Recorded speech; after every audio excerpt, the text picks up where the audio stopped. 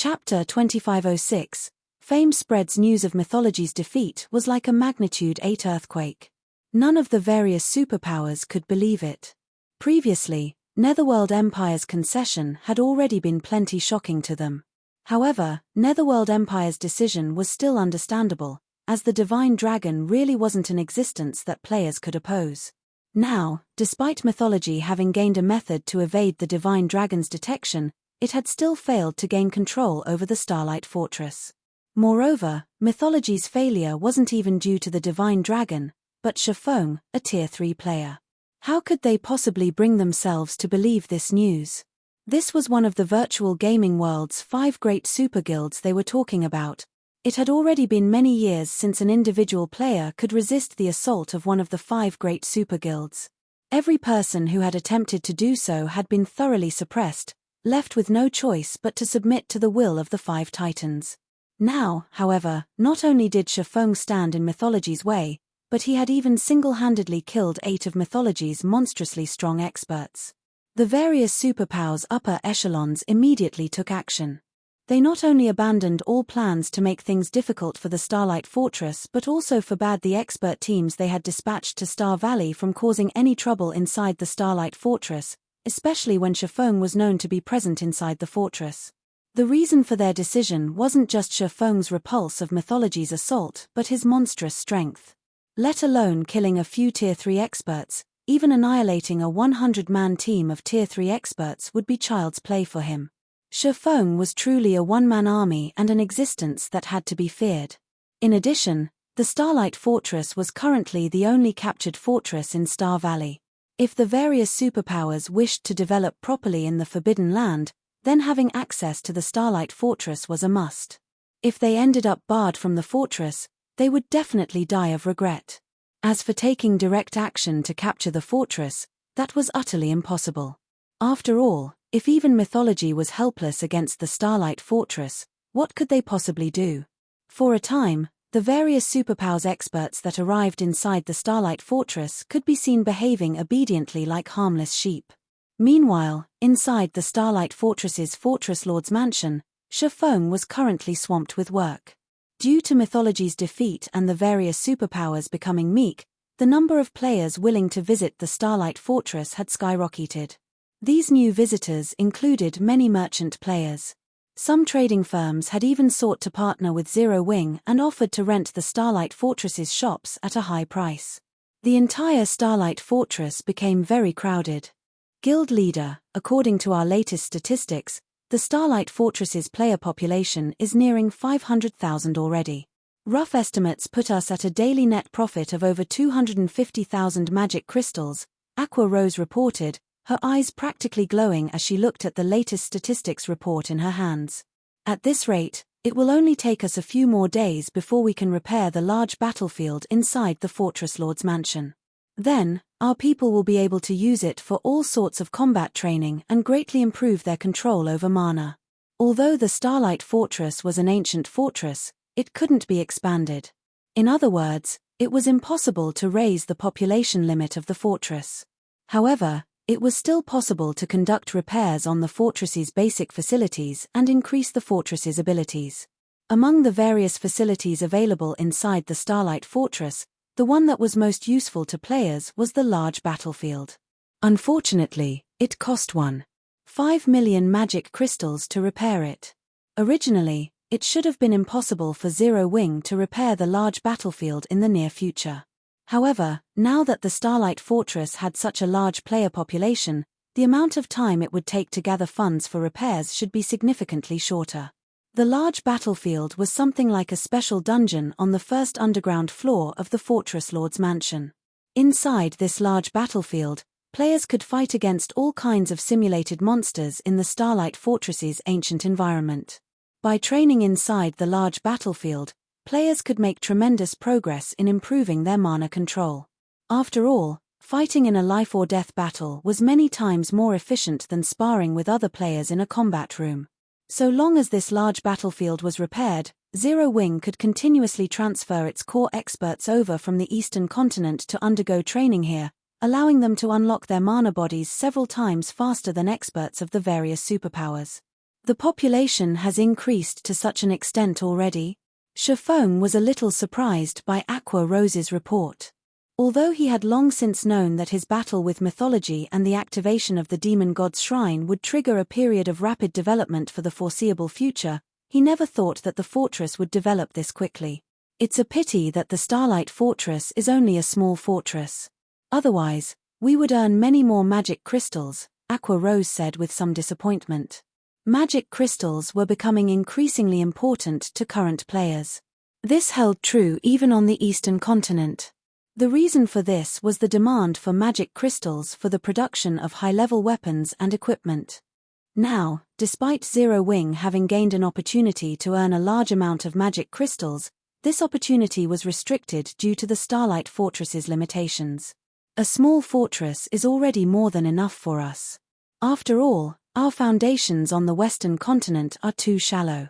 Even if a medium, or even large, fortress were presented to us, we wouldn't be able to manage it, Shafong said when he saw the disappointed look on Aqua Rose's face. I understand this, as well. The limitation of sending only 10 players to the western continent per week is really restricting. It would be great if we could increase that number slightly, Aqua Rose said. She had experienced the western continent's benefits already. The development of mana control here was especially excellent compared to the eastern continent. If possible, she really wished she could transfer all of Zero Wing's main force members over. With the help of the Starlight Fortress, Zero Wing wouldn't have to worry about its Tier 3 members lacking strength. Let's not rush the matter of sending more people over for now. Since we can activate the large battlefield soon, have Yang Tianxing's side make the necessary preparations to start an Adventurers Alliance branch here. Members of the Alliance can accumulate points by completing Alliance-issued quests. Afterward, they can use these points to exchange for time inside the large battlefield or other items. In fact, if their rank in the Alliance is sufficiently high, they can even exchange their points for a private house inside the Starlight Fortress, Shafong said.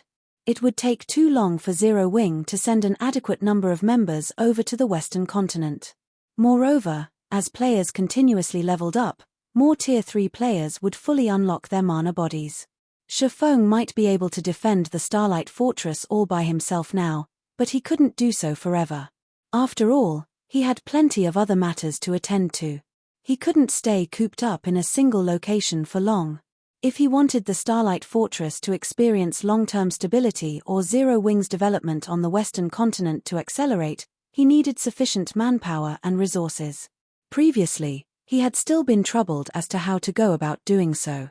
However, with the Starlight Fortress's current popularity and the soon-to-be-repaired large battlefield, attracting a large number of independent experts to join or ally with Zero Wing was definitely feasible.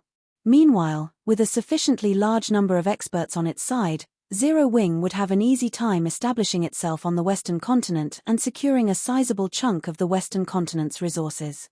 Guild leader, Hell Rush just sent a message stating that Netherworld Empire's higher-ups have agreed to our offer. They are willing to accept our employment, but they have one condition we absolutely must meet. All of the Hell Legion's members should fully unlock their mana bodies within 1 month. Otherwise, they want 20% of the Starlight Fortress's shares as compensation, Aqua Rose reported, frowning. Fully unlocking one's mana body was easier said than done. She and the others had managed to accomplish this feat only because they had the fortune of entering the Starlight Fortress's Legacy Gate and Legacy Room. Meanwhile, Netherworld Empire was asking Zero Wing to help the Hell Legion fully unlock their mana bodies. No matter how she looked at this situation, it was simply impossible. It seems they have finally thought things through. Shafong smiled when he heard Aqua Rose's words. All right, agree to their conditions. Originally, he had considered Netherworld Empire's agreement to his offer unlikely. After all, the Hell Legion was Netherworld Empire's strongest trump card legion. Not only did the legion consist of 300 Tier 3 experts, but these players were experts among experts. Fortunately, it seemed that the performance he had put on with mythology was quite effective. The Holy Annihilation mana technique was incredibly powerful. Just the first sword, Light Shadow, already allowed him to exhibit power at the Tier 4 standard. However, the complexity of Light Shadow was far greater than even bronze combat techniques. The burden it placed on its user's concentration was likewise much greater than that of a bronze combat technique. Read latest chapters at Wuxia World. EU. After executing Light Shadow 11 times in a row, he had expended more than half of his concentration already. Had he executed Light Shadow a few more times, he might have entered a state of mental exhaustion. Then, his opponents could have slaughtered him. Guild leader, we're talking about helping them fully unlock their mana bodies in 1 month, Aqua Rose said worriedly. If Netherworld Empire's demand were simply to upgrade the Hell Legion's level or equipment standard, she wouldn't have been too concerned. However, players mainly had to rely on themselves to unlock their mana body. There were too many variables that could affect this process.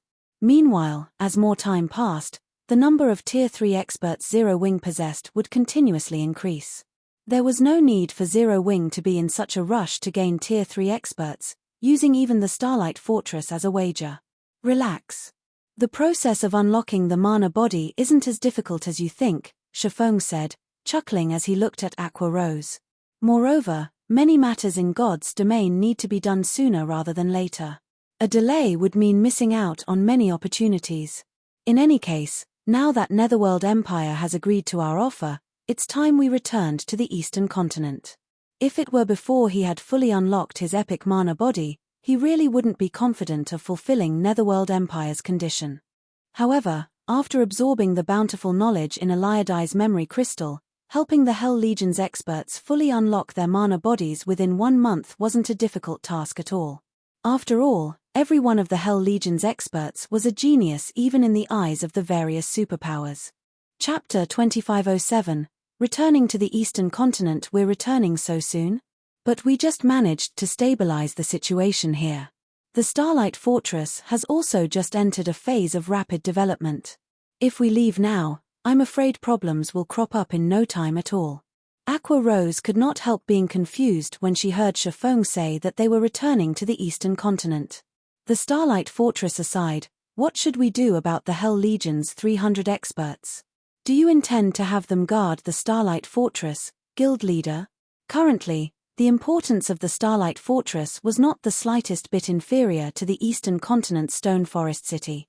In fact, the fortress was generating a much larger income in magic crystals than Stone Forest City. It would be a huge waste if they simply packed up and left after making a quick buck. However, the most important aspect of the Starlight Fortress wasn't the magic crystal income it generated but its environment. The Starlight Fortress's ancient environment made it the best location for developing one's mana control on the Western Continent. Although the Starlight Fortress can bring us a ton of wealth and resources, it is just a tiny area on the Western Continent. If we wish to have a truly stable foothold on the Western Continent and gain a constant supply of resources from it, we need a kingdom or empire of our own. With just the number of players the Starlight Fortress is capable of attracting, securing a place of our own on the Western Continent will be a pipe dream, Shifeng explained, smiling. Therefore, before the Eastern Continent superpowers shift their development focus toward the Western Continent, we need to occupy as many teleportation portals on the Eastern Continent as possible and send our members over. Otherwise, with just the one portal we currently possess, securing our hold over the Starlight Fortress will be our limit. Originally, he had not planned on extending Zero Wing's development to the Western Continent, merely on gaining some additional resources for the guild. After all, travel between the two main continents was simply too difficult. With Zero Wing's current ability, developing on both continents simultaneously was impossible. However, after acquiring the Starlight Fortress and the Silver Divine Dragon, as well as witnessing the power of mana techniques, he had changed his mind. During his previous life, the various superpowers had not placed much importance on mana techniques. Hence, he had thought that mana techniques were nothing to write home about. However, after witnessing and learning the Heavenly Blue Saint Eliadi's mana technique, he understood just how much help mana techniques could provide players in challenging their future promotion quests. This was especially true for the Tier 4 promotion quest. Mastering a proper mana technique should reduce the difficulty of players' Tier 4 promotion quest by at least 30%. Even if players failed to master a mana technique, the knowledge they gained should still improve their combat power by a significant margin. After all was said and done, Tier 3 was only a transitional phase for the various powers of God's domain. Ultimately, the ones who would truly decide the strength of a power would be the experts standing at the peak of the game. This was also the reason why first-rate powers could never compete with the various superpowers. Meanwhile, the Starlight Fortress was currently the best location for players to develop their mana control. However, the current teleportation portal Zero Wing controlled only allowed a maximum of 10 players to be teleported to the Western continent each week. Just transferring all official and reserve members of Zero Wing's main force to the Western continent would take several months. By then, everything would be too late. Time waited for no man. With God's domain's current popularity, the development of powers was absurdly fast. This was especially true for the superpowers. With the number of experts and territories the various superpowers occupied, so long as they had sufficient funds and resources, their development speed could be far superior to the current Zero Wings. Hence, what Shifeng needed to do now was occupy more teleportation portals on the Eastern continent, thereby increasing the number of players Zero Wing could send to the Western continent.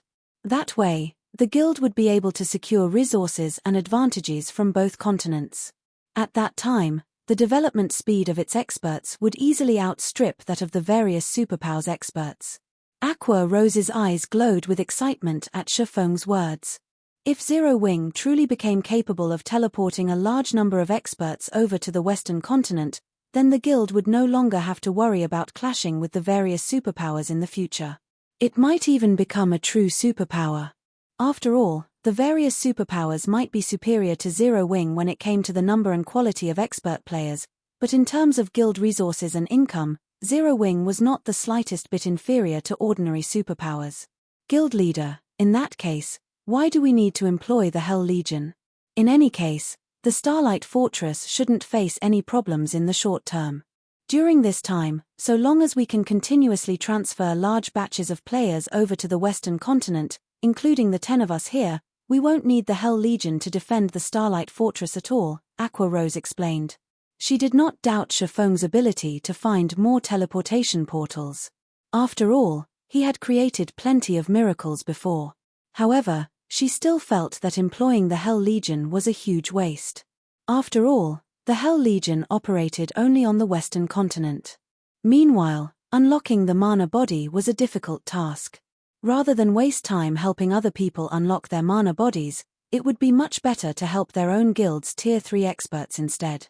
That way, the guild would receive even greater benefits. The Hell Legion is currently one of the strongest legions in God's domain. How can I possibly waste their strength on guarding a fortress? I plan to bring them back with us, Shifeng explained, chuckling when he saw the look of confusion on Aqua Rose's face. There was no need for him to worry about the Starlight Fortress's security for the near term. After all, he had just defeated mythology. Before the various superpowers gathered sufficient power, they wouldn't dare do anything against the Starlight Fortress unless they no longer wished to mingle in Star Valley. They're returning with us.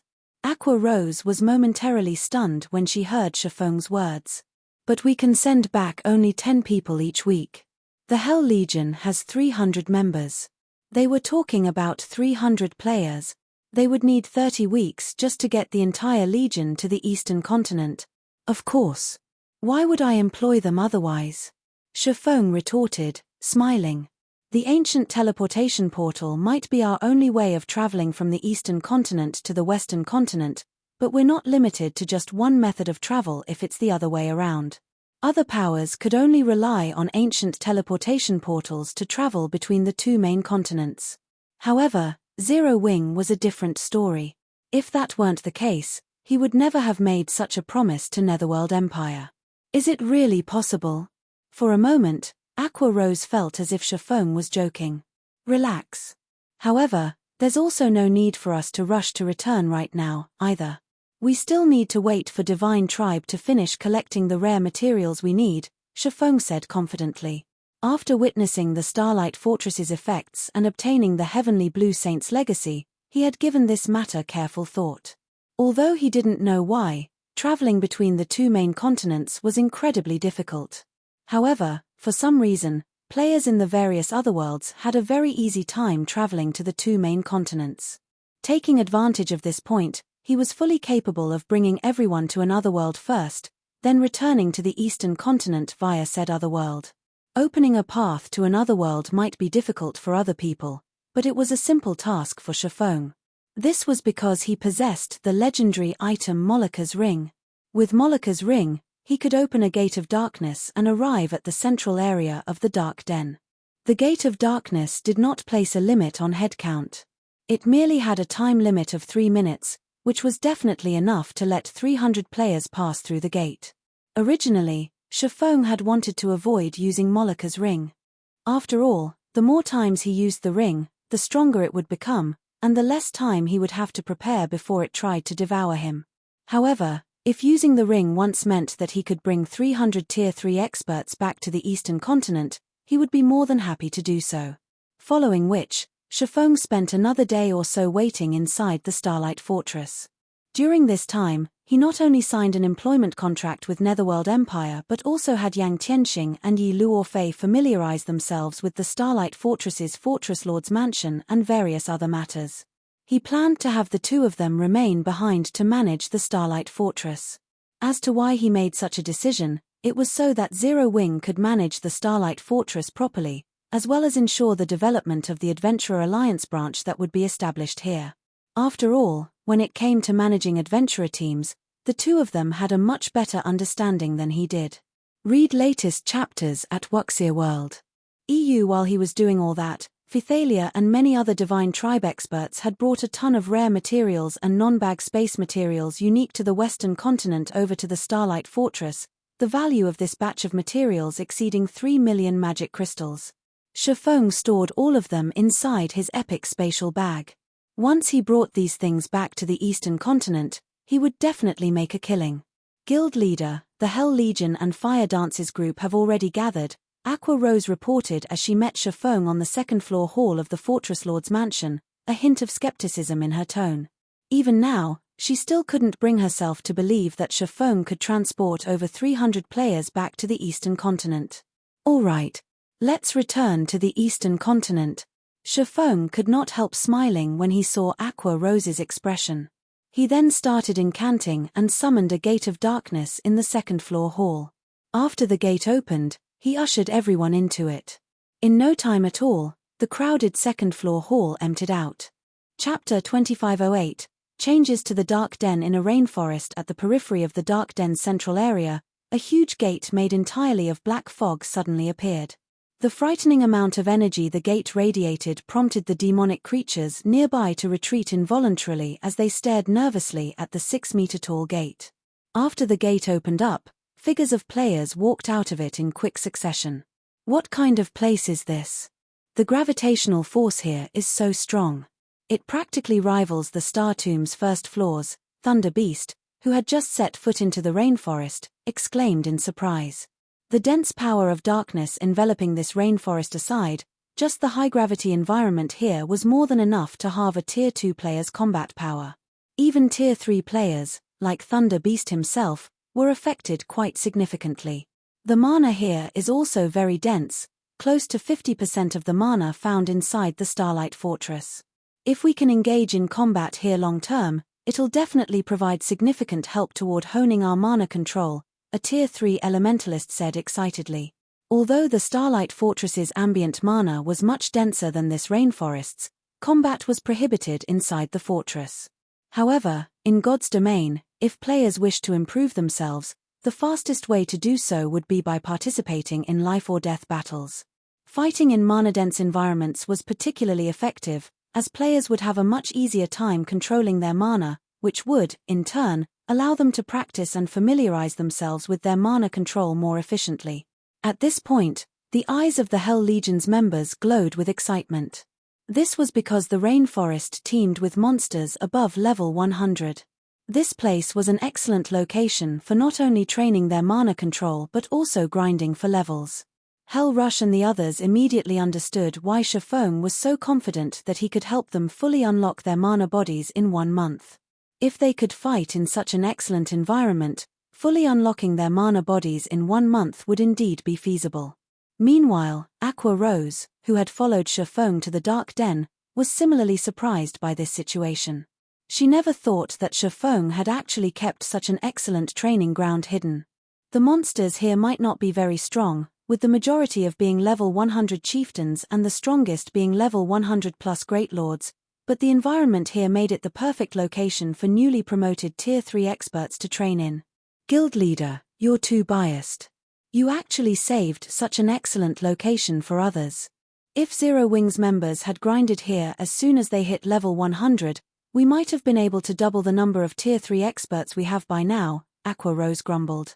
Aqua Rose's complaint rendered Shifeng, who had just set foot into the rainforest, at a loss for words because this place was completely different from the central area he knew. Previously, when he used Molika's ring to teleport to the Dark Den's central area, he had arrived very close to the World Summit. Now, however, he couldn't even see the World Summit from where he stood.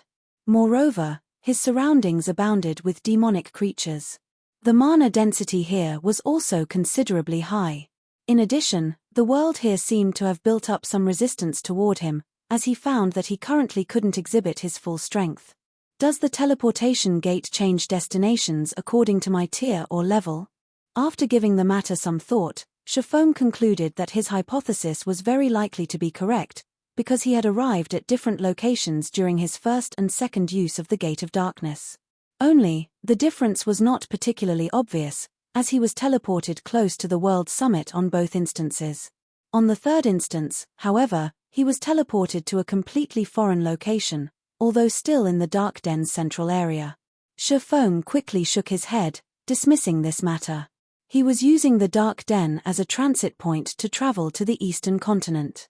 As they were going to leave the Dark Den very soon, it did not matter what kind of location they arrived in. Unlike the Bible of Darkness's Gate of Darkness, Molika's Ring's Gate of Darkness was a two-way teleportation gate.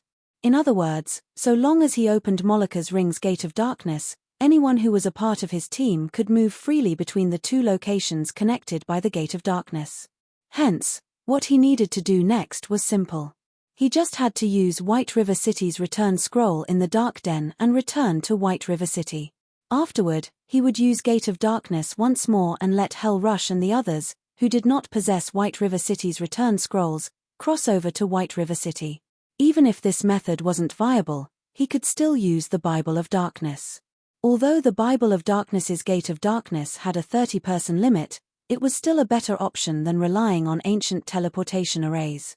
Right now, however, as Molika's ring was still on cooldown, Shifeng had the Hell Legion's members grind the surrounding demonic creatures and explore the rainforest. Although they wouldn't be here for long, the Dark Den was still a place created by gods. Even without the World Summit, there were still plenty of treasures and opportunities here that could not be found in the outside world. If they were lucky, they might gain a significant harvest. At the very least, it would be much better than sitting around doing nothing for an entire day. Guild leader, there's a town that's protected by a magic barrier right outside the rainforest. By the looks of it, quite a lot of players are gathered there, Fire Dance, who was scouting the vicinity, reported through the team chat. A town protected by a magic array? Fire Dance's report piqued Shifeng's interest. Is it one of the Dark Den's shelters? From what he knew, the Dark Den should have only shelters, not towns or cities. Shelters operated differently from the NPC towns and cities found in the outside world. Every shelter had its own unique abilities and produced its own specialty products. The higher ranked a shelter was, the better its specialty products. Meanwhile, with the shelter Fire Dance reported being in a level 100 plus map, its rank was definitely very high. Moreover, aside from specialty products, the Dark Den was also rich in gemstones, which were in short supply on the main continent. Guild leader, should we head over? Fire Dance asked. Of course, Shifeng said, nodding. This is an opportunity to make a fortune. Previously, Shifeng had been incredibly busy. In addition, the Bible of Darkness was necessary to suppress Molika's ring, so he couldn't pass the Bible of Darkness to somebody else. As a result, aside from the occasional offline reports he received from Blue Frost and the others, it had been a very long time since Zero Wing had direct contact with the Dark Den. Shifeng had earned a lot of magic crystals and coins via the Starlight Fortress. Just the magic crystals he currently had on hand exceeded 600,000, while his coins totaled over 200,000 gold. He could use this opportunity to purchase a bunch of items to resell on the Eastern continent. Moreover, attribute gemstones were much more valuable than magic crystals and also much more useful to players. Following which, Shifeng led Aqua Rose and the other members of Zero Wing toward the shelter fire dance found. The Hell Legion's members showed no interest in the shelter at all, opting to remain behind. They only wanted to continue grinding and honing their mana control. After all, Shifeng had already told them that they would be leaving this precious training ground soon. Hence, they needed to cherish this opportunity and improve themselves as much as possible. The shelter fire dance found was at the foot of a mountain range, with mountains at 3 of its 4 cardinal directions. Since shelters were under constant assault from demonic creatures, it was undoubtedly strategically located. As Shifeng's group arrived within several hundred yards of the shelter, he finally got a clear look at it. Although this shelter wasn't particularly large, only the size of an advanced town in the outside world, the defensive magic array protecting it was incredibly powerful, capable of resisting the attacks of Tier 4 monsters for a very long time. In a level 100+ map, a shelter with a defensive magic array of such caliber would definitely be considered a very safe location. This was also the reason why plenty of players resided in this shelter. Shifeng estimated that the shelter could easily accommodate over 200,000 players. A player population of 200,000 might not be anything significant compared to the towns found in the outside world, but in the Dark Den, with its low player population, this was a very frightening number. Moreover, the residents of this shelter were very strong. Even the lowest level player Shifeng had spotted was level 104. At level 106 and level 107, the higher level ones could rival the levels of the various superpowers peak experts found in the outside world. The shelter's players were also considerably well equipped, with the weakest piece of equipment on them being level 100 mysterious iron rank and the majority being level 100 secret silver equipment. Some experts were even fully geared in level 100 fine gold weapons and equipment. However, for some reason, most of the weapons and equipment of these players stopped at level 100. Extremely few players sported level 105 equipment. In fact, even level 105 mysterious iron equipment was incredibly rare. When Shifeng's group arrived at the shelter's entrance, a level 106, Tier 3 female swordsman who looked both beautiful and capable suddenly approached them. "I believe you are Vice Guild Leader Blue Frost's teammates. I have been waiting for you for a long time now," the female swordsman said excitedly. "May I know when Vice Guild Leader Frost will arrive?" Blue Frost. Shifeng could not help growing confused at this situation. The female swordsman before him was considerably strong. Not only was she at the Flowing Water Realm standard, but she was also just one small step shy of the Void Realm standard. When the female swordsman saw the confusion on Shifeng's face, she pointed at the 6-winged emblem he wore and asked strangely, "Are you not Vice Guild Leader Frost's companions?" Read latest chapters at Wuxia World. EU. At this stage of the game, Tier 3 players were still incredibly rare, and Tier 3 players wearing Zero Wing's guild emblem were even rarer. Hence, she had concluded that Shifeng's group should be Blue Frost's companions. "We are indeed companions, but probably not in the way you think we are," Shifeng explained. "So, Vice Guild Leader Frost's team still couldn't make it in time?" The female swordsman grew a little dejected when she heard Shifeng's words. Meanwhile, as soon as this female swordsman finished speaking, a clear and pleasant voice suddenly came from a short distance away. "Graceful, I told you long ago that rather than inviting Zero Wing's Blue Frost, it would be much better to invite Crimson Emperor's Vice Guild Leader Fantasy, yet you refused to listen. Now, we're doomed." Chapter 2509, Struggle over a Bronze Teleportation Gate. Purple, why are you here? When the female swordsman named Graceful Monarch turned toward the clear and pleasant voice, joy and surprise flashed across her eyes.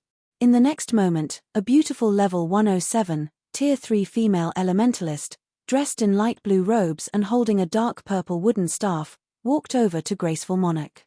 Similar to Graceful Monarch, this female elementalist was almost at the Void Realm.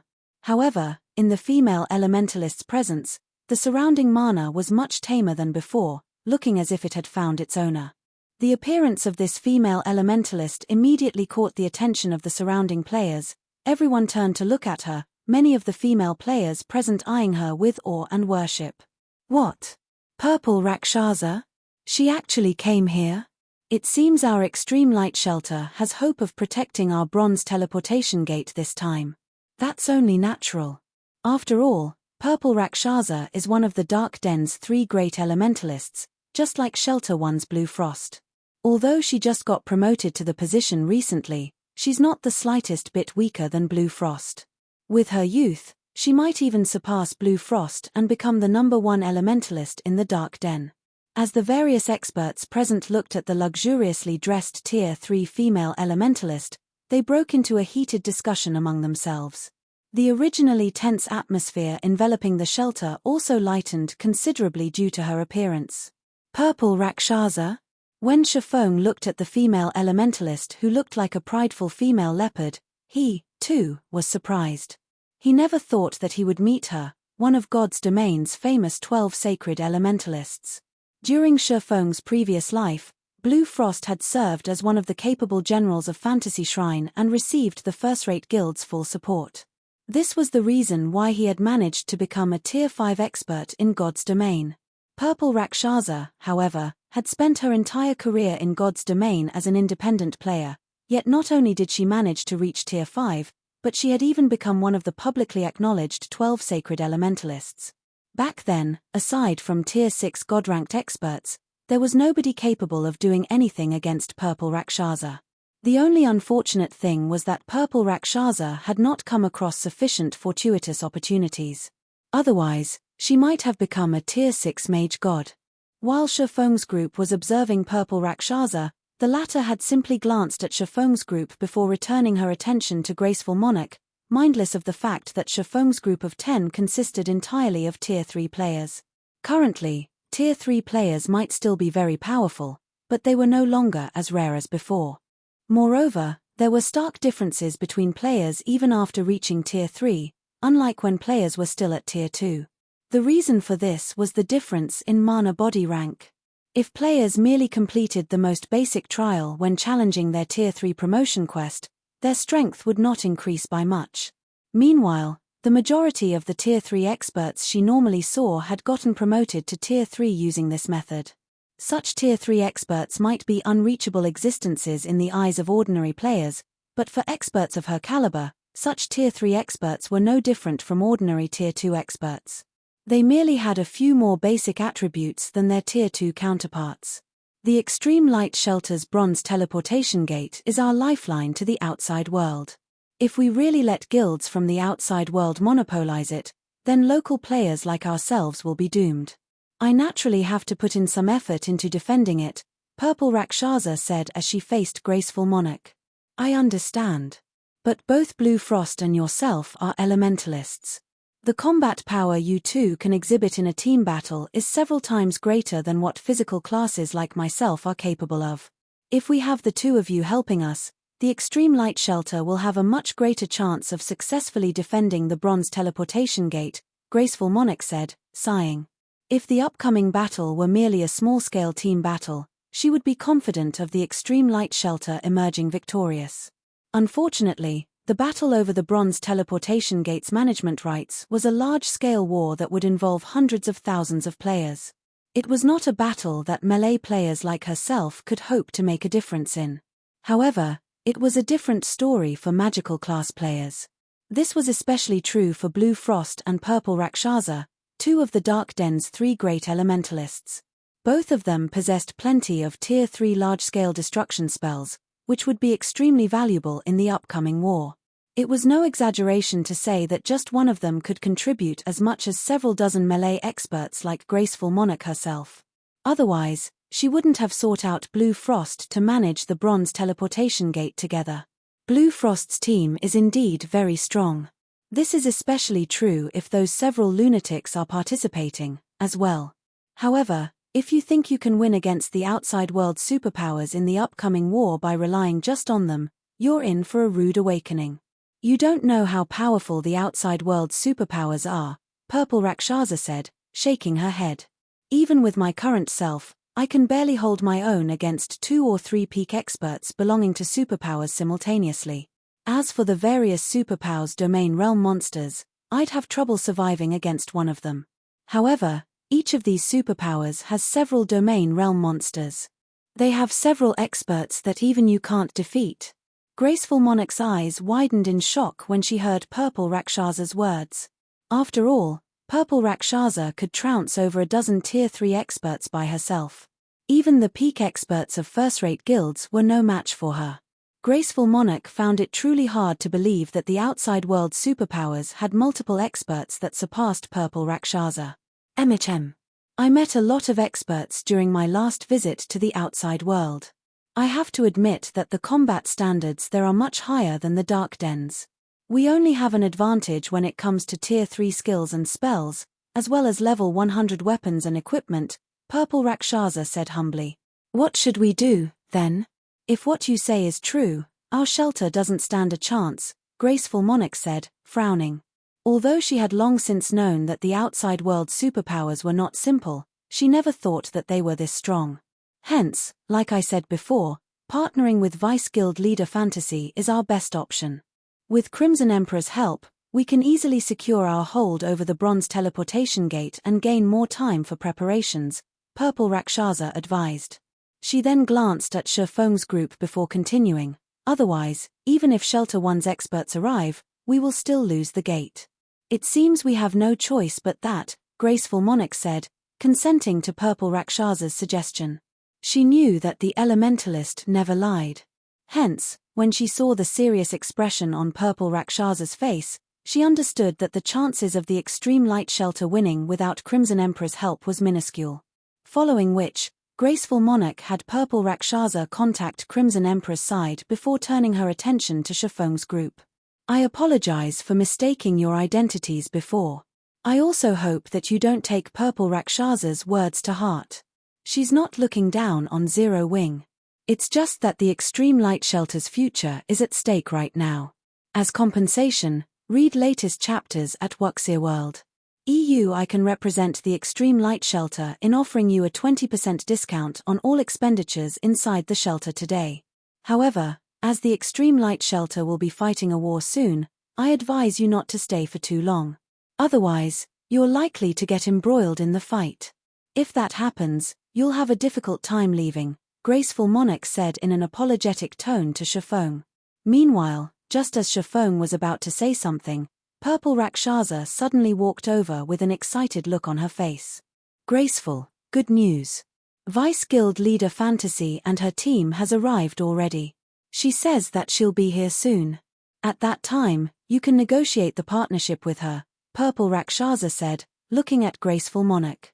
Shortly after Purple Rakshasa finished speaking, a group of players appeared on the street some distance away. Standing at the head of this group of players was a female cleric with a charming appearance. The arrival of this group of players caused an uproar among the nearby players. This was because every member of this 100-man team was actually a Tier 3 player. The number of Tier 3 experts in this team almost equaled the total Tier 3 player population of the Extreme Light Shelter. Chapter 2510, Zero Wings Guild Leader, Black Flame 100 Tier 3 experts. So, this is the strength of a super first-rate guild. That cleric walking in the lead is amazing. Not only is she geared in a complete set of level 105 fine gold set equipment, but she even has 3 epic weapons and equipment. With this kind of equipment, she can probably suppress Purple Rakshasa with basic attributes alone. When the residents of the Extreme Light Shelter saw Crimson Emperor's members, their eyes nearly fell out of their sockets from shock. Aside from all 100 members of Crimson Emperor's team being Tier 3, just the weapons and equipment Crimson Emperor's members sported were enough to blind the eyes of everyone in the shelter. After all, not to mention level 105 secret silver and fine gold weapons and equipment, barely any level 105 weapons and equipment existed in the Extreme Light Shelter. Moreover, the majority of them were even mysterious iron rank. However, even the weakest piece of equipment on Crimson Emperor's members was level 105 secret silver rank. Unprecedented shock filled Graceful Monarch's heart at this scene. At the same time, she finally understood why Purple Rakshasa had strongly recommended that the Extreme Light Shelter partner with Crimson Emperor. The Extreme Light Shelter was one of the top 10 shelters in the entire Dark Den, with a large number of expert players based in it. However, when compared to Crimson Emperor, the Extreme Light Shelter was like a candle flame before a raging firestorm. The difference in Tier 3 experts aside, just the difference in combat standards was already more than enough to instill despair in Graceful Monarch. From what she could tell, even the weakest expert among Crimson Emperor's team was at the Flowing Water Realm, with many of them experts at the Void Realm. In fact, Graceful Monarch couldn't even fathom the depths of the female cleric at the lead. However, her instincts told her that this female cleric was definitely far stronger than herself. She doubted she could last more than 5 moves against this female cleric. Graceful Monarch had to admit that Purple Rakshasa was right. It really would be meaningless even if Zero Wings Blue Frost arrived. After all, they could most likely resolve the struggle over the Bronze Teleportation Gate this time with just Crimson Emperor's people. A short moment later, Crimson Emperor's members arrived before Graceful Monarch and Purple Rakshasa. The combined aura released by 100 Tier 3 experts was enough to stifle the breath of the surrounding players. Graceful, let me introduce you. This person here is Illusory Words, a Vice Guild leader of Crimson Emperor. Previously, it was only thanks to Vice Guild leader Illusory that I managed to complete that epic quest of mine. Without her help, I wouldn't have been able to develop as quickly as I did, Purple Rakshasa said in a respectful tone.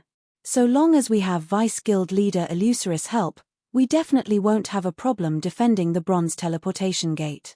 Purple Rakshasa had personally witnessed Illusory Words' strength before. Back then, with just her own strength, Illusory Words had suppressed a Grand Lord of the same level. If not for the excessive HP of level 100 plus Grand Lords, Illusory Words would have been more than capable of soloing it. Illusory Words' strength was something Purple Rakshasa had been seeking to attain all this time. Compared to Illusory Words, the Dark Den's top-ranking experts, such as Blue Frost, were nothing. Greetings. I am Graceful Monarch, the commander of the Extreme Light Shelter's #1 adventurer team, Graceful Monarch said, introducing herself. I believe you already know about the struggle over the Bronze Teleportation Gate. On behalf of the Extreme Light Shelter's various adventurer teams, I hope that you can assist us in defending our Bronze Teleportation Gate. The Extreme Light Shelter is willing to offer 30% of the gate slots to Crimson Emperor for the successful defense of the gate. May I know what you think of this proposal, Vice Guild leader Illusory? The main function of the Bronze Teleportation Gate was to facilitate travel between the Dark Den and the outside world. However, the gate limited travel to a maximum of 1,000 players daily. It naturally held an incredibly huge temptation for the Dark Den's players and the players of the outside world. As a result, the gate had become the Extreme Light Shelter's main source of income. However, as luck would have it, powers in the outside world had somehow obtained a key that could control the Bronze Teleportation Gate and gained the right to contest for the gate's authority. Fortunately, the Extreme Light Shelter was the one responsible for activating the Bronze Teleportation Gate and held a dominant position over it. Hence, the Extreme Light Shelter could send as many players as it wanted to defend the gate. On the other hand, the key allowed its user to send only a maximum of 5,000 players to contest for the gate. Originally, Graceful Monarch had been relatively confident that the Extreme Light Shelter could protect the Bronze Teleportation Gate all by itself. She had recruited the help of Shelter 1's Zero Wing merely as a precaution. However, after seeing Crimson Emperor's team, she came to understand how mistaken she was. In front of a true superpower, the 100-plus Tier 3 experts the Extreme Light Shelter possessed were nothing but a joke. As for Tier 2 players, they were nothing more than cannon fodder before Tier 3 players. The most they could do was whittle down the stamina of the enemy's Tier 3 players. However, if the Extreme Light Shelter's Tier 3 experts couldn't stand up to the enemy's Tier 3 players, then the efforts of the Shelter's Tier 2 players would be for naught. After Graceful Monarch finished speaking, she looked at Illusory Words nervously.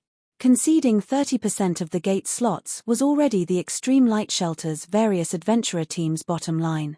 After all, aside from the slots for the various adventurer teams, the shelter had to sell some to earn the resources and coins for its own development. However, Crimson Emperor would be pivotal to a successful defense of the Bronze Teleportation Gate. The Extreme Light Shelter wasn't the only shelter with a teleportation gate connecting the Dark Den with the outside world. However, its Bronze Teleportation Gate was currently the sole teleportation gate to have a key fall into the hands of a superpower in the outside world. The keys for the other teleportation gates had yet to be discovered.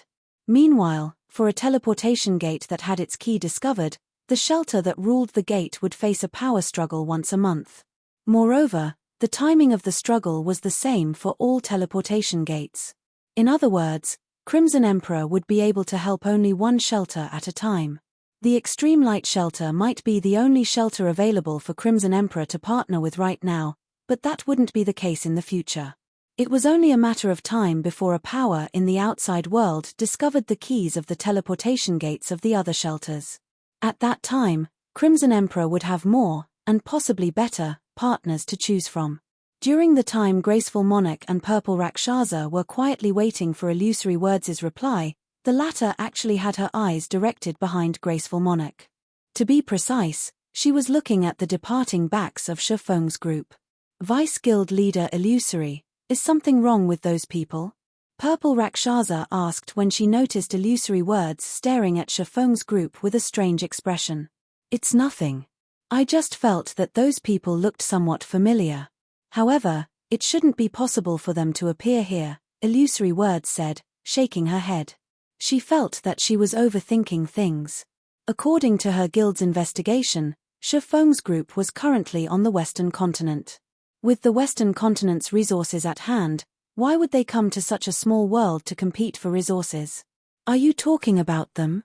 They are experts belonging to Shelter 1's Zero Wing. They should be here to trade with the Extreme Light Shelter, Graceful Monarch said as she turned to look at Shifeng's group, which had already moved over 300 yards away from her position. Previously, I invited Blue Frost, Zero Wing's vice guild leader, to help in defending the Bronze Teleportation Gate. Unfortunately, it seems that vice guild leader Frost got pinned down by some problems on his side. Otherwise, with the help of his team, would have a much easier time defending the gate. Shelter 1's Zero Wing has only a few noteworthy experts.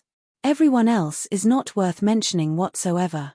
If Zero Wing's members really participate in the defensive battle this time, they'll be fortunate to stay alive, Purple Rakshasa said nonchalantly as she glanced at Shifeng's group.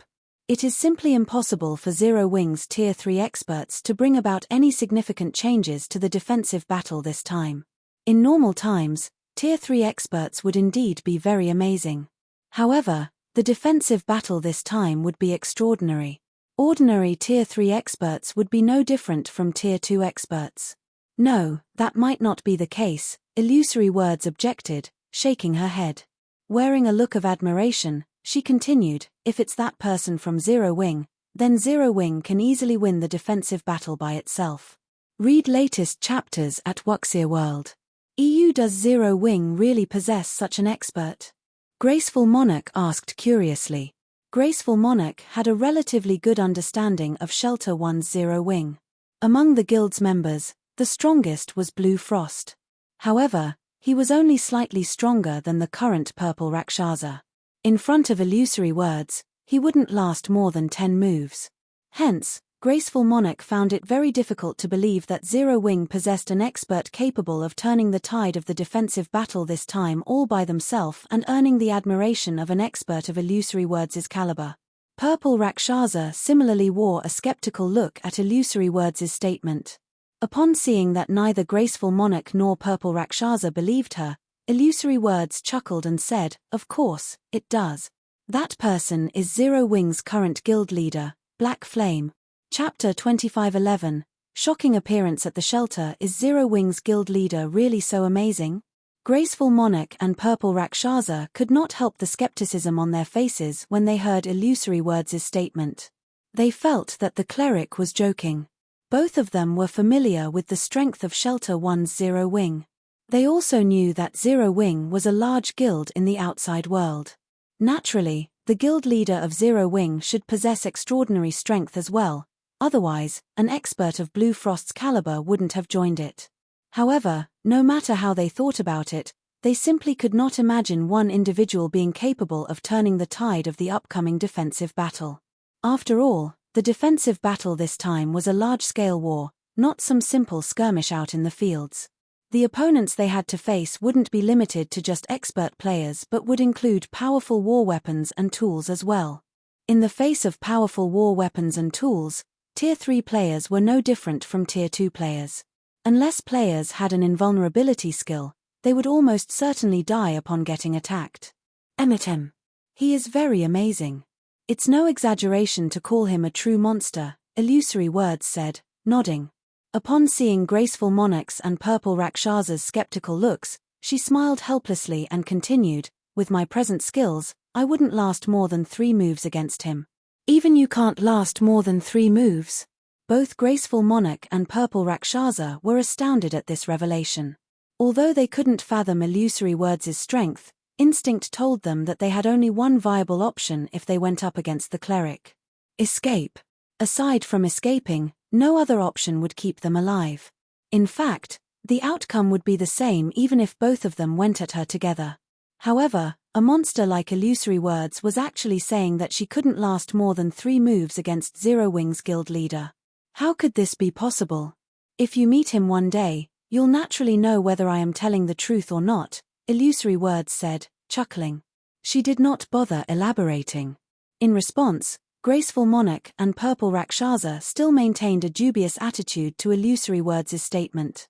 However, they did not pursue this matter. Instead, they shifted the conversation to the details of the upcoming defensive battle. During the time Graceful Monarch and the others were discussing among themselves, Shifeng had left the extreme light shelter together with Fire Dance and the others, completely ignorant of the words that Illusory Words had said about him. Guild leader, are we leaving so quickly? I saw many attribute gemstones on sale at very low prices here. There are even Tier 3 skill and spell books available. It's a huge waste to leave this place so soon, Aqua Rose said when she noticed that Shifeng had no intention of lingering in the extreme light shelter. It would have been fine if she hadn't entered the extreme light shelter. However, after entering it, she discovered that the shelter was a treasure trove. Not only were attribute gemstones 50% cheaper than on the Eastern continent, but even Tier 3 skill and spell books, which were incredibly rare on the Eastern continent, were available. Although these Tier 3 skill and spell books were all for ordinary skills and spells rather than control or AoE skills and spells, if put up for auction in the various kingdoms and empires, they would still cause a huge uproar. Tons of people would vie to purchase them. After all, the power of Tier 3 skills and spells were significantly stronger than their Tier 2 counterparts. They would be of great help to players when dealing with both players and monsters. Yes. We need to leave at once. Those attribute gemstones and Tier 3 skill and spell books might be precious, but we have much more important things to do, Shifeng said. The Dark Den was a special other world. Originally, he thought that it would still be some time before the main continent's various powers started extending their hands toward the Dark Den. He never imagined that not only had the main continent's powers discovered the Dark Den so soon, but there was even a means of travel between the Dark Den and the main continent already. Others might not realize the implications of this matter, but Shifeng, who had a profound understanding of God's domain, knew just how frightening this matter was. In fact, it wouldn't be an exaggeration to say that the various powers would go crazy upon realizing the Dark Den's benefits. Skill and spell books at the Tier 3 standard and above were incredibly rare in the outside world. Players wouldn't necessarily obtain one even if they raided level 100 plus super large-scale team dungeons. Most other worlds shared the same problem. However, the Dark Den was an exception. Let alone Tier 3 skills and spells, even Tier 3 taboo skills and curses were relatively easily obtainable here. Meanwhile, aside from unlocking the potential of one's mana body, the next fastest way to improve one's combat power would be to learn more Tier 3 skills and spells. Nowadays, competition in God's domain was intensifying, and the various powers were all frantically searching for ways to increase their own strength. With such a perfect opportunity to elevate the combat power of their Tier 3 experts, the various powers would naturally go crazy. While there still weren't many passages linking the Dark Den and the main continent in existence, Shifeng needed to occupy as many advantages in the Dark Den as he could and accelerate Shelter One's development. Only by doing so would he be able to provide Zero Wings experts with a continuous supply of Tier 3 skill and spell books. Currently, although Shelter One's development was progressing relatively smoothly, it barely ranked within the top 10 shelters of the Dark Den. It was quite inferior even to the Extreme Light Shelter. Normally, it was incredibly difficult to accelerate the development of a shelter, as it depended on the effort and contribution of the shelter's residents. To accelerate a shelter's development, one had to raise the quality of the players residing in the shelter. For other powers and players, this might be quite a challenge. For the current Shifeng, however, it wasn't a difficult task at all, because he was already an intermediate master magician, with the ability to construct and strengthen town and city magic arrays. So long as he strengthened Shelter One's magic array and improved its defensive capabilities, the shelter would become a much safer place for players. Then, he wouldn't have to worry about lacking talented players developing in Shelter One. While Shifeng was trying to find a secluded location to use the 7 Luminaries ring to teleport to Shelter One, a series of explosions came from outside the Extreme Light Shelter. They were so loud that they echoed throughout the entire Extreme Light Shelter. What's going on? Shouldn't there still be several hours before the defensive battle starts? Look over there. A group of people seems to be fighting there. Isn't that hovering elementalist Shelter One's Blue Frost? Who are those people around him? They're so amazing.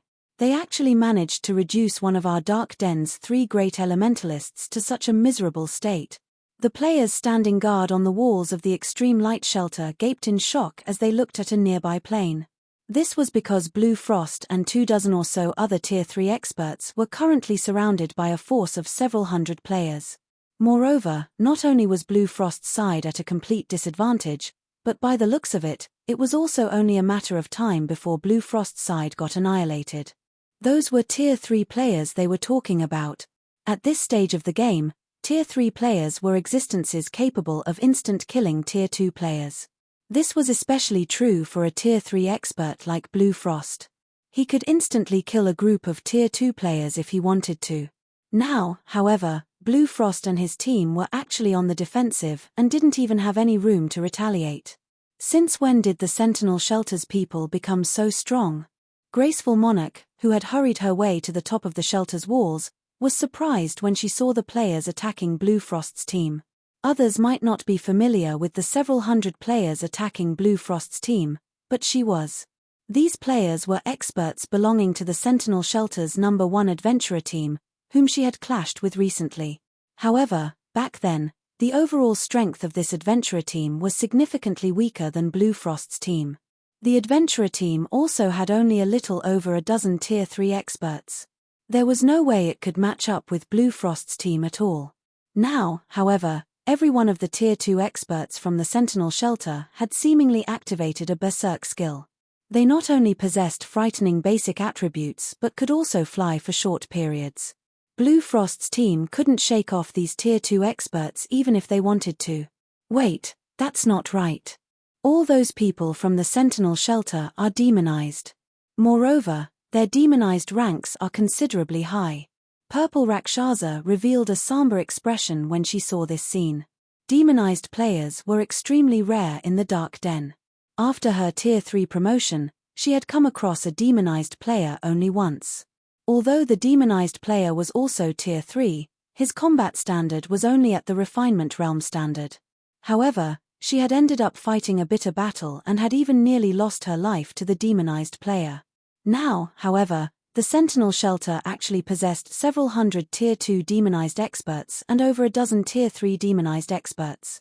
The Sentinel Shelter originally possessed relatively great strength already, ranking among the Dark Den's top 15 shelters. Troubled Times, the commander of the Sentinel Shelter's No. 1 adventurer team, was even one of the rare few peak experts in the Dark Den. As for the remaining Tier 3 experts belonging to Troubled Times' adventurer team, even the weakest among them was at the Refinement Realm standard. With all of these players demonized, Purple Rakshasa couldn't imagine how Blue Frost's team could survive this battle. While everyone from the Extreme Light Shelter was discussing this matter, Blue Frost and his teammates continuously lost HP. Frost, Have you still not come to your senses? A level 108, Tier 3 Berserker asked as he quietly watched Blue Frost frantically fending off one attack after another. The higher-ups have a very high opinion of you and your teammates' potential, hence, they specifically instructed me to avoid harming you all. Why do you think the Tier 3 players on our side still haven't made a move until now? Troubled, I admit that you're far stronger than us now, but don't even think about getting us to submit. Moreover, we have long since joined Zero Wing. Why must you keep on targeting us? Blue Frost retorted as he looked at Troubled Times. That's right. Zero Wing has treated us well. How can we possibly betray Zero Wing to join you? Evening Lotus, the female cleric standing beside Blue Frost, said in a determined tone. It seems you people have resolved yourselves to die. Troubled Times frowned when he heard Blue Frost's and Evening Lotus's words. He then started walking toward Blue Frost and said, in that case, I'll let you all know just how laughable Zero Wing's strength is before us. Read latest chapters at Wuxia World. EU. After saying so, Troubled Times' body expanded in size, and his skin blackened. 2 horns also suddenly sprouted from his forehead, and the aura his body exuded turned violent. Upon sensing the change to Troubled Times' aura, Graceful Monarch and the others spectating from a distance gasped. They never thought that Troubled Times had actually grown this strong. Just the aura he released already surpassed that of ordinary Grand Lords. Right now, he most likely could wipe the floor with a 100-man team of ordinary Tier 3 players. However, as Troubled Times walked towards Blue Frost's team, a deep voice suddenly appeared from the void. It seems you're very confident in your strength. In that case, let me see if you really are as strong as you say you are. As soon as this voice appeared, everyone turned to look at its origin. Everyone's eyes landed on a spatial gate that had appeared in midair. To be precise, everyone was looking at the cloaked man carrying 2 long swords walking out of the spatial gate. Chapter 25:12. You're not qualified. Who is that guy? He actually arrived here via a spatial gate. How extravagant. Is that guy tired of living? Can't he see that even an expert like Blue Frost is getting cornered? Does he think Troubled Times is a reasonable person? The spectating players inside the extreme light shelter were stunned when they saw Shifeng suddenly appear in the middle of the battlefield. They never imagined that such a situation would occur. Even from several yards away, everyone could clearly sense the frightening aura Troubled Times exuded. The strength he possessed had definitely reached inhuman levels. There was no doubt that the current Troubled Times could defeat Blue Frost in just a handful of moves. In fact, Troubled Times was most likely more than capable of soloing Blue Frost's entire team. Yet, there was actually someone who experienced Troubled Times' domineering strength and still dared to provoke him. A measly Tier 3 player dares oppose our commander? Bastard, you're 100 years too early. I'll let you know now what true strength is. The level 108, Tier 3 shield warrior standing behind Troubled Times bellowed in anger, then raised his shield and axe and charged at Shifeng, determined to let the swordsman know just how powerful the sentinel shelter was. This person actually dares provoke Troubled Times just so that he can become famous. With this, nobody in the entire Dark Den can save him. The sentinel shelter definitely won't stop hunting him down until he's back to level 0. Wait, that's not right. That person seems to be wearing Zero Wing's guild emblem too. He should be here to rescue Blue Frost's team. What's the point of coming out now? Can't he see just how frightening Troubled Times is right now? Let alone Blue Frost's team, even our Extreme Light Shelter's #1 adventurer team would be no match for Troubled Times. What can a lone person like him possibly hope to accomplish?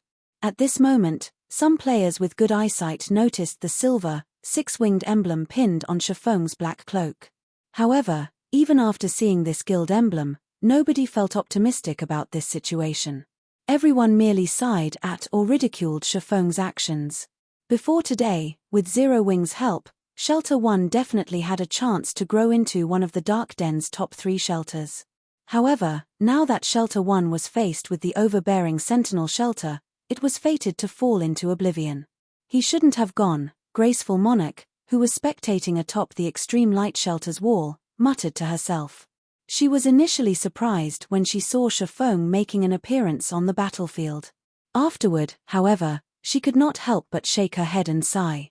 In the eyes of Tier 2 experts, Shifeng, who was a Tier 3 player, would indeed be considered very strong. However, his current opponents were the Tier 3 demonized experts from the Sentinel Shelter. It seems he has quite the backbone.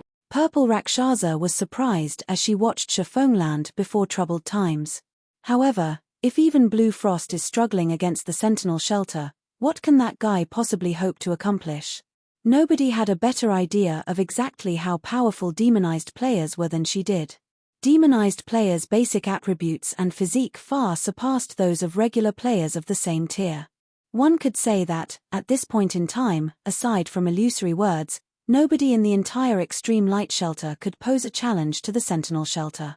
Unfortunately, there was no reason for someone of illusory words' stature to interfere in such an affair. However, when Purple Rakshasa turned to illusory words, who stood beside her, she noticed a heavy and shocked expression appear on illusory words' face. It was as if the cleric had just seen a ghost. "Why is he here?" Illusory words muttered, her eyes wide with astonishment. Right now, the shock she felt was obvious even to the ordinary players present. Vice Guild Leader Illusory? Purple Rakshasa could not help growing curious as she looked at illusory words. Previously, illusory words had maintained her composure when bathed in troubled times' imposing aura. Now, however, illusory words actually looked shaken after seeing an ordinary Tier 3 swordsman who exuded not the slightest bit of aura. This situation was simply unbelievable. Vice Guild Leader Illusory, do you know that person? Graceful Monarch asked. She, too, could clearly sense illusory words losing her composure. Previously, Graceful Monarch had already carefully observed Shifeng and understood that he possessed considerable strength. However, it was not at a level where experts of her caliber needed to pay much attention. The only thing she found noteworthy about Shifeng was that he was an expert of Zero Wing. However, if even Blue Frost, a Vice Guild leader of Zero Wing, had failed to gain illusory words' interest, how could a measly Tier 3 expert from Zero Wing possibly do so? I do. Of course, I do, Illusory Words said, a smile blooming on her face when she saw the curious gazes Graceful Monarch and Purple Rakshasa were directing at her. He's the person I told you about before. His Zero Wings guild leader, Black Flame. As soon as Illusory Words mentioned the name of Black Flame, Graceful Monarch and Purple Rakshasa were momentarily stunned. Vice Guild Leader Illusory, you're saying that he is Zero Wings guild leader? Purple Rakshasa instinctively denied the truth of Illusory Words' statement. How is that possible? I met him before. Let alone the aura of a Tier 3 player, even the mana fluctuations he is giving off are very weak for a Tier 3 player. How can he possibly be the monster you mentioned? In God's domain, all expert players would exude an aura of strength. After they reached Tier 3, the mana fluctuations their bodies caused would also become much more difficult to hide. Moreover, even if a player managed to conceal those mana fluctuations, an expert's instincts would still warn them if they were standing before an opponent with monstrous strength. Take Illusory Words, for example. Despite Illusory Words having concealed her strength completely, Purple Rakshasa's instincts still warned her against fighting the cleric. However, Purple Rakshasa could not sense anything from Shifeng. In her mind, Shifeng was the textbook example of an ordinary Tier 3 player. So, he is that rumored guild leader of Zero Wing? Graceful Monarch muttered doubtfully as she looked at the distant Shifeng.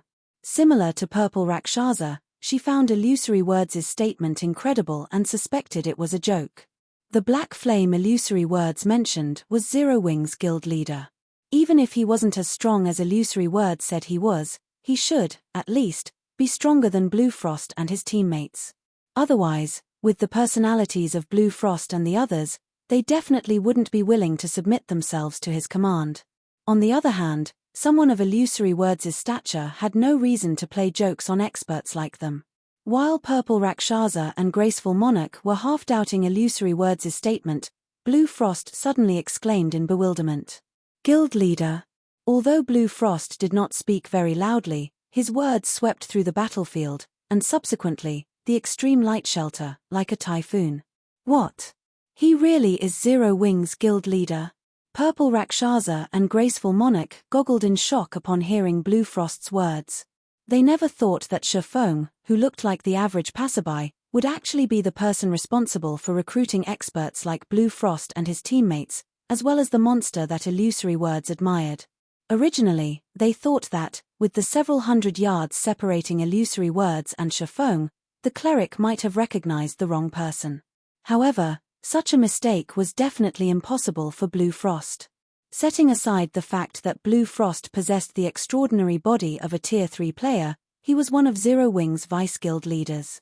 He might as well resign from his position if he couldn't recognize his own guild leader at that proximity. Everyone from the Sentinel shelter was also dumbfounded at this scene. They never thought that this rude intruder would actually be Zero Wing's guild leader. Are you kidding me? How can this weak bastard be Zero Wing's guild leader?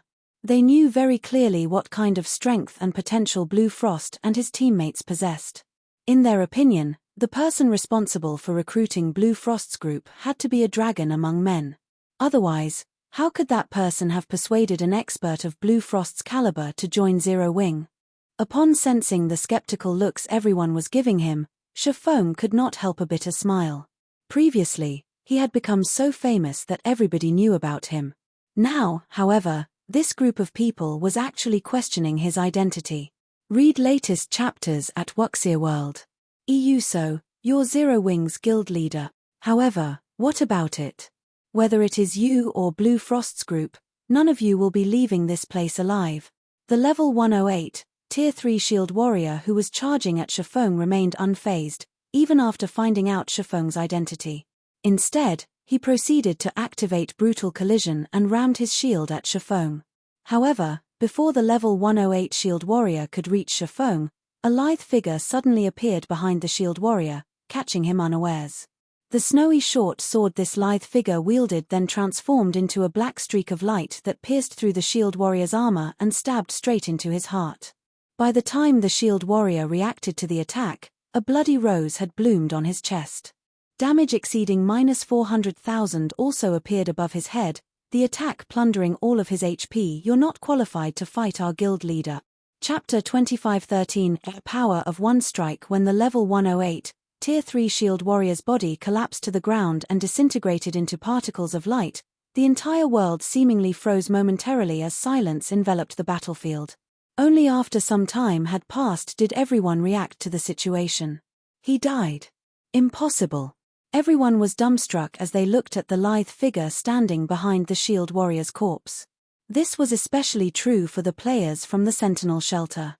Their mouths were hanging wide open in shock because nobody knew better than they did just how much HP and defense the fallen Shield Warrior possessed. It was no exaggeration to say that even if a Tier 3 Berserker were allowed to freely attack the Shield Warrior using skills, the Berserker would need at least 10 attacks to kill the Shield Warrior. Now, however, let alone 10 attacks, the Shield Warrior had failed to sundv even one. The Sentinel shelter's healers didn't even have a chance to heal the Shield Warrior. That's a Tier 3 demonized Shield Warrior we're talking about. Is she even human? Purple Rakshasa could not help her astonishment as she stared at Fire Dance, who was slowly walking up to Shafong. Purple Rakshasa had clashed with a Tier 3 demonized expert before, so she knew exactly how powerful Tier 3 demonized experts were. Their high defense and HP aside, just their physique granted them reaction speeds far superior to Tier 3 human players. However, Fire Dance had attacked and instantly killed the demonized Shield Warrior without the Shield Warrior even reacting. Fire Dance's reaction speed and attack power were simply unheard of. She's actually so strong. When Graceful Monarch looked at Fire Dance's distant figure, shock and excitement flashed across her eyes. Power, violence. The suffocating strength Fire Dance displayed was something Graceful Monarch was constantly seeking to attain. Graceful Monarch never thought that she would get to witness this domineering display in person. Moreover, the monster that had carried out this display of power had actually been standing beside Shafong all this time. At this moment, let alone Graceful Monarch and the other distant spectators, even Blue Frost and his teammates, who stood behind Shafong, were stunned by this situation. They never imagined that the people from Zero Wing's main branch would be this powerful. Meanwhile, Troubled Times, who had been silently observing Fire Dance all along, similarly wore an astonished expression on his face. I truly did not expect Zero Wing to have such an expert hidden. No wonder you dare to hinder us, Troubled Times said as he shifted his gaze back to Shifeng.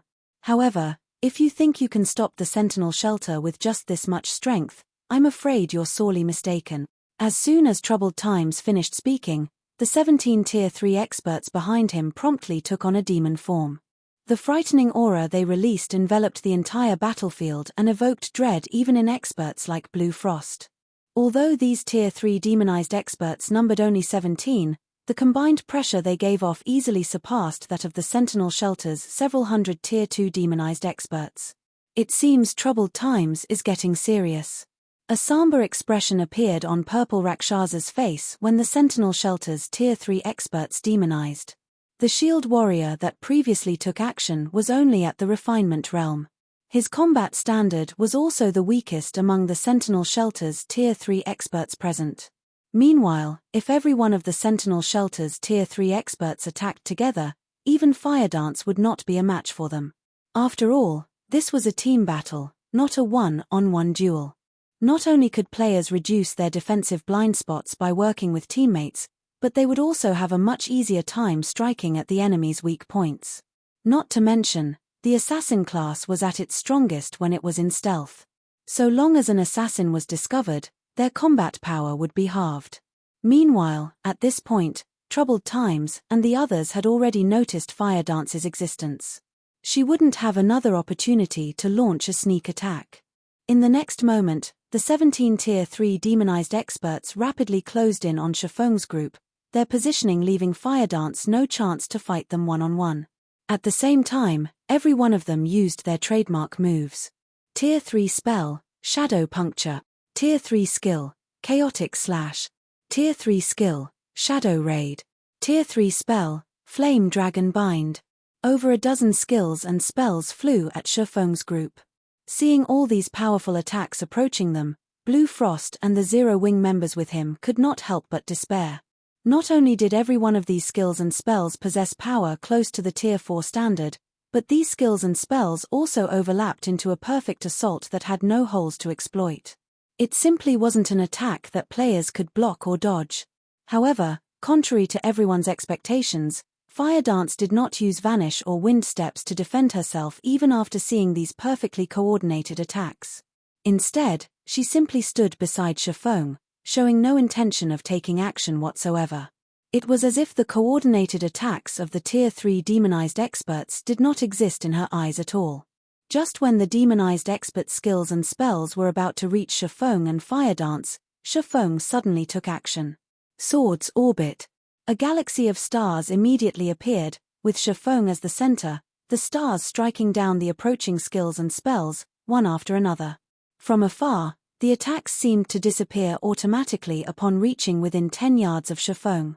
Let alone damaging Shifeng, none of them managed to cause him to stumble by even one step.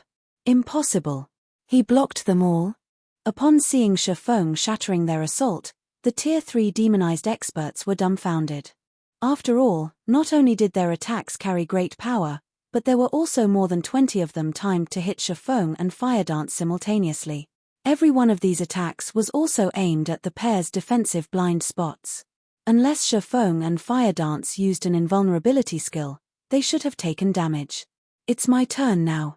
Since the Sentinel Shelter's players had stopped attacking, Shifeng unsheathed the Abyssal blade and brandished the magic weapon at the 17 Tier 3 demonized experts. Lightning Flash. In the next moment, pitch-black sword lights wrapped in dense mana struck the demonized experts like pitch-black lightning arcs. Peng! Peng! Peng! A series of explosions reverberated throughout the battlefield. At the same time, the 17 Tier 3 demonized experts went flying backward, each of them losing over -100,000 HP. When they landed, their hands and weapons they wielded trembled uncontrollably. Is he a monster? The spectating players gasped upon seeing this scene. Those were 17 Tier 3 demonized experts. If they moved together as a team, no existence in the Dark Den could hinder their advance. Even the mighty Tier 4 mythic monsters were no exception.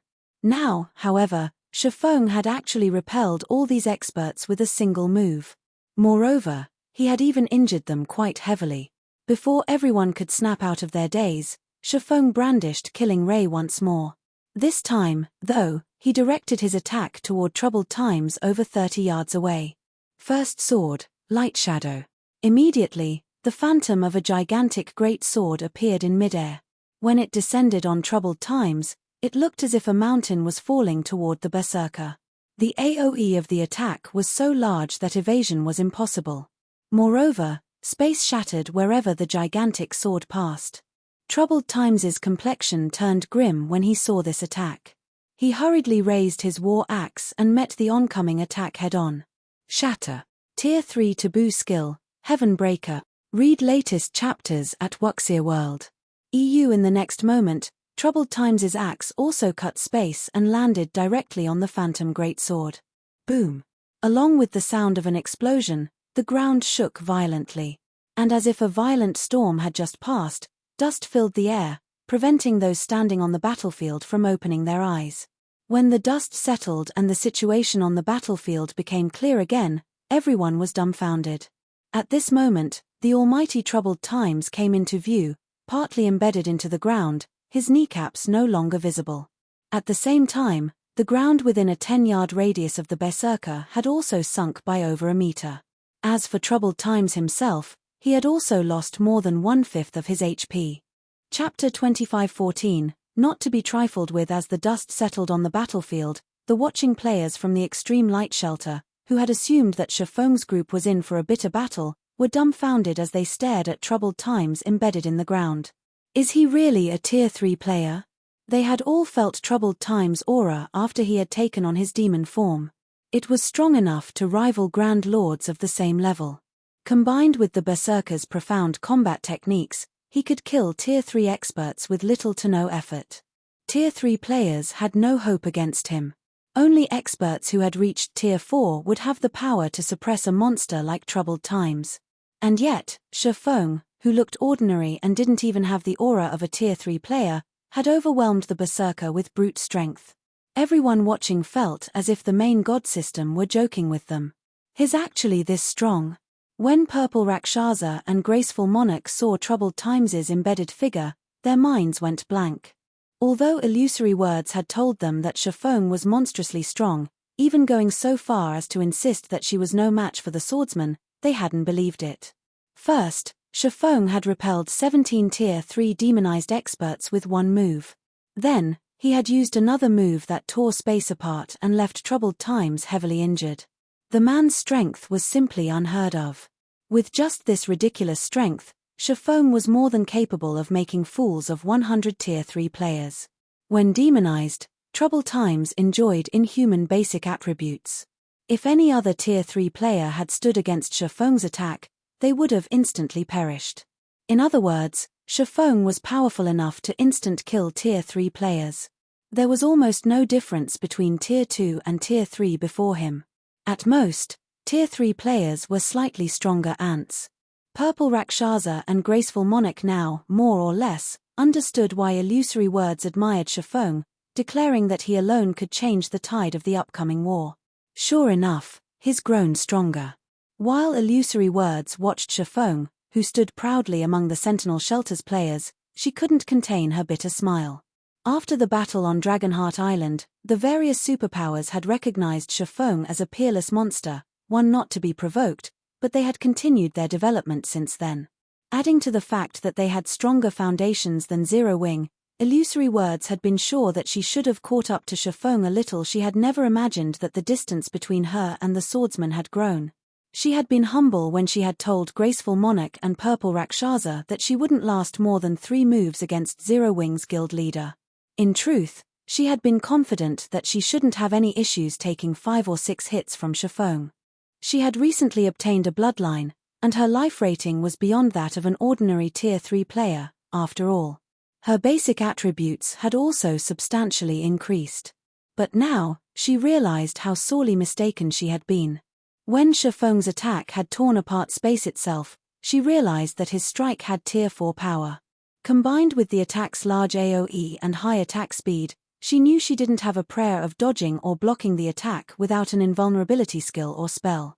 Naturally, Blue Frost and his teammates were dazed after seeing the outcome of the exchange between Shifeng and Troubled Times. They didn't react like Zero Wing members at all. Blue, is that really our guild leader? A level 108, Tier 3 Guardian Knight prodded Blue Frost. When they heard the question, several other recent additions to the guild turned to their vice-guild leader with curious looks. Aside from Shelter One's good development prospects, they had joined Zero Wing because of Blue Frost's individual strength. They didn't view Zero Wing's larger branches in the outside world as important. Many of the Dark Den's shelters had allied with powers from the outside world, too. Aside from financial support, Shelter One didn't receive any benefits from Zero Wing's main branch. Their connection was far weaker than the other shelters that had outside powers support. This was precisely the reason that they doubted the main branch's strength. After witnessing Shifeng's display, however, even a fool could tell that Zero Wing was no simple guild. With such a powerful guild leader, they were confident that Shelter One would eventually grow into one of the Dark Den's top 3 shelters. He's our guild leader, Black Flame, Blue Frost muttered, replying to his teammate's question, but as he stared at Shifeng, he couldn't help but question his own memory. The power the swordsman had just used was too overwhelming. The man was nothing like the Shifeng he remembered. When Shelter One's Zero Wing members heard the confirmation, their eyes lit with excitement. Before they could celebrate, however, Troubled Times pulled himself out of the crater around him, glaring at Shifeng with a grim expression. If he hadn't blocked that attack with a Tier 3 taboo skill, he would have lost more than half of his HP. It seems that I've underestimated you, Frost. With such a guild leader to back you up, you're out of my reach, but don't think this one failure will be enough to stop the Sentinel Shelter's advance. Demon players will only grow stronger as time passes. Our next meeting will be the end of Shelter One, Troubled Times said, sneering at Blue Frost. He then shouted to his teammates, everyone, retreat. Following their orders, every player from the Sentinel Shelter turned and fled. They gave Shifeng and Fire Dance no opportunities to strike. When Blue Frost heard Troubled Times' warning, however, he paled. Meanwhile, the Extreme Light Shelter's members couldn't help but shake their heads and sigh. As Troubled Times had said, demon players and ordinary players were on different levels. Demon players could continue to upgrade their demon rank, bolstering their combat power as time passed. Shifeng might be able to stop the Sentinel Shelter's demon players right now, but how long could he continue to do so? Moreover, Shifeng was Zero Wing's guild leader. He couldn't stay in the Dark Den indefinitely. Once he left, Shelter One, which constantly fought the Sentinel Shelter over resources, would suffer. You're not wrong, but that only holds true if you escape with your lives. Shifeng growled, watching Troubled Times preparing to flee. Demon players could increase their combat power by raising their demon rank, but they had a fatal flaw. They couldn't afford to die. Once a demon player died, they'd lose a significant fraction of the strength and reputation they had built up. It was a problem that constantly plagued demon players. I admit that you're exceptionally powerful, Guild Leader Black Flame, but if we focus on escape, how many of us can you really kill? You're better off saving your energy. The moment Troubled Times finished his statement, he split into 5 clones of himself. All 5 clones then split up and fled in different directions. As he did, the rest of the Sentinel Shelter's Tier 3 experts used their trump cards as well, either boosting their movement speeds or creating a group of doppelgangers to cause confusion on the battlefield. It was obvious that the Sentinel Shelter's experts were quite adept at escaping and surviving. None of them were afraid of Shifeng or Fire Dance's pursuit. Read latest chapters at Wuxia World. EU. Is that so? Even as Troubled Times ran, Shifeng showed no intention of chasing him down. Rather, he chuckled and asked, what if we invite 2 Tier 3 magical classes to join the fray? Suddenly, Troubled Times realized that something felt off. Magical classes were more suited for team battles than physical classes. They could exhibit far more combat power on the battlefield, which was why Graceful Monarch had gone out of her way to invite Blue Frost to the Extreme Light Shelter. Suddenly, space roughly 100 yards away from the battlefield began to blur. A translucent barrier of water then appeared, in front of which stood 2 women in elegant mage robes. All of the mana within 300 yards of the women gathered to them. The mana density around them became so high that it formed a thin layer of mist in the area. This is that a fully unlocked mana body? Chapter 25:15, Apex Sword. Seeing the mana on the battlefield gather around Aqua Rose and Violet Cloud, troubled times, expression darkened further. The mana body was the very symbol of Tier 3, and any player that reached Tier 3 understood one thing: they had no control over their mana bodies.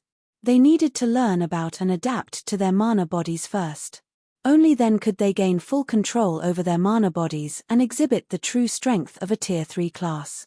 However, it wasn't easy to unlock a mana body's full potential. Very few Tier 3 experts had even begun. And yet, 2 experts with fully unlocked mana bodies had joined the fight, and both were magical class players. What? This can't be true, can it? They've already unlocked their mana body's full potential. What kind of guild is Zero Wing? Intense shock flashed in Graceful Monarch's and Purple Rakshasa's eyes as they stared at the distant Aqua Rose and Violet Cloud. Zero Wing was already amazing to have a monster like Shifeng, but now, they learned that the guild had 2 magical class experts with fully unlocked mana bodies, as well. What was up with this? Even at this stage of the game, it was incredibly unlikely that the various superpowers would have a single expert with a fully unlocked mana body, yet Zero Wing had 2. How did they do it? Even Illusory Words stared with wide, shocked eyes. She couldn't bring herself to believe what she was seeing. Since more of the various superpowers members had begun to reach Tier 3, these superpowers had shifted their focus toward helping their Tier 3 members unlock their mana body's potential, rather than nurturing more Tier 3 players. Controlling one's mana body wasn't like controlling the physical body, however.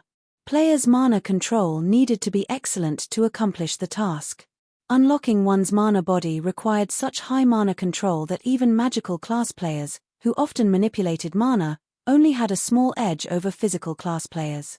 Unlocking a mana body's potential was a gradual process. Players needed to conduct repeated experiments, slowly learning how their mana bodies operated.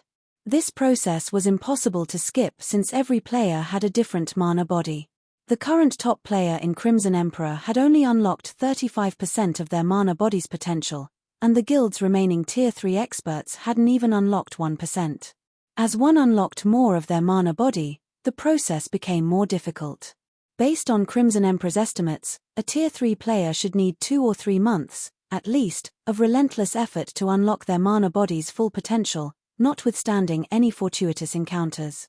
And now, Illusory Words learned that Aqua Rose and Violet Cloud had both fully unlocked their mana bodies. How could she possibly believe this? Moreover, the mana the 2 women commanded was truly frightening. Despite standing several hundred yards away, Illusory Words could sense the torrent of mana flowing toward them. It felt like watching whales take a breath of air. Those 2 women were practically moving mana engines. Before anyone could recover from their daze, Aqua Rose and Violet Cloud had finished chanting the final verses of their incantations. As they did, a blue, 2-fold magic array appeared above the battlefield, covering a 100-yard radius. Meanwhile, several hundred silver magic arrays manifested around Violet Cloud. Tier 3 super spell, Frostburst Waterfall, Shadow Rage. With the help of their mana bodies, the women's spells drained all of the mana in a 400-yard radius. Suddenly, countless ice shards rained down from above, and as they passed, space froze. Any Tier 2 demonized player these ice shards encounter transformed into ice sculptures and died instantly. When the ice touched a Tier 3 demonized expert, they plundered 1/3 of their HP. While Aqua Rose's ice covered the battlefield, the Shadow Blade's Violet Cloud's Shadow Rage danced among the fleeing demon players. Not only had her mana body strengthened her Shadow Blades, but the fragmented legendary ranked Magic Light Pendant did so as well. 300 Shadow Blades, with power approaching the Tier 4 standard, struck the Sentinel Shelter's fleeing members. The blades were so powerful that not even Tier 3 experts could block them without taking some damage. The Tier 2 players didn't even have time to resist before they died. For a time, the several hundred fleeing players from the Sentinel Shelter transformed into ice sculptures or were shredded by the Shadow Blades. They all transformed into particles of light. Not even the running Tier 3 experts could escape death. Despite the world of ice and light the battlefield had become, none of the Extreme Light Shelter's spectating players found the scene beautiful. They only felt fear and dread as they gazed at the destruction. Everyone already knew that magical class players could exhibit far greater combat power on a battlefield than physical class players, but they couldn't help the shock they felt as they watched the two women destroy their enemies. Aqua Rose and Violet Cloud had only used a total of 2 spells, after all. Despite such a large-scale bombardment, not only hadn't the women's attacks harmed their allies, but they had also drastically reduced the number of players from the Sentinel Shelter. Only 4 seconds had passed since they had cast their spells, yet they had slain over 200 players. Moreover, the death toll climbed as more time passed. Not even a 100-man team of Tier 3 experts would prove this effective. Every player that had come from the Sentinel Shelter was a demonized player. Even their Tier 2 members had combat power nearly on par with the Tier 3 players after transforming into their demon form. Just landing a hit was a struggle for Tier 3 players, much less killing them. Moreover, demonized players possessed far higher HP, defense, and magic resistance than human players. At most, a Tier 3 skill or spell would deal high damage to these players. It would take a lot more to instant kill them. However, Aqua Rose and Violet Cloud spells had instant killed the Sentinel Shelter's Tier 2 players, giving the enemy healers no chance to help them. Moreover, the absurd damage the spells dealt wasn't the most frightening aspect about them. What truly amazed everyone was the fact that those spells seemed like they had a life of their own, always targeting players' blind spots. Only Refinement Realm experts and above had any chance of blocking them. Everyone else would have to bear the full brunt of the projectile's hits. Black Flame. Troubled Time's eyes bulged as he watched one subordinate after another fall. Every player he had brought with him was an expert from the Sentinel Shelter, and they all played crucial roles in the shelter.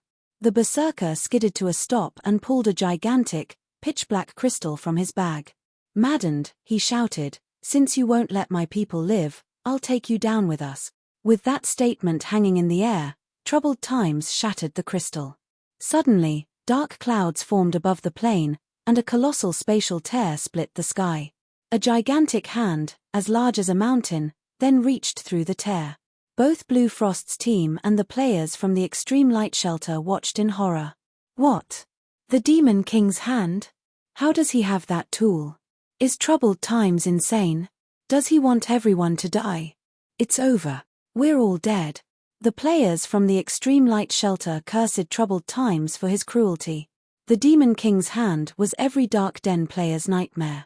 An independent player had once gotten their hands on this tool, and to avenge his fallen comrades, he had used the Demon God's hand to destroy the shelter responsible. The Demon King's hand had only attacked once, crushing the shelter into dust. The attack was a massive AoE. Although Troubled Times had summoned the Demon King's hand several hundred yards from the Extreme Light Shelter, it was still well within range. Even illusory words felt the presence of death surround her, not to mention the shelter's residents. Unfortunately, it was too late to run. The spell had already taken shape, and even space would freeze under a Tier 5 spell's influence. Read latest chapters at Wuxia World. She couldn't even use instantaneous movement to flee. Even if she could, she wouldn't have time to escape the spell's AoE.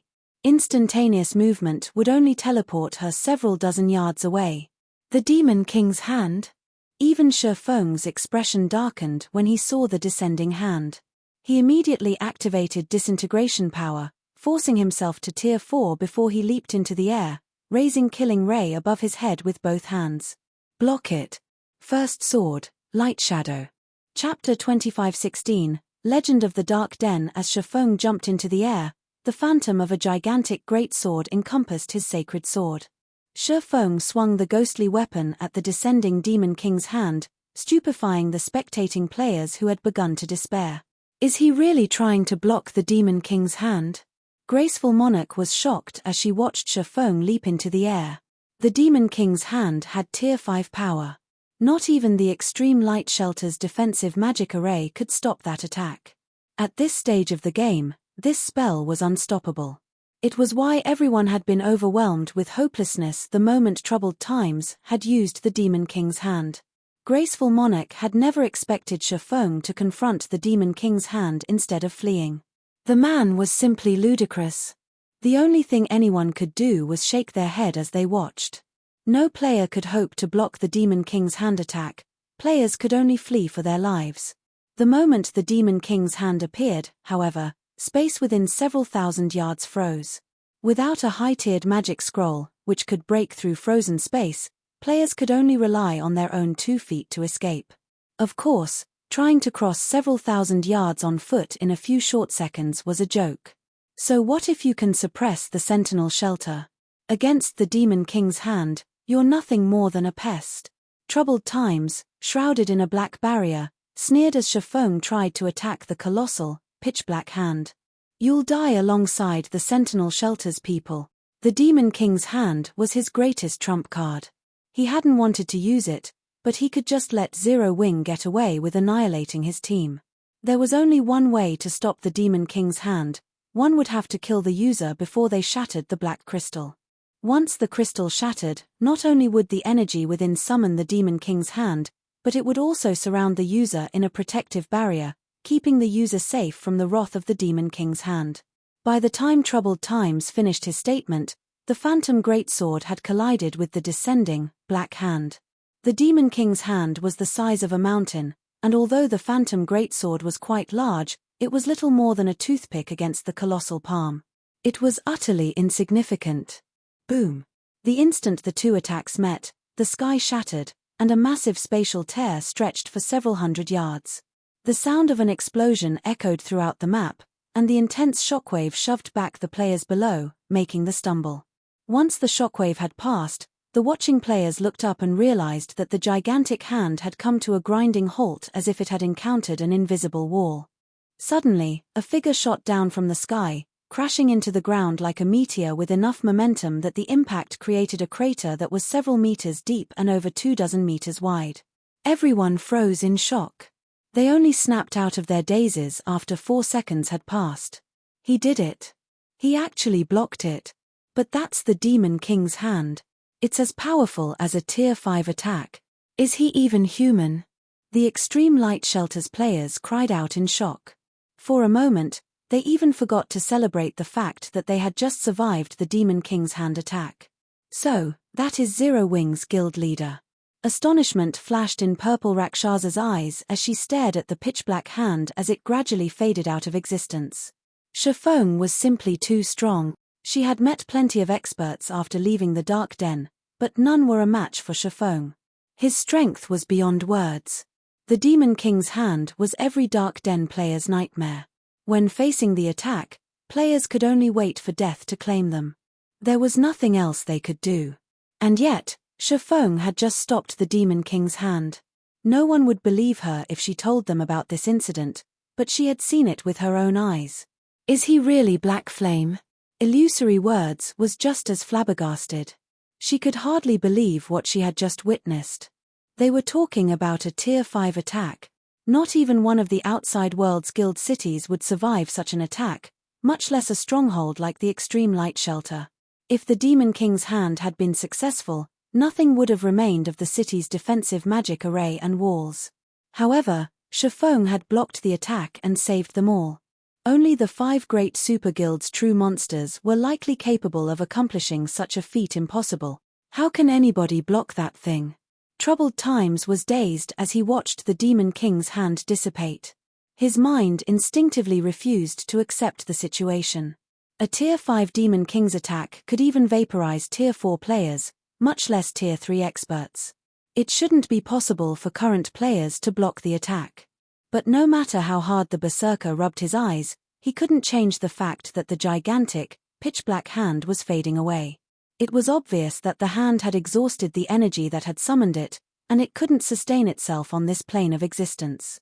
While everyone struggled with their shock and elation over the Demon King's hand's disappearance, a figure pulled itself from the massive crater in the middle of the battlefield. It was none other than Shifeng, who had intercepted the attack. He was clearly in a miserable state. Not only was he heavily injured, but he also had less than 10% of his HP remaining. The sacred sword in his hand trembled violently as if crying in agony. He's not dead. He survived. How high are his defense and HP? Everyone's jaw dropped when they noticed Shifeng emerge from the crater. The fact that the swordsman had stopped the Demon King's hand was already unbelievable, yet now, they learned that he had actually survived the endeavor. He had just taken on a Tier 5 attack, which was even powerful enough to severely injure Tier 4 mythic monsters if they took it head-on. Current players should have no hope of surviving such a blow.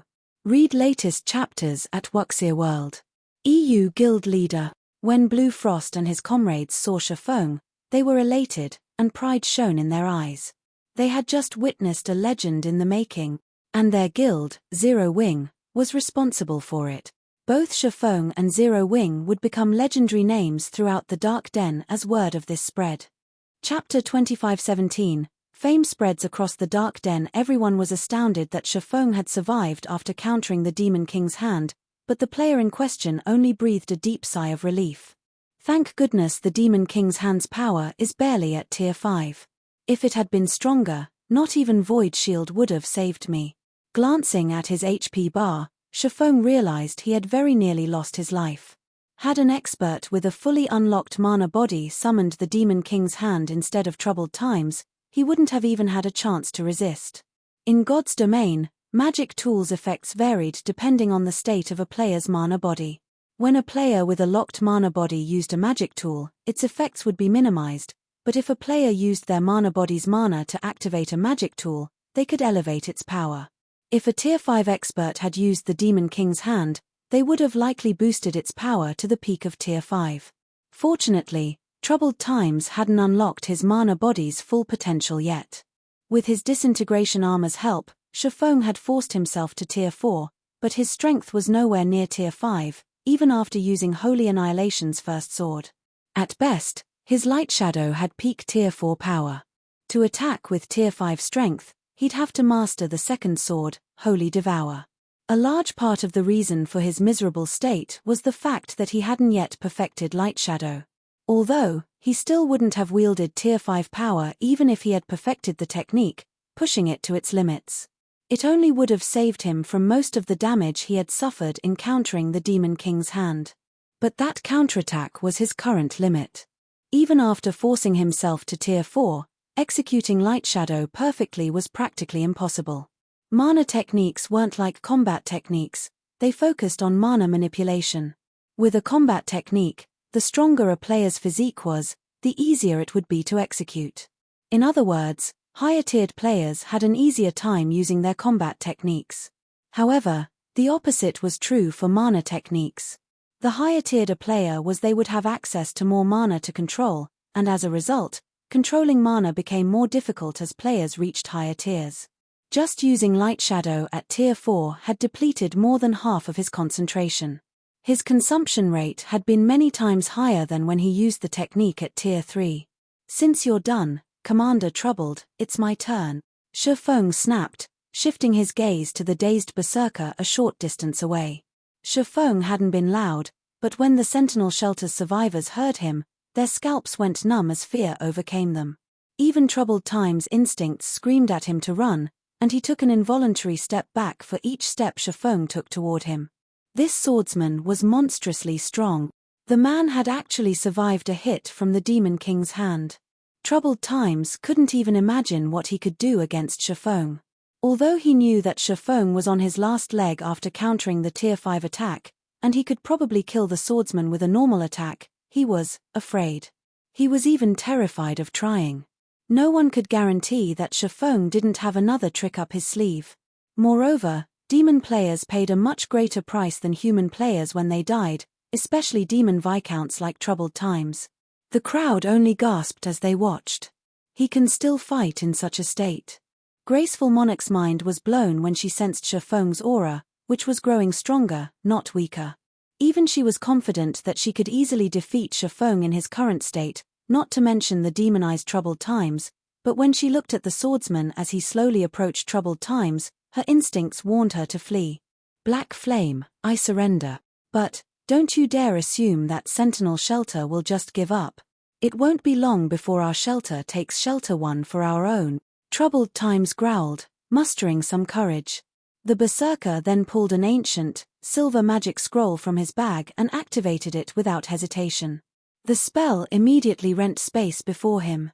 Rather than an endless void, however, players saw a burning forest within the tear. They also caught glimpses of a city enveloped in darkness among the burning trees. A boundary breaker scroll?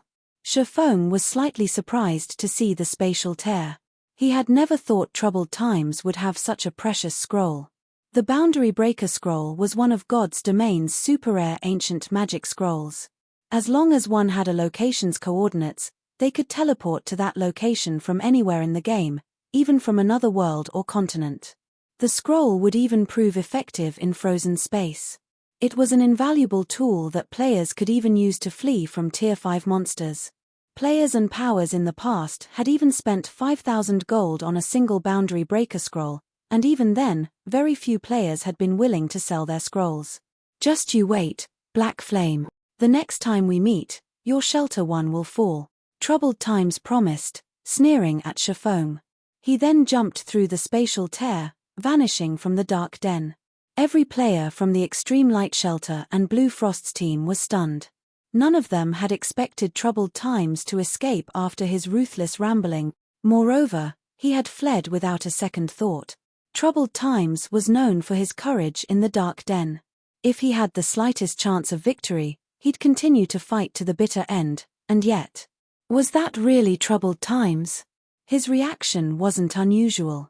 If I were in his shoes, I would have fled from the guild leader as well. Not even a Demon King's hand could defeat Black Flame. What could Tier 3 players like us possibly do to him? Black Flame is amazing. With a guild leader like that, Zero Wing will never have to worry about its development. I wonder if Shelter 1's Zero Wing is still recruiting members? If it is, I'm definitely applying. After a brief moment of silence, a commotion erupted throughout the Extreme Light Shelter as everyone discussed Troubled Times' escape. They also expressed their admiration for Shifeng, and quite a few players, who had been developing in the shelter for some time, began to consider moving their bases to Shelter 1 and joining Zero Wing. Shifeng's presence was even more than enough to deter superpowers from attacking Shelter 1. Furthermore, Shifeng wasn't Zero Wing's only monstrously strong player. If they could learn from these monsters, they'd quickly grow stronger. He still got away in the end. Blue Frost frowned as he watched the spatial tier disappear. Read latest chapters at Wuxia World. EU. Although he was surprised with how decisively Troubled Times had fled, the man's actions had been well within reason. Shifeng's strength had just been that astonishing.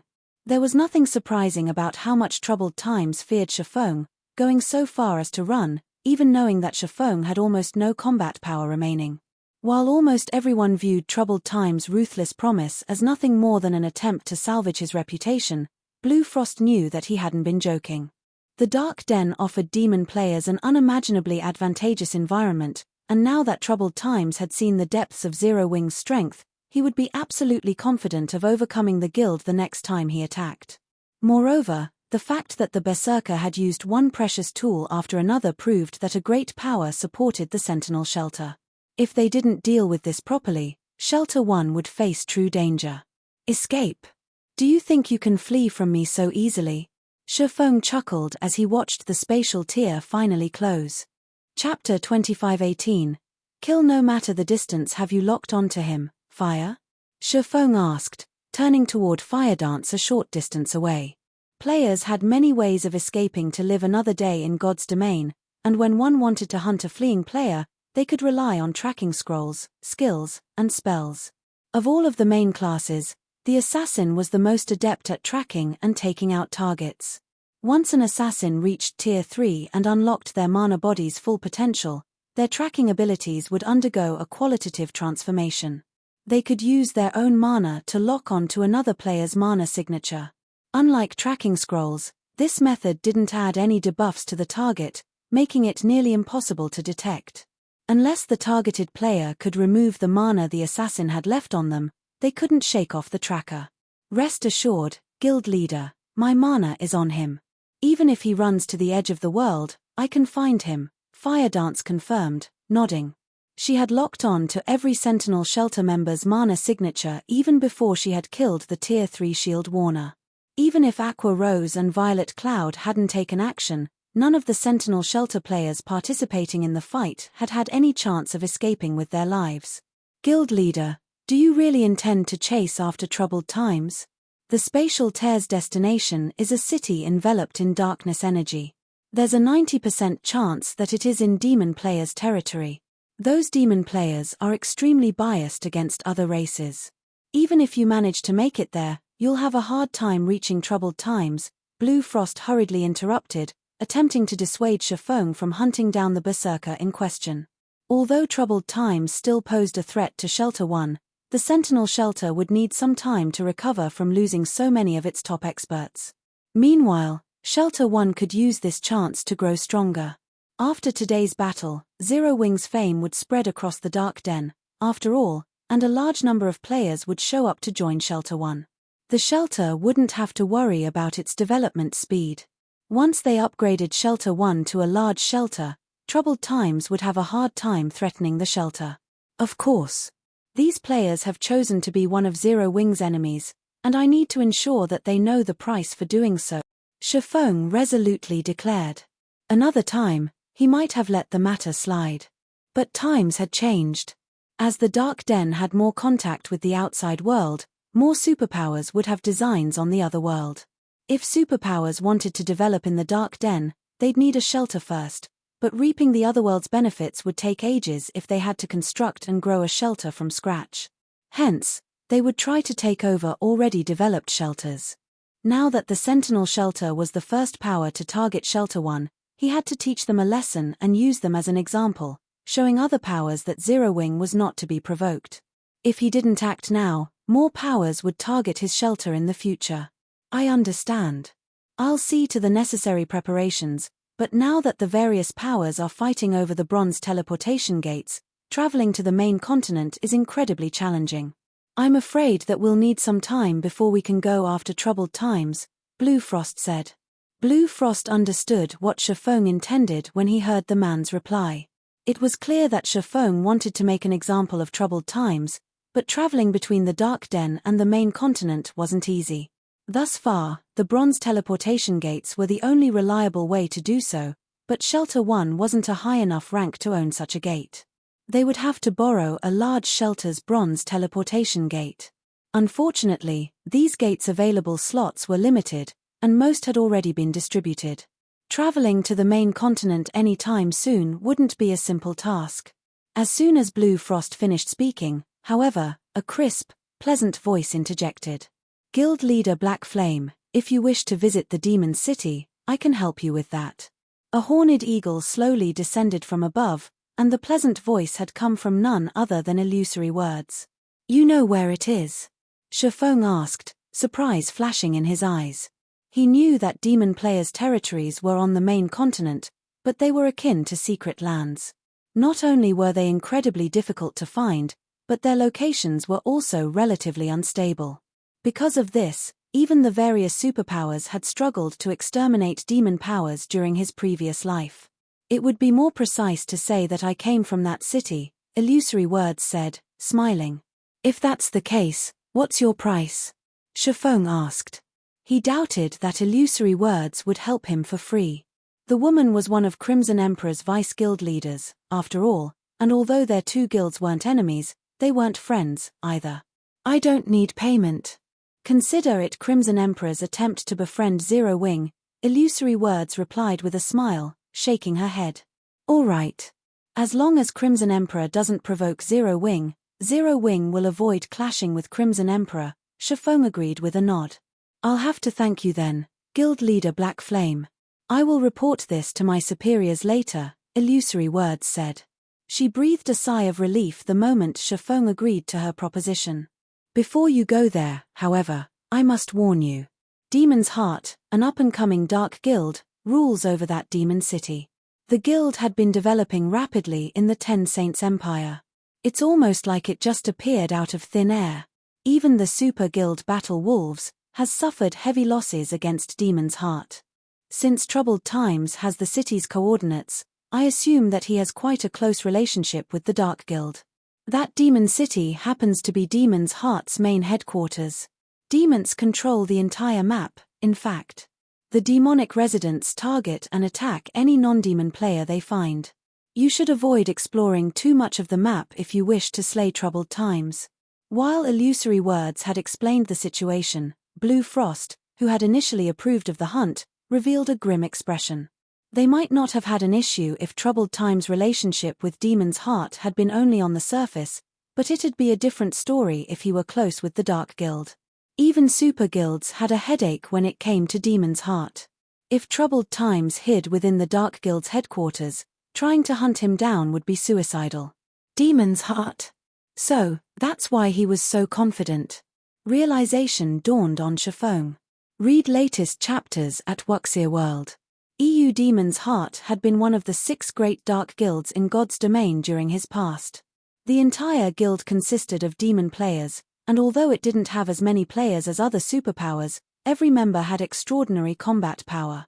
Ordinary players had had no chance against them. Many super guilds had suffered huge losses at the hands of Demon's Heart back then. The Dark Guild had even slain several super guilds' guild leaders. It was practically as powerful as the 5 great super guilds.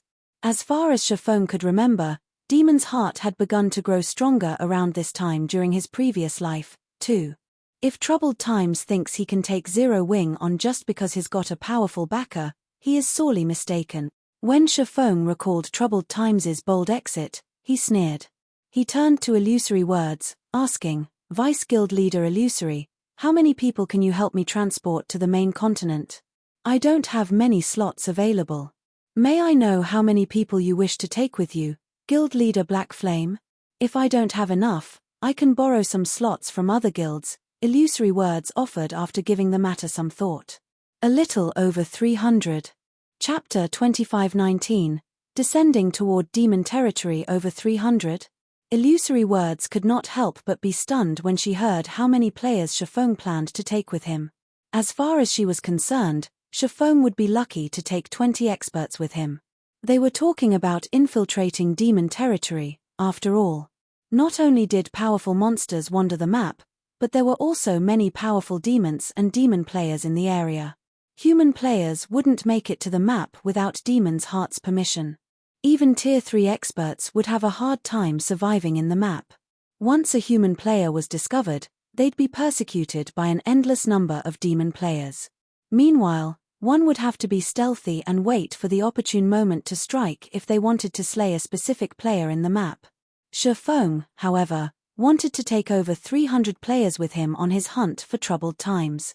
Evading detection in demon territory would be nearly impossible with such a large group. Are you not capable of transporting so many people? Shafong asked when he noticed Illusory Words' astonished expression.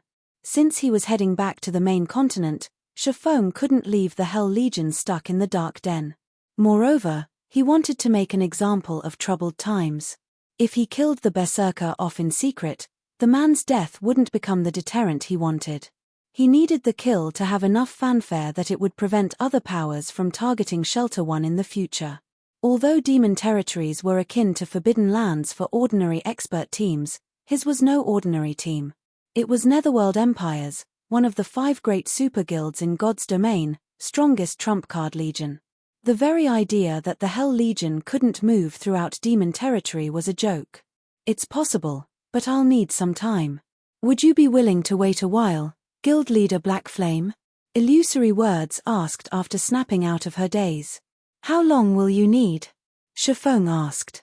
I should be able to arrange it within roughly 6 hours, Illusory Words confidently replied.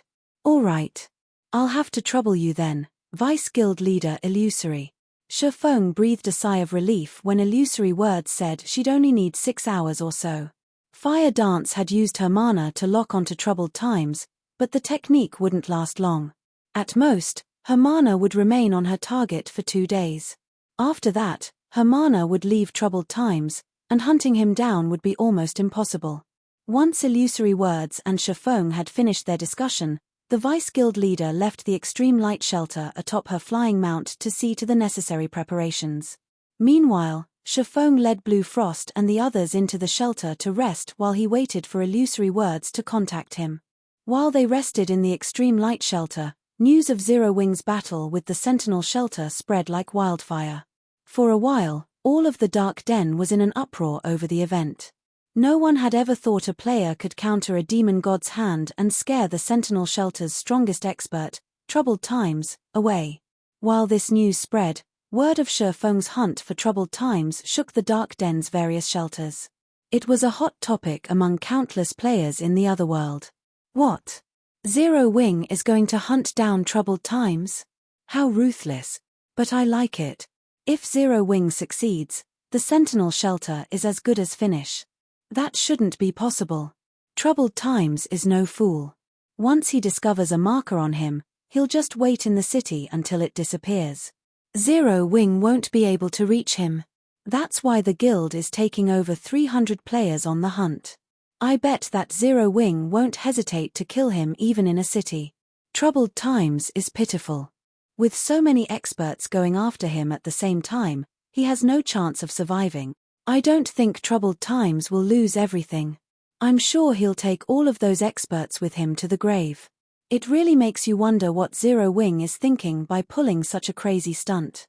Zero Wing's generosity equally shocked and confused the Dark Den's players. They had never thought that Zero Wing was ruthless enough to gamble the lives of 300+ experts just to take out a defeated general. Even if Zero Wing succeeded, the guild would suffer massive losses. Lava Valley, Demon City, several middle-aged men, one of which was none other than Troubled Times, the commander of the Sentinel Shelter's #1 adventurer team, sat around a table in one of Demon City's high-class bars. Commander Troubled, the Zero Wing you spoke of is insane. The guild actually plans to come here just to deal with you. It's just 300+ experts. If they dare come to this city with so few players, they'll be wiped out before they even reach the city gates. I know, right? We're in demon territory. Zero Wing's experts won't even get past the several large adventurer teams in the surrounding area. Even if they're lucky enough to make it here, Demon's Heart controls this city. Even dragons would have to lay low here. When the middle-aged men around Troubled Times heard this, they all laughed. The Sentinel shelter was no match for Zero Wing in the Dark Den, but it would be a different story in Demon City. Even if Zero Wing's 300+ experts magically appeared in the city, they couldn't touch Troubled Times. Attacking a player in Demon City meant declaring war against Demon's Heart. Right, Elder Heart, when will Vice Guild Leader Light return? Troubled Times asked a level 108, Tier 3 Elementalist. Does he need anything of me? The Vice Guild Leader is currently meeting with an important person, so he told us to rest for now. He's already commissioned the city's large adventurer teams to deal with the Zero Wing issue, rest assured. I doubt you'll even get to see Zero Wing's experts by the time this has been settled, the elementalist named Furious Heart replied, smiling. The city's large adventurer teams are getting involved. The news allowed Troubled Times to breathe a sigh of relief. Demon City's large adventurer teams wouldn't be able to harm Shafong in the outside world. At best, they might take out Zero Wing's other experts, but in demon territory, non-demon players were severely suppressed. They wouldn't be able to use their berserk skills. In other words, the terrifying berserk skill Shafong had used in the Dark Den wouldn't be available to him. Shafong would have to face a large number of demon players and a few that had basic attributes on par with or greater than Troubled Times. While Troubled Times chatted with Demon's Heart's elders, a 5-meter-tall, space-time gate appeared in a volcanic region within the Lava Valley's outer area. Read latest chapters at Wuxia World. Numerous figures burst forth from the gate, and leading the group was none other than Shafong. I'm finally back. Shafong gave a rueful sigh when he felt the familiar mana around him. Sure enough, one can only fully exhibit their full strength in a familiar environment. He couldn't help but feel a little uncomfortable both on the mana-deficient Western continent and in the mana-rich Dark Den. The instant he returned to his own continent, however, he felt his mana affinity improve. Everyone's through, Guild Leader. What should we do next? Blue Frost asked Shafong. He felt a little nervous around the Hell Legion's members, who had concealed their appearances under black cloaks. Good. Since everyone's here, it's time we pay Demon City a visit, Shifeng declared with a grin. He then had Fire Dance lead the way toward troubled times. Chapter 2520, A group of monsters. The moment Shifeng gave the command, the Hell Legion began to move into formation. Once everyone was ready, they boldly marched toward the nearby forest. Illusory Words and her teammates, who had just emerged from the spacetime gate, were stunned at the sight. What do you think is going through Black Flame's mind? Vice Guild Leader, a Tier 3 male assassin from Crimson Emperor, asked when he saw that the Hell Legion had no intention of hiding their movements. The Burning Forest is a main area for demon players, and he decided to go straight through it, rather than around. At this rate, it won't be long before demon players discover his team, and without an invitation from Demon City, every demon player they come across will attack. The Burning Forest served as a natural barrier around Demon City. Not only were all of the forest's monsters above level 100, but almost every level 100+ demon player in Lava Valley grinded in the Burning Forest. Demon players had incredible innate perception. They often noticed normal players long before normal players noticed them. In addition, demon players could earn demon reputation to increase their demon rank by slaying non-demon players of equal or higher levels. This was why demon players were so eager to target non-demon players. Moreover, non-demon players were invaders when in demon territories, and demon players would gain far greater rewards for killing them. Even the 10 Saints Empire's various superpowers didn't dare set foot in the Lava Valley's Burning Forest without a proper invitation. Demon players would avoid conflict with guests of Demon City. Attacking one of the city's guests was akin to declaring war against the city's various powers. Doing that would be disastrous for any demon player developing in Demon City. Of course, Shifeng and his team hadn't received an invitation, and by marching into the forest, they were offering themselves up on a silver platter. It'd be a miracle if they even left the Burning Forest alive, not to mention reach Demon City. In general, over 100,000 players operated in level 100 maps, and the Burning Forest was the only level 100 map near Demon City. Far more players would be grinding in the area than in other level 100 maps. I don't know what he's thinking, but I know that the players with him are extraordinarily strong. They may have hidden their statistics and auras with black cloaks, but I can feel that they're all bona fide Tier 3 players, Illusory Words said, a hint of fear flashing in her eyes as she watched the Hell Legion march into the forest. In total, Shifeng's group had over 300 Tier 3 experts. Not even Crimson Emperor had so many at this stage of the game. Zero Wing has that many Tier 3 experts. The male assassin's jaw dropped. Only super guilds had such a large number of Tier 3 experts at this point. How could Zero Wing, a guild that had only established itself in God's domain and had no backing whatsoever, have as many Tier 3 experts as a super guild? While Illusory Words and the male assassin shared their shock over the number of Tier 3 experts Zero Wing had just sent into the Burning Forest, a young man in white robes and surrounded by the power of darkness stepped through the spacetime gate, sneering when he overheard the two players' conversation. The fact that Zero Wing has over 300 Tier 3 experts is indeed surprising. Unfortunately, that force isn't nearly enough to get through the Burning Forest, the young man said, realizing that Shifeng's group had already disappeared into the woods. This is just a repeat of Battle Wolves' attempt to invade Demon City. Not only had Battle Wolves dispatched over 300 Tier 3 experts, but it had also sent an army of over 100,000 Tier 2 experts. In the end, Battle Wolves' army had been annihilated before it had reached the city. I've also heard that Demon's Heart has hired the city's large adventurer teams to stop Zero Wing's force. Those adventurer teams don't have a lot of members, but every one of them is strong enough to deter superpowers. If they work together, Zero Wing won't stand a chance. Neither the male assassin nor Illusory Words tried to argue with the white-clad youth. He had only spoken the truth. In fact, the boy's evaluation of Demon City's large adventurer teams was a little humble. Battle Wolves' army had suffered tremendous losses against those large adventurer teams, and they had undoubtedly grown stronger since slaughtering the guild's members. As the white-clad youth and Illusory Words quietly discussed the situation, a party of demon players had discovered Shifeng's team.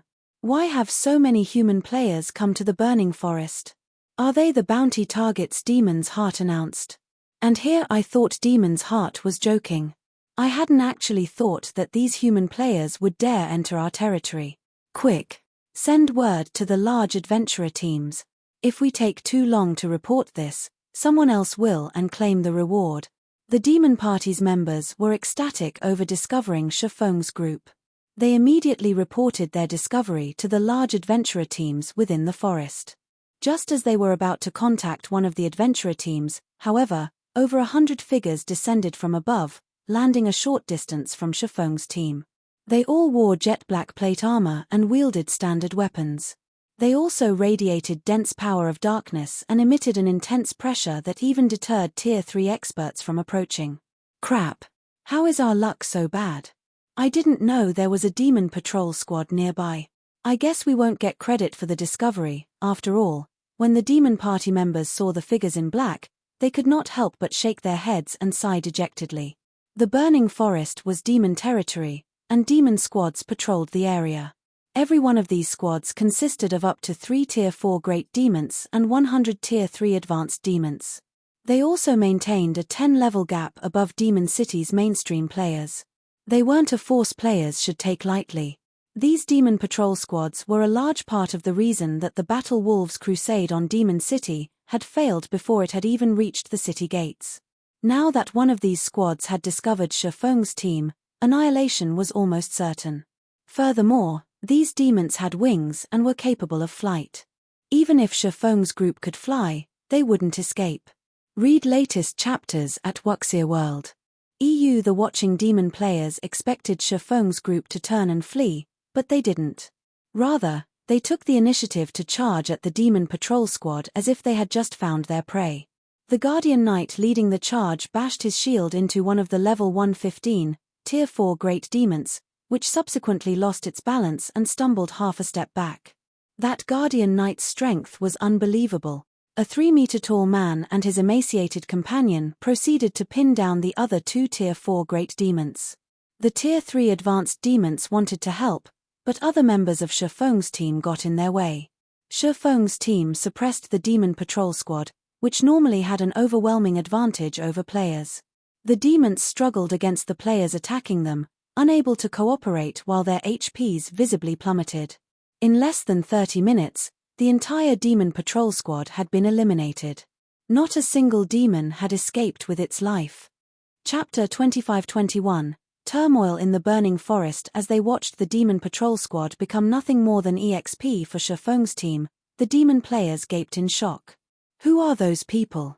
The spectating demon players in the distance were both shocked and curious as they watched Shifeng's team. The Demon Patrol Squads formed a solid defensive barrier that prevented intruders from reaching Demon City. They were akin to NPC City's soldiers. Not only did they have an arsenal of powerful skills and spells, but they could also fight as a team. They were nothing like ordinary demon players. However, these demons were little more than ordinary monsters before Shifeng. Are we still going to wait for the adventurer teams, leader, a level 105, Tier 2 ranger asked, turning toward the Tier 3 assassin that led their party.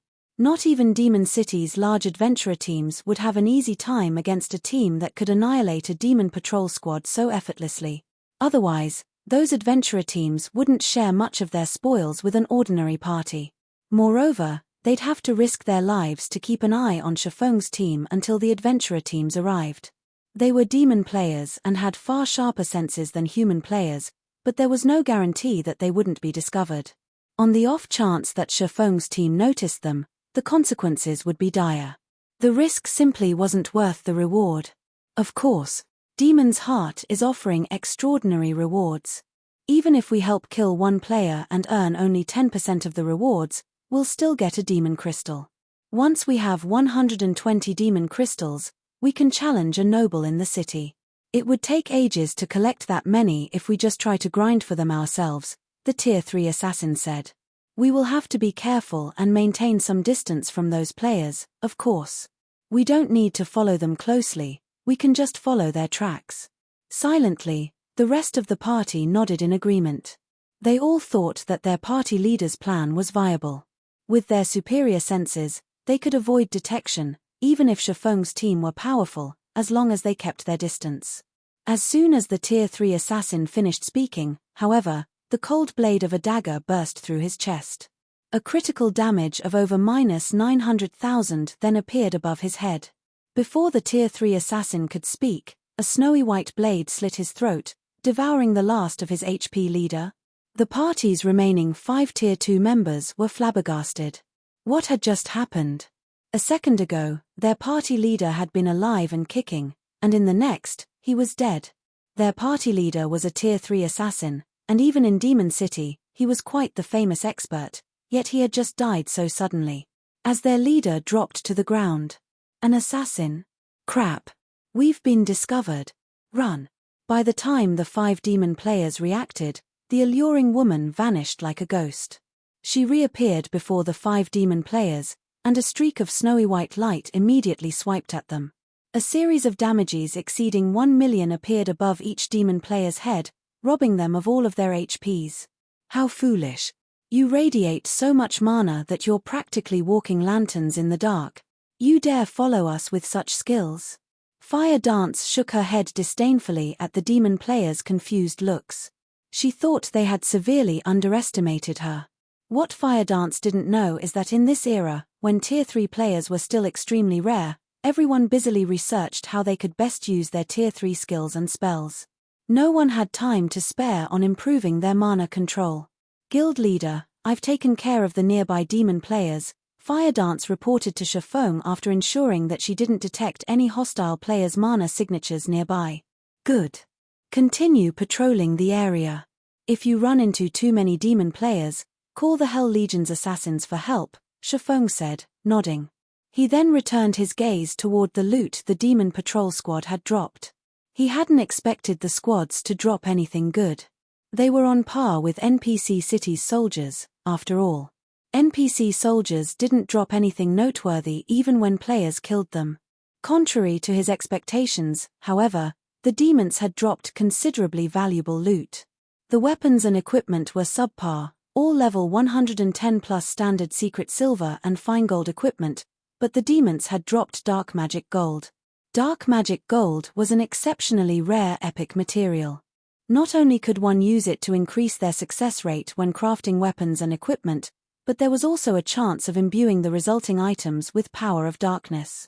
It was a material all master forgers sought. He had obtained 14 ingots of dark magic gold after slaying 1 demon patrol squad. If the master forgers of his previous life found out about this, they'd likely hunt the Burning Forest's patrol squads into extinction. However, the Hell Legion's members were even more ecstatic than Chiffon. The demons they had killed had awarded an abundance of EXP, and during the battle, they had gained a lot of insight into mana control. Although the demons' mana control couldn't compare to actual NPCs, it was far better than dumb monsters. They usually only fought dumb monsters, they had almost no chances of battling NPCs. Why wouldn't they be excited to pit their skills against demons that were as intelligent as true NPCs? Initially, the Hell Legion hadn't been particularly eager to attack Demon City, but this discovery had lit an enthusiastic fire in their hearts. While exploring the Burning Forest, the Hell Legion made no attempts to avoid demon patrol squads. Instead, they actively started to search for them. Meanwhile, elsewhere in the Burning Forest, a 1,000-man team assaulted a monster nest under the protection of a level 110 mythic boss. Although the team only had 1,000 players, over 80 of them had already reached Tier 3. Not even first-rate guilds could field such a team at this stage of the game. The several players leading the team easily suppressed the mythic boss, allowing the rest of the team to deal with the Great Lords and Grand Lords. Excellent. The monsters that ran ahead have been taken care of. All Tier 3s, attack the boss, a valiant, level 108 man in black robes and wielding a golden staff shouted as he fought the mythic boss. The 80-plus Tier 3 experts suddenly turned away from their targets, shifting their attention to the nest's boss. In less than 6 minutes, the mythic boss, which nearly everyone feared at this stage of the game, collapsed, dropping a pile of loot around its corpse. Although the independent teams watching from afar were tempted by the large number of items the mythic boss had dropped, none of them dared to steal the loot. The adventurer team raiding the monster nest was one of Demon City's large adventurer teams. The small organization was only inferior to the city's 2 guilds. Anyone that tried to steal from that adventurer team shouldn't dream of surviving in Demon City for long. Commander, Black Blind Man just sent a message stating that his party has discovered Demon's Heart's targets. A level 107, Tier 3 assassin quietly reported to the Valiant Man leading the team. They're already here? The Valiant Man grinned. Notify everyone. We'll head that way immediately. Black Blind Man is a cunning bastard. There's no way he stopped after notifying our team. If we take too long, there won't be anything left. Black Blind Man also warned that these players are incredibly strong. They actually had the upper hand over a demon patrol squad, the Tier 3 assassin said. They overpowered a patrol squad? I suppose they must be powerful. It's no wonder why Demon's Heart has offered such an excellent bounty, the Valiant Man said, nodding. Where are the targets now? He was very familiar with the Demon Patrol Squad's strength. No ordinary 100-man Tier 3 team could take them on. Read latest chapters at Wuxia World. I don't know, the Tier 3 assassin awkwardly replied. Didn't Black Blind Man follow them? The Valiant Man asked curiously. He was also very familiar with the player known as Black Blind Man. Not only was the man powerful individually, but he was also one of the top-ranked assassins in Demon City. There was no way Black Blind Man would forego an opportunity like this. He's dead. Chapter 25-22, Great Disturbance. Blindman's dead? The Valiant Man, Regretful Wind, was astonished by the report. Someone actually noticed him and killed him, with his cautious nature and tracking skills. Black Blind Man was a relatively well-known assassin in Demon City, and his sharp senses were particularly outstanding. When Demon City's large adventurer teams, including Windtooth, targeted a specific player, they often hired Black Blind Man to track the player down. Regretful Wind had never heard of Black Blind Man running into issues when tracking a target. According to Blindman's teammates, his grinding party had been annihilated without any time to fight back. In a fit of rage, Blind Man logged off and contacted his close friends to notify everyone in the city. He wants Demon City's players to ambush the people who killed him, the Tier 3 assassin said, nodding. Unfortunately, his message is over 10 minutes old, and we don't have any new details about the invaders' whereabouts. Since those players can defeat a demon patrol squad, they must be fairly strong. I guess it isn't surprising to hear that they've killed Blind Man, but we have to hurry. Now that Blind Man has informed the public of the situation, many of the city's players will prepare for battle, Regretful Wind said, frowning. He wouldn't have much of an issue if Black Blind Man had simply informed the city's large adventurer teams. Only a small fraction of Demon City's player population consisted of large adventurer team members. Even if the adventurer teams mobilized all of their members, locating the intruders in the burning forest wouldn't be easy. If everyone in the city knew about them, however, locating the intruders would be a piece of cake, and the Windtooth adventurer team would have a lot more competition. Demon's Heart had offered an extraordinary bounty for these players' heads, with each intruder worth 10 demon crystals. Players could slay the monsters in demon territory for demon crystals, but the drop rate was incredibly low. Players could only increase their chances by hunting powerful monsters. Even the city's various large adventurer teams would be lucky to collect 10 or 20 demon crystals per day.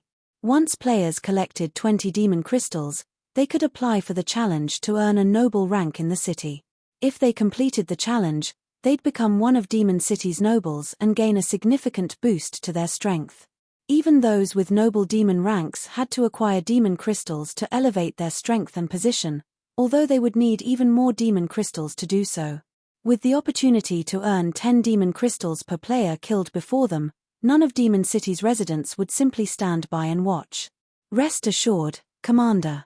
I've already instructed our team to search the burning forest. It won't be long before we find the invaders. While I was grinding earlier, I also found a secret silver treasure chest and obtained an exotic perception potion. The potion can improve a player's senses and tracking abilities for 6 hours. Normally, players' tracks fade after an hour, but with this potion, I can even follow 4-hour-old tracks. If we make our way to Blindman's last known location, we should easily be able to locate these players, the Tier 3 assassin said, smiling. Even with the rest of Demon City's players after then, ordinary teams will be helpless against players this strong. We have more than enough time to claim the bounty. Good. We'll set off immediately. Once we locate our targets, you'll receive 10% of the bounty for your contributions. Also, instruct our brothers and sisters in the city to bring the trump cards we've kept hidden, Regretful Wind declared. Aren't you giving these newcomers a little too much credit, Commander? We've already stopped the Battle Wolves invasion. How strong could a bunch of nobodies from the Dark Den possibly be? The Tier 3 assassin asked disdainfully. The Dark Den was merely a small otherworld, with a pitifully low number of players. The otherworld's total player population didn't even come close to half of the players in an ordinary kingdom. The only advantages the Dark Den had were its impressive leveling environment and abundance of skill and spell books. There was no way such a small world could produce experts as powerful as those in Demon City. I know, but each of them is worth 10 demon crystals. Letting a single player escape would be a waste, and I doubt that Demon's Heart will be so generous in the future, Regretful Wind said. Regretful Wind had never once been wary of the invaders. Battle Wolves had tried to invade Demon City with over 100,000 experts, yet the Super Guild's army had been obliterated before it had even reached the city. If not even Battle Wolves could make it through the burning forest, what could a few hundred invaders accomplish? What Regretful Wind truly minded was the demon crystals Demon's Heart had offered. I understand. I'll notify our members in the city right away. The Tier 3 assassin then did as he promised. Meanwhile, a great disturbance had rocked Demon City. This is our chance to get rich. 10 demon crystals per person. We won't let anyone get in our adventurer team's way. The intruders have already appeared in the burning forest's outer region. Inform out nearby members immediately. We must find them before other teams do. Invader hunting team recruiting. Anyone who wants to earn demon crystals should apply quickly. As Black Blindman's friends spread the word, everyone in Demon City was in a frenzy. Over 100,000 players rushed toward the burning forest like a bunch of madmen. When Troubled Times, who rested in one of the city's high-class bars, heard the news, his expression turned gloomy. He hadn't thought that Shafong would actually come here. There's no need to worry, Commander Troubled. Now that this matter has caused such a commotion, the large adventurer teams we've hired won't be the only ones on the hunt. Medium adventurer teams are also on the move. Even if every super guild in the Ten Saints Empire worked together, they'd never get past so many experts. A man in silver armor tried to reassure Troubled Times when he saw the man's concern. That's right. Even if Zero Wing somehow manages to make it to Demon City, Demon's Heart is still waiting for them. We stand by your side. Zero Wing's efforts will be for naught, Furious Heart said. He thought that Troubled Times was worried for nothing. You shouldn't underestimate Black Flame, Troubled Times said. Of course, if everyone here tries to stop him, I doubt he'll accomplish anything. Troubled Times had seen the strength of Demon's Heart's elders personally. They were all true monsters, particularly Furious Heart. The man was only half a step away from becoming a count in Demon City and was far stronger than Troubled Times, who had only recently become a demon viscount. Furthermore, demon players who had the viscount rank or higher received a strength boost while inside Demon City. While Demon City's players discussed Shafong and his invading team, several thousand Windtooth members arrived in the burning forest's outer region. Commander, I've found traces of their battle, and the tracks are still fresh. They should be nearby, the masked, Tier 3 assassin excitedly reported as he examined the lingering traces Shafong's team had left behind. Read latest chapters at Wuxia World. EU good. Proceed according to plan, everyone, Regretful Wind commanded, instructing his team to prepare for battle. These players began to follow the Tier 3 assassin's lead while suppressing their auras to the best of their ability to avoid detection. As they followed Shafong's tracks, they encountered Demon Patrol Squad corpses. 100. 200. 300. By the time Windtooth's members had crossed 3,000 yards, they had found more than 1,000 demon corpses, and the freshest had been from a patrol squad with over 200 demons. Chapter 25-23. Run. Why are there so many fallen demon patrol squads? What happened here? Did those people kill all of these patrol squads? Windtooth's members were curious and afraid when they saw so many demon corpses strewn around them. The demon patrol squads served as a barrier between intruders and Demon City, with 10,000 demons patrolling the burning forest. Thus far, however, the adventurer team had found more than 1,000 demon corpses. This was 1/10 of the burning forest's defenses. "Commander, there's something you need to see," the masked, Tier 3 assassin, who had scouted ahead, reported in the team chat. All of the team members put up their guard the moment they heard the assassin. Meanwhile, Regretful Wind hurried to the assassin's side. Finding his comrade, Regretful Wind arrived before a forested area laden with player corpses. To his surprise, however, there was no sign of battle. Some of the weapons and equipment the players had dropped hadn't been touched, and after a quick glance around, Regretful Wind counted more than 200 bodies. Based on how they organized the corpses lay, it looked as if death had befallen them as the group marched through the forest. It was almost as if the battle had ended as abruptly as it had begun, and none of these players had had a chance to react to the attack. While scanning the dead, Regretful Wind quickly noticed the familiar faces of several Tier 3 experts. He clearly wasn't pleased about it, either. How was Misty Ghost's main force annihilated? Regretful Wind stared at the fallen team in confusion. What happened here? Misty Ghost was a relatively famous medium-scale adventurer team based in Demon City. Although the adventurer team had fewer than 2,000 members, it had over 30 Tier 3 experts, including 1 Demon Viscount and 10 Demon Barons. Even Windtooth would struggle to defeat Misty Ghost. And yet, Misty Ghost's main force had died here. They hadn't even had a chance to fight back. It was unbelievable. "I don't see Misty Ghost's commander, 7 constellations, among the corpses, Commander," the Tier 3 assassin reported after carefully examining the bodies. "He's not here." Regretful Wind took a closer look at the slain players, as well, and just as the masked assassin had said, 7 constellations wasn't present. He breathed a deep sigh of relief. 7 constellations was Misty Ghost's sole Demon Viscount and one of the top 10 assassins in the Demon City. Even Regretful Wind would have a hard time defeating the man. If 7 constellations had died as suddenly as his team, Regretful Wind's prey would be far stronger than he has surmised. "I have found traces of a battle. It's possible that he and his surviving teammates were involved," the masked assassin said as he looked toward the towering trees some distance away. The trees were large enough that it would take several people to wrap their arms around the trunks, but they had been sliced cleanly through. Moreover, lingering life auras clung to the trees. The fight wasn't that long ago. Misty Ghost's members must have encountered the invaders. They might still be fighting as we speak, Regretful Wind guessed, staring at the bisected trees. "Notify the team, we're going after them, and we won't bother hiding our presence." "Understood."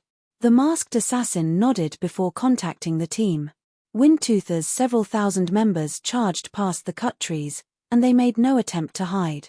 It wasn't long before they encountered another group boldly marching through the forest. The group had more than 4,000 players, and Windtooth's members tensed when they saw them. "I see you've picked up the scent, as well, Old Wind," the savage woman carrying 2 dark blue axes and leading the group said, smiling at Regretful Wind. "This is interesting. Now, all of Demon City's top 3 adventurer teams are here. I suppose this is only the second time since the fight with Battle Wolves," a dignified, debonair man carrying an ancient bow spoke up. When they heard the 2 leaders, Windtooth's members released a held breath. These 2 were the commanders from Crimson Sand and Eternal Night, 2 of Demon City's top adventurer teams. They were also Regretful Wind's old acquaintances. "Indeed. The last time we worked together, we helped Demon's Heart secure more territory," Regretful Wind said. Smiling, he continued, "Well? How are we going to split the profits this time?" Regretful Wind was very familiar with the 2 players before him. Since they had found each other in the forest, Windtooth had lost its chance to monopolize the bounty rewards. But the encounter also eased the pressure on Regretful Wind's adventurer team. No force that could instantly wipe out Misty Ghost's main force should be underestimated. Even Windtooth would suffer tremendous losses if it tried to take on such a force alone.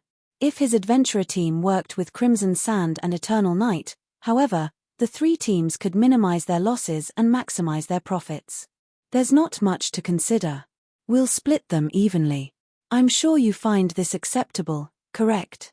Helpless Smile, the bow-carrying man who commanded Eternal Night, said. Flame Feather, Crimson Sand's commander, nodded in agreement. Deal. That way, we won't have to compete for contribution and can divide the work, Regretful Wind replied without hesitation. If their three adventurer teams tried to outdo each other, the fight would descend into chaos. Doing so would only weaken their teams. The gains weren't worth the losses. Rather, they'd all be better off cooperating, maximizing their combat power. None of the three teams even considered that they might be ripped off by another. Each of the teams was on par with the others, and they all had around 3 or 4 Demon Viscounts and 30 Demon Barons. They each also had around 70 or 80 Tier 3 experts. Good. That settles it. When we find the rumored monster, I'll hold him back. Old Wind and Smile, back me up from the sides, Flame Feather said.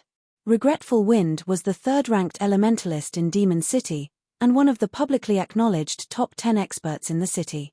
Although Helpless Smile wasn't quite as powerful, he still ranked among the top 15 experts in Demon City. In a support role, he was one of the 5 best players in the city. No problem. Neither Regretful Wind nor Helpless Smile objected to Flame Feather's plan. She was the strongest melee player among their adventurer teams, after all. Flame Feather was also the only 3-star Viscount in any of their teams, only one step away from becoming a Count. Shortly after the three commanders came to an arrangement, they heard the sound of battle from the nearby forest. All three teams immediately charged toward the sound. After crossing about 500 yards, a loud explosion rocked the forest. Boom! A figure suddenly shot past the three adventurer teams like a cannonball, crashing into a large tree roughly 100 yards away from Regretful Wind. The tree shattered instantly, falling, while the figure slid down its trunk to the ground.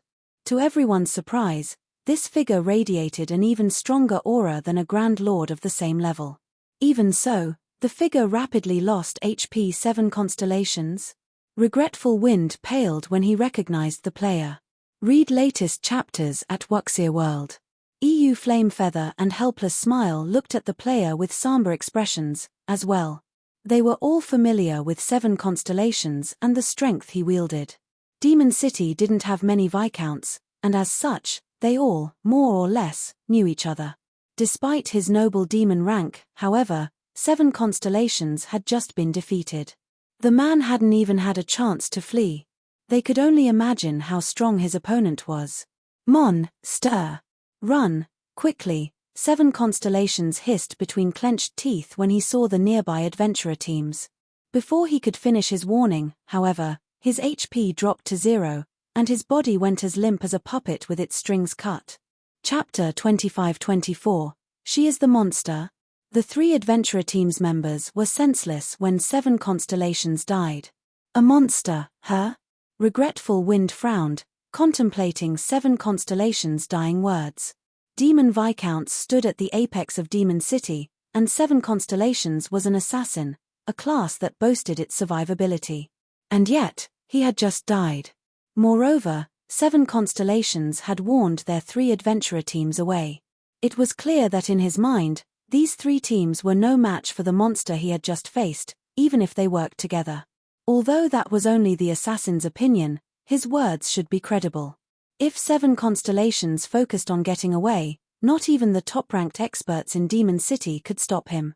But he had still fallen. It seems our opponent isn't as simple as we thought. What do you guys think? Regretful Wind asked the other 2 commanders. If they fought an opponent that even 7 constellations feared, the outcome wouldn't be as pleasant as they hoped. It's no wonder why Demon's Heart has offered such a gracious bounty, Helpless Smile replied, staring at the assassin's corpse. But this isn't the first time we've faced monstrous experts. Besides, if we flee, we'll become laughingstocks in Demon City by tomorrow. Although Helpless Smile felt the weight of 7 constellations' warning, it wasn't enough to order a retreat. Even if these intruders are powerful, there's no guarantee that we can't defeat them, Flame Feather agreed with a nod. Fighting spirit burned in her eyes as she launched into another charge. Don't forget, we have the home ground advantage. Our opponent may be a monster, but we'll still make him suffer. Monster-like experts were something to be feared. Ordinary Tier 3 experts had no hope against such players. However, their adventurer teams had fought monster-like experts before, particularly during the fight with Battle Wolves. Yet, these monstrous experts hadn't been powerful enough to save the guild from its miserable defeat in the Burning Forest. Furthermore, their adventurer teams had grown stronger since then. She was confident that they could hold their ground against monster-like experts and that they still had a chance at victory. The members of all three adventurer teams nodded in agreement with Flamefeather's sentiment. Achieving victory might be difficult if their teams fought alone, but they had all agreed to work together. Not even the 10 Saints Empire's superpowers would dare to take on their combined force, much less a measly team of 300 plus. It wasn't long after she finished speaking, however, that everyone noticed a lithe figure beside Seven Constellations' corpse. The figure silently looted the assassin's body as if she didn't have a care in the world. What amazing concealment techniques! Surprise flashed in Regretful Wind's eyes when he saw the woman who had abruptly appeared. As demon players, their perception of non-demon races' life signatures was incredibly powerful. Even an assassin in stealth would have a hard time hiding from demon players, especially with less than 100 yards between them. However, they couldn't seem to detect a trace of the female assassin's presence. The woman's mastery of concealment arts was unrivaled, even in Demon City. Is she the monster Seven Constellations warned us about? Helpless Smile's expression tensed as he watched the alluring woman a short distance away. If he encountered the assassin normally, she'd kill him 9 out of 10 times. He finally realized, more or less, why Seven Constellations had failed to escape. Interesting. I'm going to fight her, Flamefeather declared, her fighting spirit reaching its peak. She then activated demonification and charged at the female assassin, wielding her axes. As the only 3-star demon Viscount, activating her demonification would not only strengthen her physique by a large margin, but her basic attributes would also undergo a qualitative transformation. In her demon form, every action she took could transform the terrain around her. With just her Tier 2 demon charge, Flamefeather had bathed her surroundings in a sea of fire and shook space itself. Another ambush. Sensing Flamefeather charging toward her, Fire Dance stored the dagger she had just picked up from Seven Constellations' corpse and unsheathed the short sword hanging at her waist. In that case, I'll bury you alongside them. Fire Dance then swung 1,000 transformations through the empty air before her. Tier 3 skill, Triple Flash. 3 streaks of black light shot toward Flamefeather, one after another and as fast as lightning. However, Flamefeather's enhanced physique allowed her to brandish her axes during her charge in turn. Tier 3 skill, Demon Storm. Boom, boom, boom. A series of explosions echoed throughout the forest, and the powerful shockwaves knocked down trees while stirring dirt and debris into the air. Among the chaos, Flamefeather stumbled 3 steps back as a damage of over -50,000 appeared above her head. The difference between the two women's strengths was clear. What? Flamefeather was pushed back even in her demon form? The scene astonished Helpless Smile. He was perfectly aware of how powerful Flamefeather became after activating demonification. She was undoubtedly the strongest player among 3 adventurer teams. In her demon form, Flamefeather's Tier 3 skills were nearly as powerful as Tier 4 attacks, yet she had just lost a competition of strength against this human assassin. Amazing. It's no wonder why Seven Constellations called you a monster and assumed that we're no match for you, Flamefeather said, the flame of passion in her eyes burning even brighter than before. She launched into another charge, continuing, if I were alone, I wouldn't be a match for you, but in this forest, I'm not your only opponent. Regretful Wind finished activating his demonification as Flamefeather finished her statement, and he began to chant an incantation. When he completed it, he slammed the butt of his staff on the ground, and a golden, 2-fold magic array appeared under his feet. Tier 3 spell, Earthen Roar. Suddenly, the earth beneath Fire Dance's feet burst, exploding with countless streaks of light. Meanwhile, Helpless Smile didn't waste time. After activating demonification, He pulled the string of his ancient bow and launched 6 arrows into the sky, which formed a 6-point star above the assassin. Tier 3 skill, Demon Thorns. As the star-shaped magic array took form, pitch-black magic arrows descended, each with the power of a Grand Lord-ranked archaic species. Under Helpless Smile's control, a total of 18 magic arrows fell, diverting Fire Dance's attention away from Flame Feather. The nearby adventurer team members gaped, impressed by their commander's coordination. They had never guessed that those three would be so strong when they worked together. How was this still a battle between players? It was basically a fight between monsters. Not even Battle Wolves monster-level experts could stop their three commanders when they cooperated. With attacks coming in from all directions, Fire Dance was forced to activate a life-saving skill. She immediately used shadow steps to appear behind Flame Feather, evading the countless streaks of light. She dodged most of the 18 magic arrows, relying on Wind Step's brief invulnerability to block 5 unavoidable shots. She then tried to block the 2 incoming axes with 1,000 transformations. Boom! Fire Dance didn't have time to use a skill to block the axes, filled with power of darkness, in time, and as her short sword collided with Flame Feather's weapons, she was sent flying, losing 70,000 HP in the process. She didn't even have 1 million total HP, and the strike claimed a visible chunk. All hail the commanders. So what if she's a monster? She's still at a disadvantage against our commanders. The adventurer team members were ecstatic and overcome with pride to see one of their commanders dominate this monstrous assassin. The various superpowers monster-level experts were a nightmare for adventurer teams like theirs. Although their teams had defeated Battle Wolves' monstrous players, that had only been possible because of Demon's Heart's help. To be precise, their 3 adventurer teams had merely played a support role.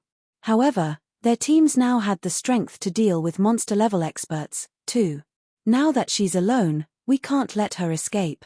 Flame Feather shouted to Regretful Wind and Helpless Smile. Fire Dance was clearly the invader's cornerstone, and since she was alone, this was the perfect chance to take her out. If they could not defeat her, and she regrouped with her allies, dealing with her would prove far more challenging. Relax. I've already had people set up a spatial barrier. She might be an assassin, but she won't get away that easily, Regretful Wind replied, grinning. After witnessing the initial clash between Flame Feather and Fire Dance, Regretful Wind realized the importance of this battle. Hence, he had instructed his subordinates to set up a magic barrier before he had even joined the fight. He wanted to ensure that they could flee if they were no match for the assassin, and if they were, that they'd have an easier time taking her down. Although they now had the upper hand, killing a monster like Fire Dance wouldn't be easy, but with the magic barrier up, they could buy enough time to complete the task. Read latest chapters at Wuxia World.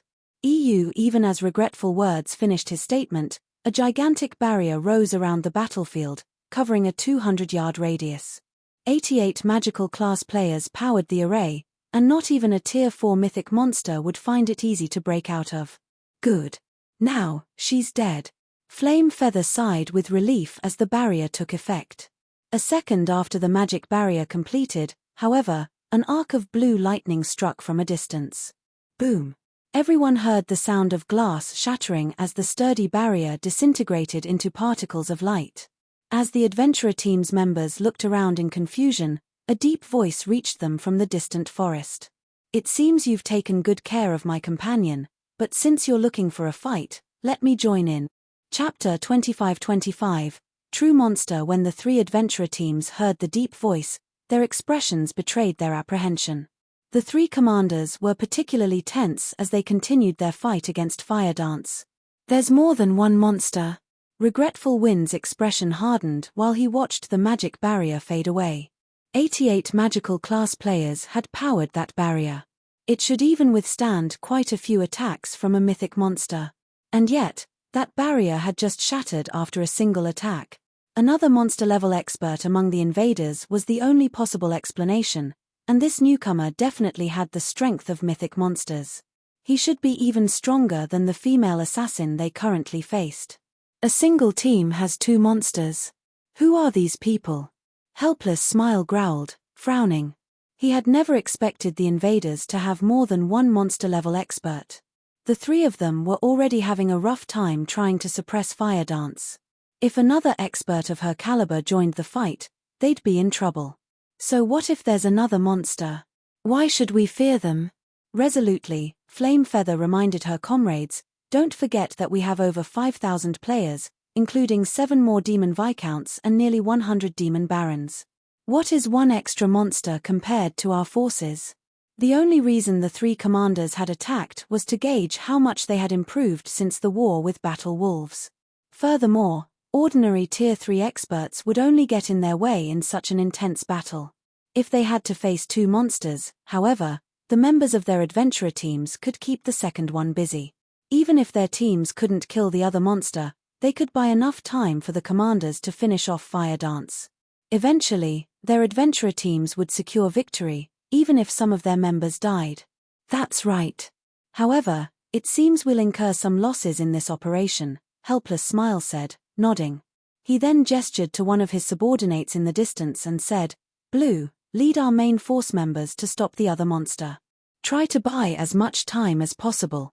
Understood, the Tier 3 shield warrior, Blue Sea, responded. Mandala, take your group and go with them.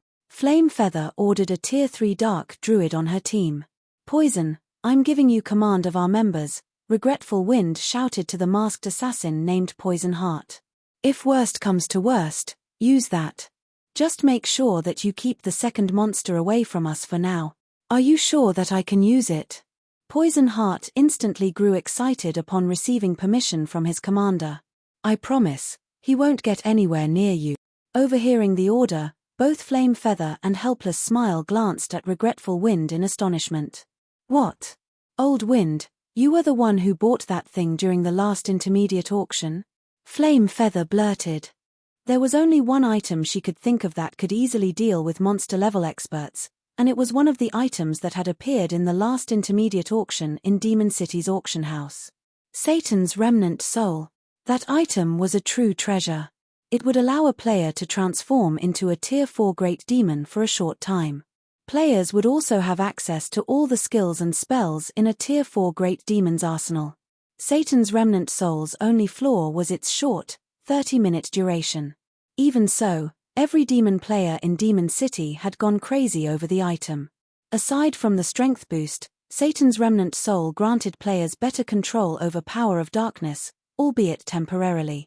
This experience would be immensely helpful when players took the challenges to increase their demon ranks.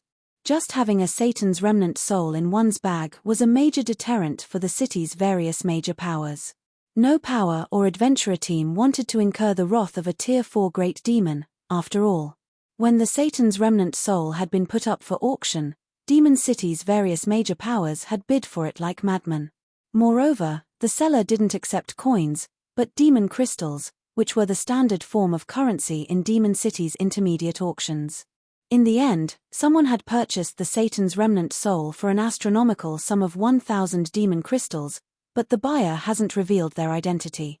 The mystery of who now owned the item had been a hot topic among the city's major powers. Even Helpless Smile flashed Regretful Wind a surprised look. He had never dreamed that Wind Tooth had hidden such a powerful trump card. If Eternal Night had clashed with Wind Tooth, the consequences would have been dire for his adventurer team. That being said, he had to admit that he was glad to work with Wind Tooth right now. MHM. I dug up practically everything we had to win it, Regretful Wind proudly confirmed. I had wanted to save it for a fight against a superior mythic, but I don't mind using it to annihilate these invaders. I will say this, however, any invader Poison Heart kills belongs to Wind Tooth. Since you're willing to go to such lengths, we won't take advantage of you. Don't worry, Helpless Smile agreed, nodding. That's right.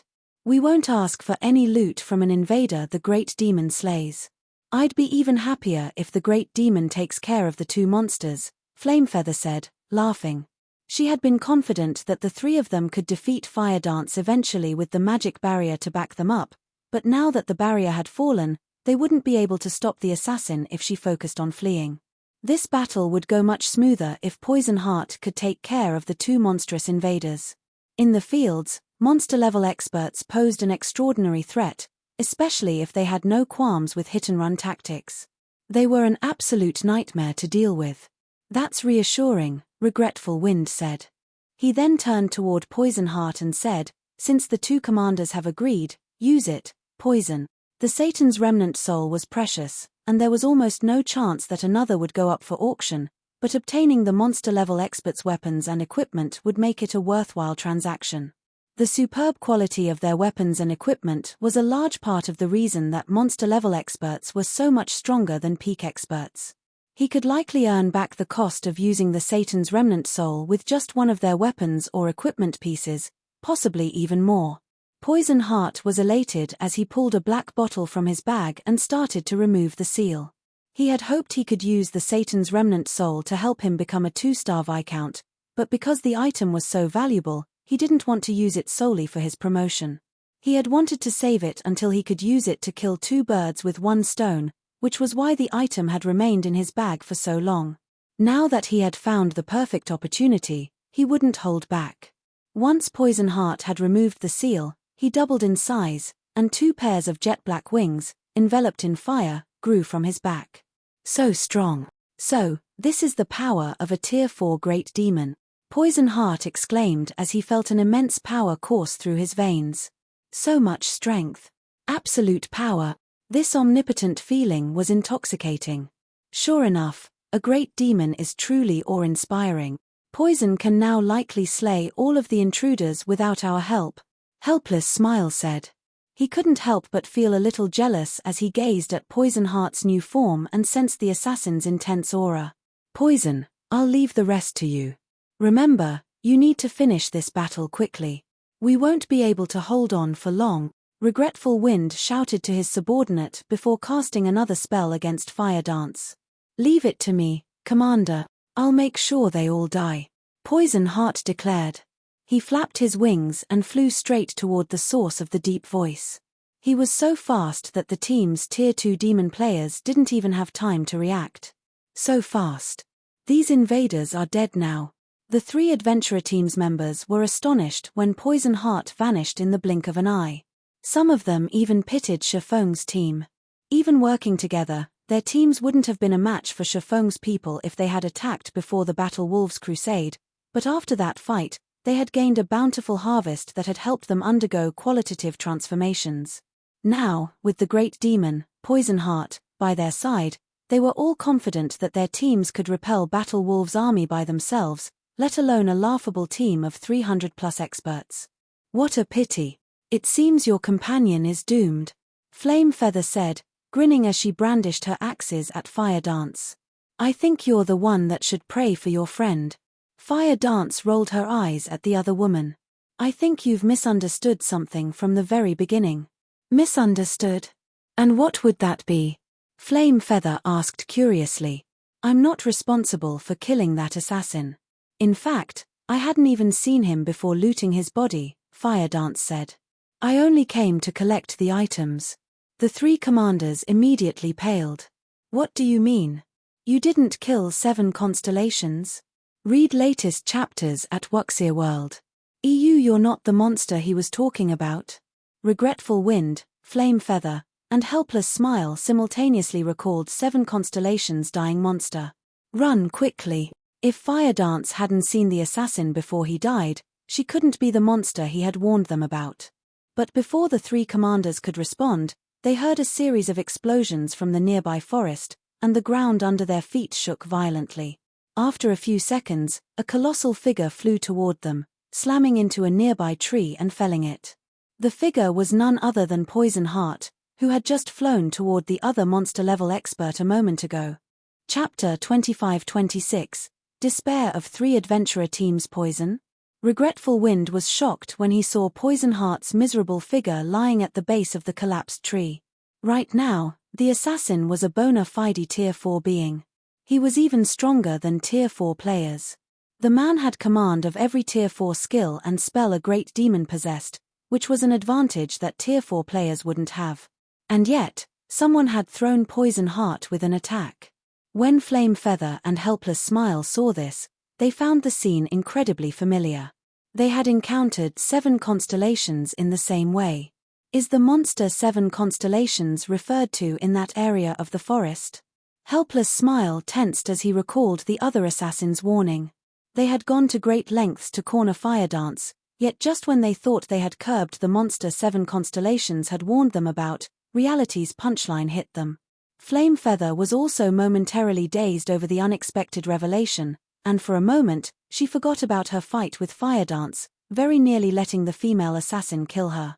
After a brief moment of silence, a man emerged from between the nearby trees. He was fully clad in pitch-black light armor and hid his appearance under a black cloak. 2 long swords hung from his belt, and the frightening amount of mana he radiated formed a layer of mist around his body. Within the burning forest, he looked like the Grim Reaper, and everyone who saw him felt chills crawl down his spine. The 3 adventurer team's main force members, who had been prepared to follow Poison Heart into battle, glanced back at their commanders. None of them were sure whether or not they should try to confront this invader. If this man had even thrown Poison Heart, who had transformed into a great demon, they'd suffer an even worse fate. It was highly likely that they'd die instantly just like 7 Constellations did. The mana he's radiating is practically even denser than Poison Heart's. Is he really just a Tier 3 player? Flame Feather exclaimed when she saw Shafong. Although determining a player's strength by the mana they radiated wasn't possible, the more mana wafting from one's body, the stronger their skills and spells would be. They'd also have higher physical stats and could more easily exhibit combat power beyond their limits. The amount of mana under his control was precisely the reason Poison Heart had felt omnipotent after reaching Tier 4. However, this Tier 3 swordsman commanded even more mana than Poison Heart did after his transformation. It was unbelievable. Could he have unlocked his mana body's full potential? Regretful Wind thought of a possibility as he sensed the immense amount of mana surrounding Shafong. He couldn't think of any other reason that would let a Tier 3 player command so much mana. Is a fully unlocked mana body really this strong? Helpless Smile wondered, skeptical about Regretful Wind's guess. As demon players, unlocking their mana body's potential proved far more difficult than it was for human players because their body structure was completely different. Hence, Demon City's players hadn't paid much attention to their mana body's potential. They felt that raising their demon ranks was a better use of their time. Not even most great demons they came across had fully unlocked mana bodies. Demon players were also physically stronger than humans, and they controlled more. They simply didn't need to go to the trouble of unlocking their mana body's potential. As long as they raised their demon rank, they were more than powerful enough to suppress human players. But Helpless Smile had never dreamed that human players with fully unlocked mana bodies would be this strong. The amount of mana Shafong controlled was enough to give him goosebumps. It was easy to imagine how powerful the swordsman's skills and spells would be. This isn't worth the trouble. Demon's Heart didn't offer nearly enough demon crystals for us to take on a monster like that.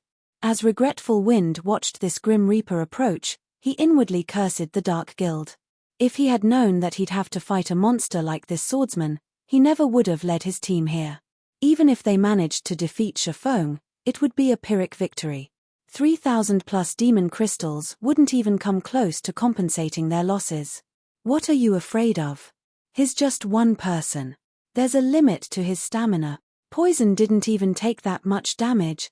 We can definitely wear him down if our main force members work together. As long as we defeat this assassin, we can take our time with the swordsman. Flame Feather shouted when she realized that the 3 adventurer team's main force members were cowering in fear. Her insistence snapped the main force members out of their daze, and they trusted that the commander was correct. Regardless of how powerful a player was, there was a limit to one's stamina. Shafong was merely one person. No matter how strong he was, he couldn't kill them all.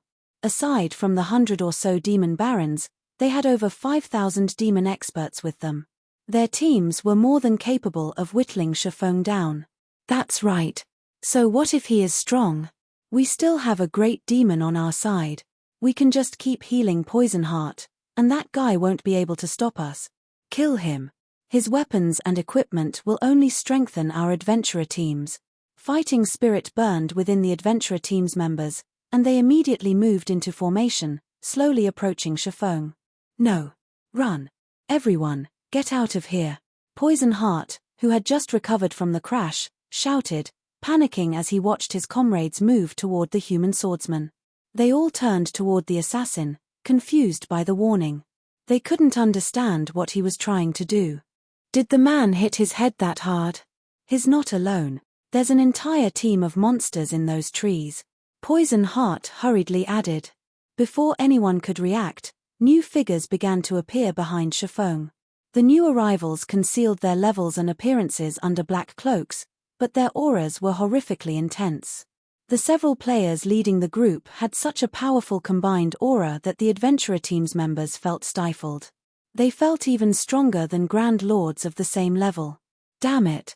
How is this possible? The blood drained from Regretful Wind's face when he saw the Hell Legion. Everyone, retreat! Retreat immediately! Both Fire Dance and Chiffon had suppressed their auras, so Regretful Wind hadn't been able to tell how strong they were. He could only guess based on his instincts and the mana they radiated. The Hell Legion members didn't bother to hide their auras, however. Read latest chapters at Wuxia World. EU. From the power Regretful Wind sensed, at least 5 of those human players were even stronger than Grand Lords of the same level, and even the weakest of the remaining members nearly rivaled Grand Lords. If their 3 adventurer teams tried to fight this group, it'd be a one-sided massacre. Hearing Regretful Wind's order, the stunned adventurer teams snapped out of their daze and fled in all directions like a flock of startled birds. Damn it! Run! Flame Feather did the same, fleeing the moment she saw Hell Rush and his companions. As she ran, a deep hatred for Demon's Heart blossomed in her chest. What a joke! The enemy team had at least 6 monster-level experts, and more than 300 of them could rival Grand Lords of the same level. This was no longer a force that Demon City's powers could take on individually. They'd only have a chance of defeating these intruders if they gathered all of the combat power in the city. Anyone that tried to fight these human players on their own would be digging their own grave. Escape! Don't you think it's a little late for that? When the 3 adventurer teams began to flee, Chiffon turned to the Hell Legion and growled, "Kill them, leave none alive." Chapter 25-27, Sweeping Victory. As soon as Chiffon gave the command, the Hell Legion pounced on the fleeing demon players like ravenous tigers. Although demonized players' physiques and basic attributes were superior to ordinary human players, and they could run much faster than humans, the Hell Legion's members were among the best in Netherworld Empire. Moreover, they had some of the best equipment available in God's domain at this stage of the game. Including their special bloodline, their basic attributes were even higher than the adventurer team's demonized members. The Hell Legion's experts caught up to the fleeing adventurer teams in no time at all. Damn it! They're too fast. You think you can bully me? I'll fight you to the death. I refuse to believe I can't defeat at least one of you. Realizing that escape was impossible, the adventurer teams turned and decided to stand up to the Hell Legion. Over 1,000 Tier 2 experts tried to meet the incoming Hell Legion experts, and although they knew they had a basic attribute advantage, they moved into defensive formations, with MTS on the front line and ranged players in the back. Their coordination was smooth, giving the Hell Legion's experts no chance to face them one-on-one. Skills and spells proceeded to fly toward the Hell Legion, adding colorful lights to the Crimson Forest. Boom! Boom! Boom! As the attacks landed, countless explosions echoed throughout the forest, and thick smoke filled the area as if it had just been bombed from above. Trees caught in the crossfire were blown to smithereens. You guys might be powerful, but I refuse to believe that you can take so many attacks without taking damage. The 3 adventurer teams' attacking members looked smug when they saw that they had transformed part of the forest into an empty flatland. They also grew more confident about facing the Hell Legion. When they usually worked in teams of 100 or less, they were helpless against peak experts, but with over 1,000 players attacking in formation, they could launch a continuous assault on a single point. The Hell Legion members shouldn't think they could approach so easily. Before the adventurer teams could celebrate, however, the Hell Legion's members emerged from the cloud of smoke. Not one of the human experts had lost a single HP after the bombardment, much less suffered any severe injuries. Their steady advance seemed like those attacks had meant nothing to them. How is this possible? The 3 adventurer teams' offensive members were stupefied. Even peak experts would have to take cover against their frenzied attacks, Yet these experts continued to advance like nothing had happened. They hadn't pushed them back in the slightest. In fact, the Hell Legion was even closer now. The adventurer team's main force members, who had long since fled, shook their heads at the scene. How can anyone think those experts would be so easy to defeat? Players that hadn't yet reached Tier 3 simply couldn't understand how terrifying Tier 3 players were. That bombardment wouldn't even have damaged the adventurer team's Tier 3 players, much less the Hell Legion. With the extraordinary physique and basic attributes Tier 3 players had at their disposal, evading most Tier 2 players' skills and spells was a piece of cake. Even if they couldn't dodge the more flexible and accurate attacks, they could block them. Without tremendous power, Tier 2 players would have an incredibly hard time dealing damage to a Tier 3 expert. At worst, they'd only lose some stamina and concentration. In an instant, the Hell Legion's experts arrived before the adventurer team's frontline MTS streaks of light struck the MT's vitals, dealing hundreds of thousands of damages and plundering all of the MT's HPs. From afar, it looked like the MTS had been cursed as they fell, one after another. Over 1,000 experts from the 3 adventurer teams had fallen in just a dozen or so seconds. The remaining players, who had pondered staying for the fight, gasped. They had already known the difference between the two sides' combat power was massive, but they had never dreamed that it would be this huge. Every player that had chosen to fight had fallen in the initial clash. Only the adventurer team's main force members weren't surprised. In truth, the Hell Legion didn't just have incredible basic attributes, their combat standards were also absurdly high. Unlike Reshaping and Firedance, the Hell Legion's experts made no attempt to hide their combat standards, which made it easy for the main force members to notice. Meanwhile, from what they could tell, even the weakest human player of the team had reached the Flowing Water Realm, while most of the Hell Legion had reached the Void Realm. The 3 adventurer team's commanders had only recently reached the Void Realm, and none of their teammates had caught up to them. The Hell Legion continued to cull the 3 adventurer teams like the Grim Reaper himself.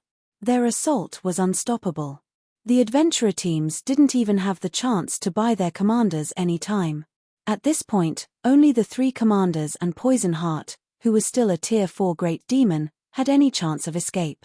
However, Reshaping, Hell Rush, and the others had suppressed the 4 demon players, who rapidly lost HP. In less than 10 minutes, the forest floor was covered in several thousand demon player corpses. None of the 3 adventurer team's members had gotten away with their lives. Demon City, Demon's Heart's residence. Commander Troubled, what do you think of the training room we've constructed? Furious Heart asked, smiling as he gestured to the marble building before him. It's amazing. The darkness energy seeping from it is already so dense. If demon players train in the building, they'll most likely climb to the Baron rank very quickly. They might even meet the conditions to reach the Viscount rank, Troubled Times surmised, shocked as he examined the training room bathed in darkness energy. Raising their nobility ranks wasn't easy for demon players. Not only did they need enough demon crystals, but they also needed to pass a test. Aside from their combat power, players would be tested on their ability to manipulate darkness energy. Unfortunately, even in demon territories, areas with dense darkness energy were incredibly rare, so demon players didn't have many opportunities to control high amounts of darkness energy. The Dark Den was a special case since many areas of the otherworld were rich in darkness energy and helpful to demon players as they trained.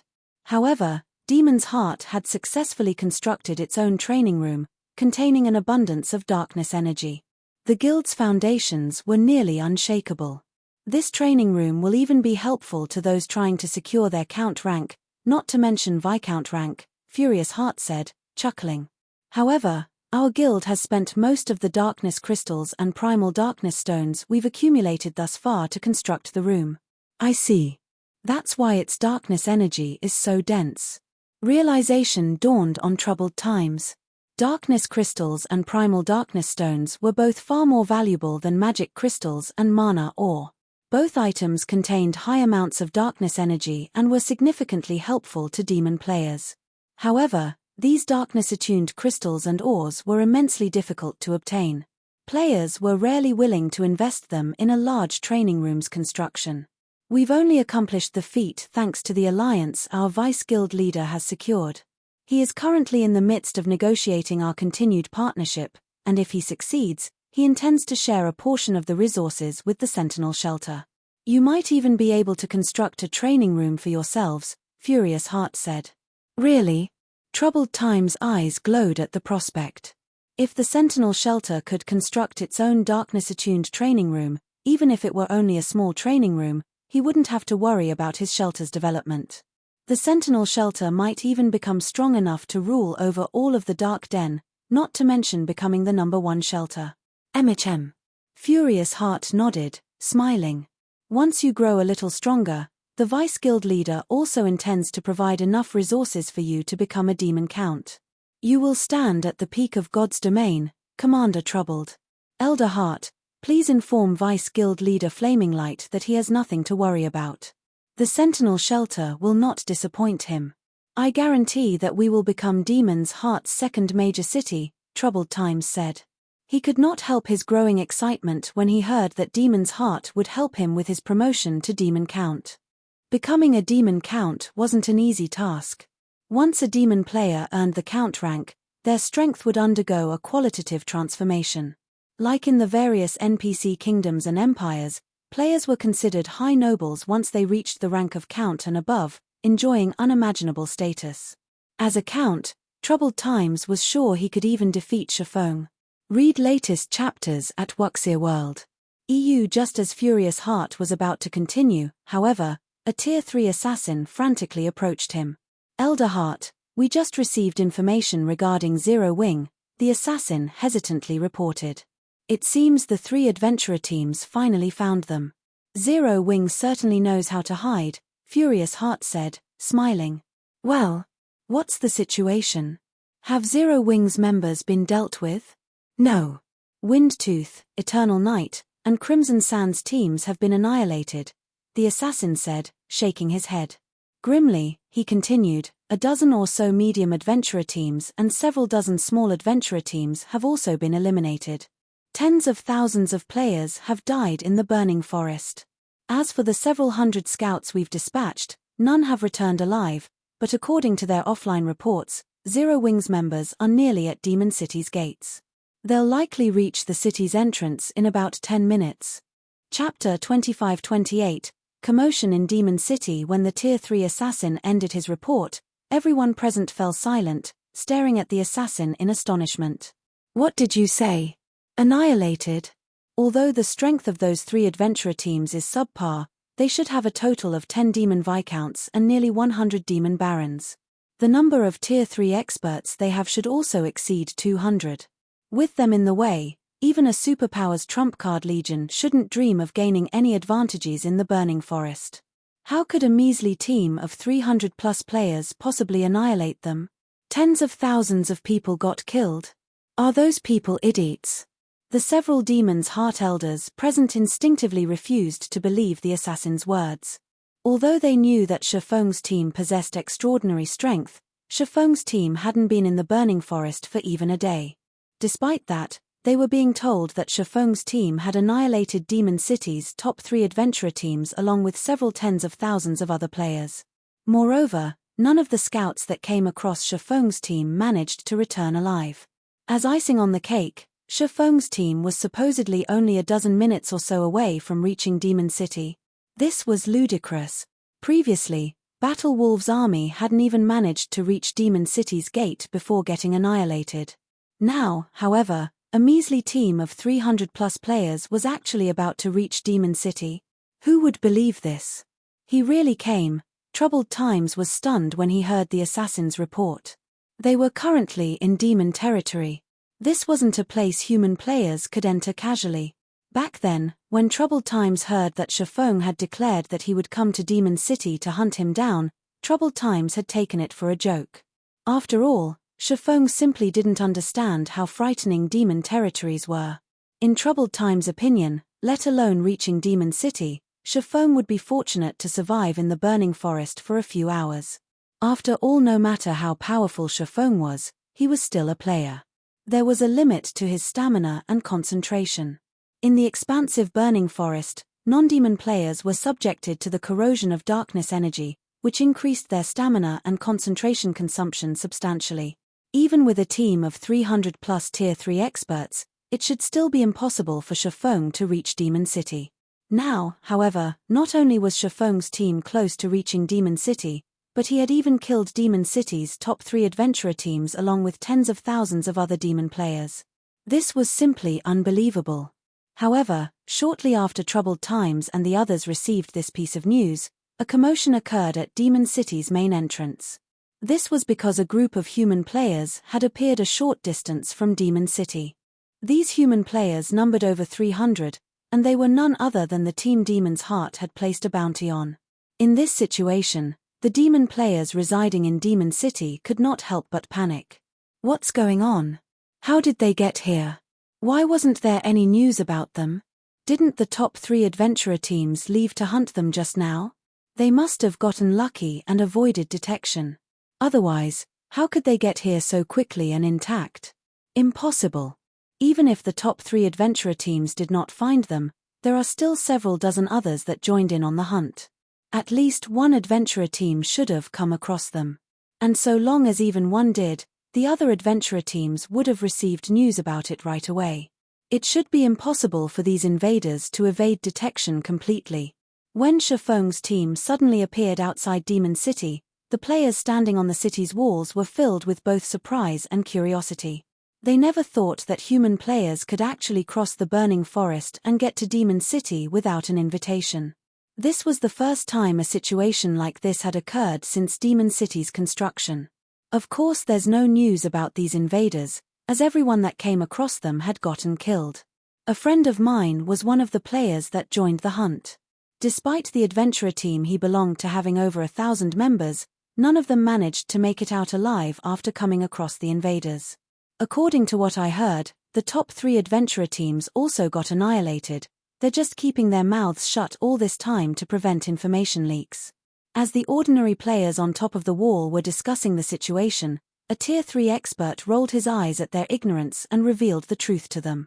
Upon hearing the Tier 3 players' revelation, the ordinary players were stunned.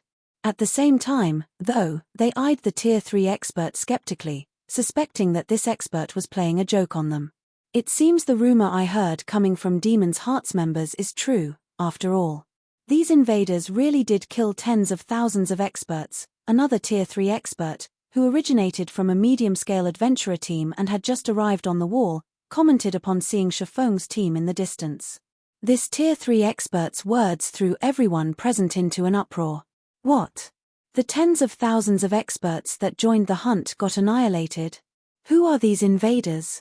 They're not really here to kill Troubled Times, right? It seems Demon's Heart has met its match. I wonder which side is stronger. Do you even have to ask? It's definitely Demon's Heart. Don't forget that this place is Demon City, the main headquarters of Demon's Heart. These 300+ invaders might be amazing out in the fields, but they're asking for death if they think they can do whatever they want inside Demon City.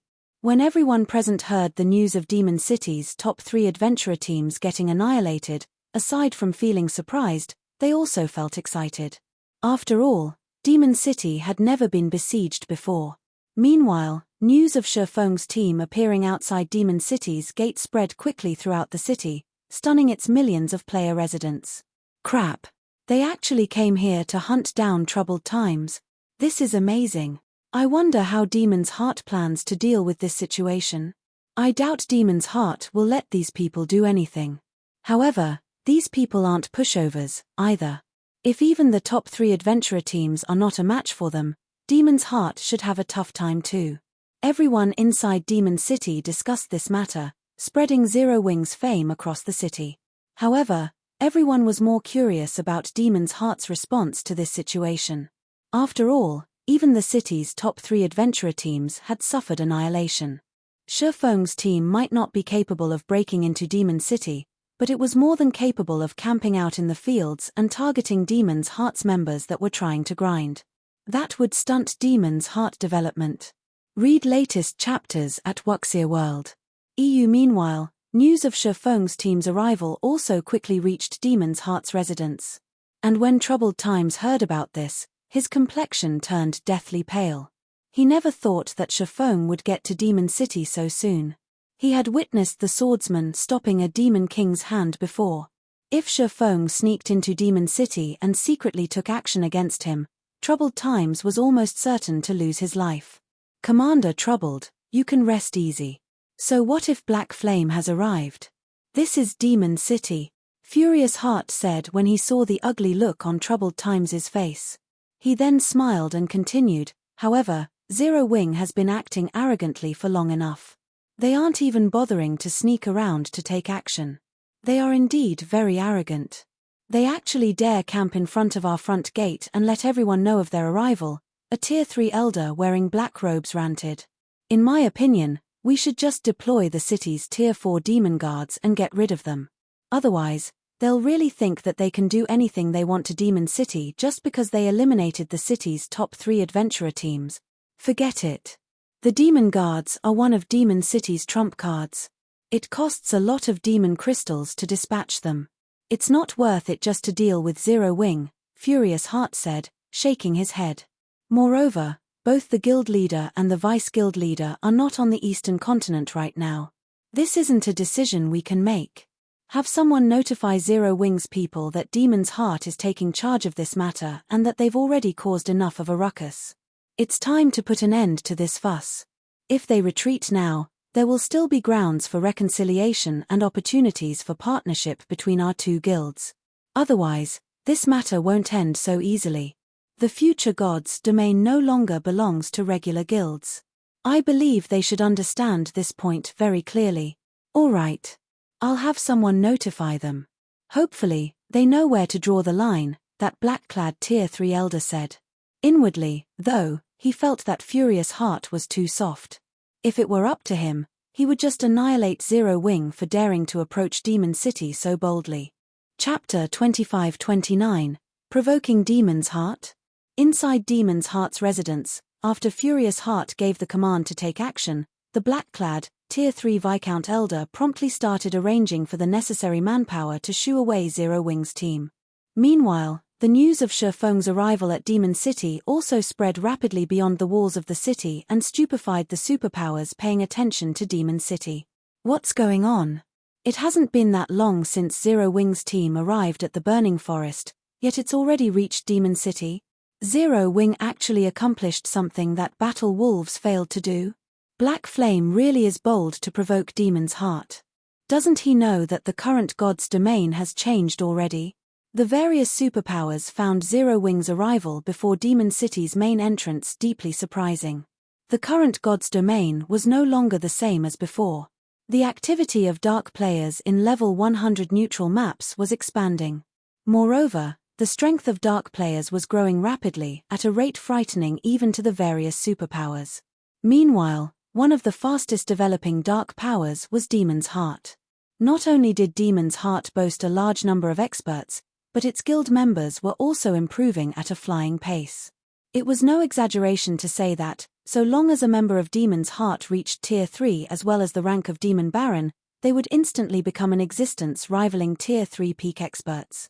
In fact, their survivability out in the fields would be much stronger than human peak experts.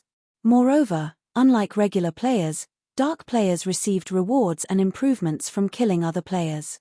They had a much greater advantage when it came to leveling and upgrading their weapons and equipment. Even though dark players were a minority in God's domain, they were now strong enough to go up against regular guilds in level 100 neutral maps. This was why many independent players were opting to become a dark player, which, in turn, continuously increased the dark player population in God's domain. This change drove the incredibly fast growth of the various dark powers. Of course, the rapid development of dark players came with a price. Compared to regular players, the penalty dark players suffered for death was many times greater. Hence, in order to avoid death, current dark players were limiting their sphere of activities instead of rampantly clashing with regular players. Nevertheless, even the various superpowers did not dare provoke dark players casually, much less dark powers like Demon's Heart. None of the various superpowers had expected Zero Wing to provoke Demon's Heart. Moreover, Zero Wing had gone all the way to Demon City's main entrance to do so. Meanwhile, inside one of the advanced restaurants in the Ten Saints Empire's capital, Illusory Words was currently enjoying a meal. Midway through her meal, however, a Tier 3 assassin barged into her private room with a tense expression on his face. Vice Guild Leader, we just received news that Zero Wing annihilated not only Demon City's top 3 adventurer teams but also tens of thousands of Demon City's experts. Zero Wing's team has already arrived before Demon City's main entrance. By the looks of it, Zero Wing is really intent on taking action against troubled times, the Tier 3 assassin said, astonishment writ large on his face. They arrived already? Illusory Words similarly felt astonished by this point. She had visited Demon City as a guest before, so she knew just how difficult it was to cross the burning forest. A large number of demon patrol squads and demon players operated within the forest. In her opinion, even with frightening strength, Shafong and his team should still struggle to reach Demon City. In fact, by the time they got to Demon City, the tracking mark they placed on troubled times might have disappeared already. In that case, visiting Demon City would also be meaningless. However, Shafong's team had actually reached Demon City less than a day after they entered the burning forest.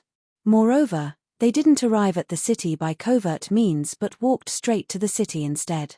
We also found out a little regarding the relationship between Troubled Times and Demon's Heart, the Tier 3 assassin said. Troubled Times' Sentinel Shelter is Demon's Heart's most important pawn in the Dark Den. Demon's Heart is even planning to turn the Sentinel Shelter into its main headquarters. In addition, Troubled Times fought alongside Flaming Light, one of Demon's Heart's vice guild leaders, during the early stages of God's Domain. Although the two of them eventually chose different development paths, Troubled Times is now one of Flaming Light's trusted aides, due to his excellent strength and talents. He's actually Flaming Light's confidant. Illusory Words frowned at this situation. If this really is the case, then Zero Wing will have difficulty killing Troubled Times. Flaming Light is extremely protective of his own people, especially his confidants. Moreover, Troubled Times is taking shelter inside Demon City. Hopefully, Guild Leader Black Flame doesn't act too rashly. Flaming Light was famous on the Eastern continent.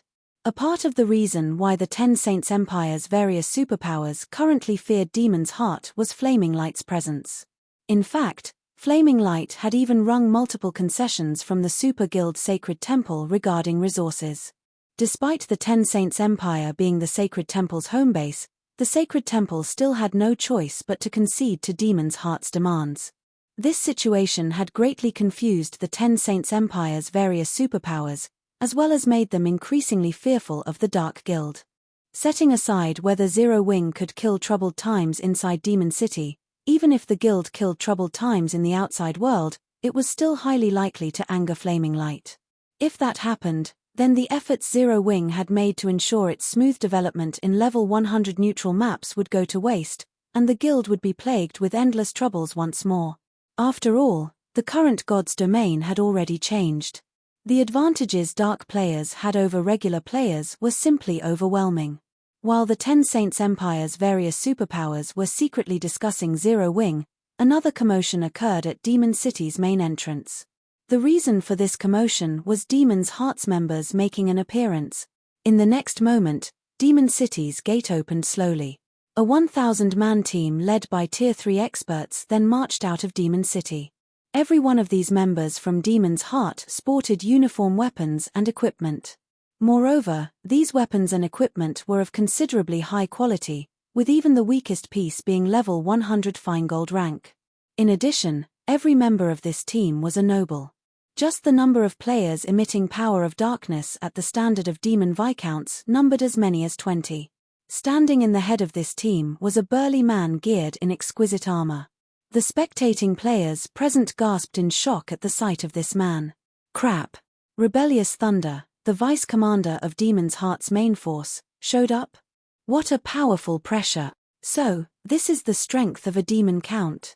When the players standing atop the city's walls saw the burly man, awe filled their eyes. The count rank was something all demon players aspired to. However, it was beyond the reach of most demon players. The reason for this wasn't just the astronomical amount of demon crystals required to challenge the test to become a demon count, but also the test's great difficulty. Even now, aside from Demon City's two main guilds, no other power boasted a demon count among their ranks. The strongest person the other powers possessed was a 3-star Viscount. Players that had become demon counts were treated with respect by even great demon NPCs because Tier 3 players at the demon count rank were already strong enough to go up against great demons. Their becoming a Tier 4 great demon in the future was also only a matter of time. They actually sent a demon count out. When Regretful Wind, who was currently sitting inside a bar near the main entrance, saw Rebellious Thunder through a magic mirror, envy flashed in his eyes. It seems Demon's Heart really places great importance on troubled times.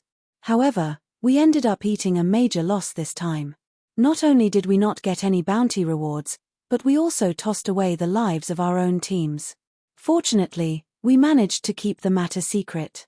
Now, all of Demon City's adventurer teams have suffered tremendous losses as well, Helpless Smile said, a bitter smile forming on his face as he gazed at Rebellious Thunder's figure.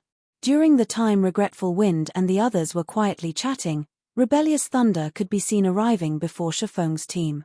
"Are you Zero Wings guild leader, Black Flame?" Rebellious Thunder asked as he looked at Shifeng. "That's right," Shifeng replied, nodding. "Do you have business with me?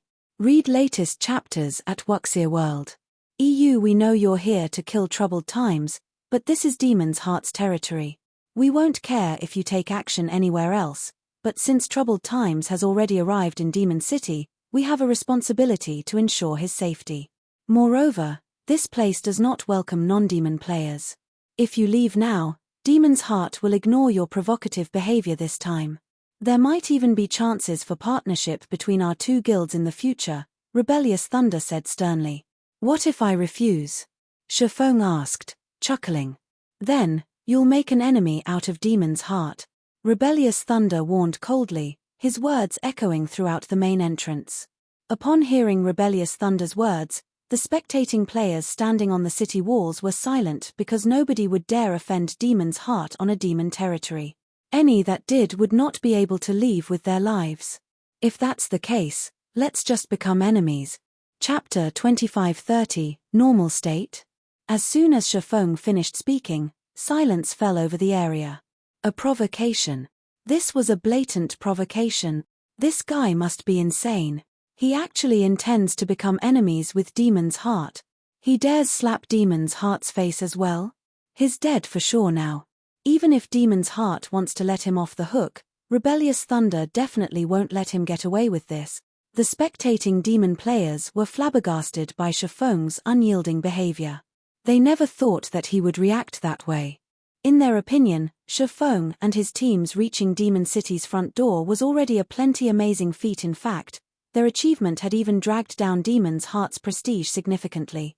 After accomplishing all this, Shifeng should have wisely retreated instead of pushing the envelope.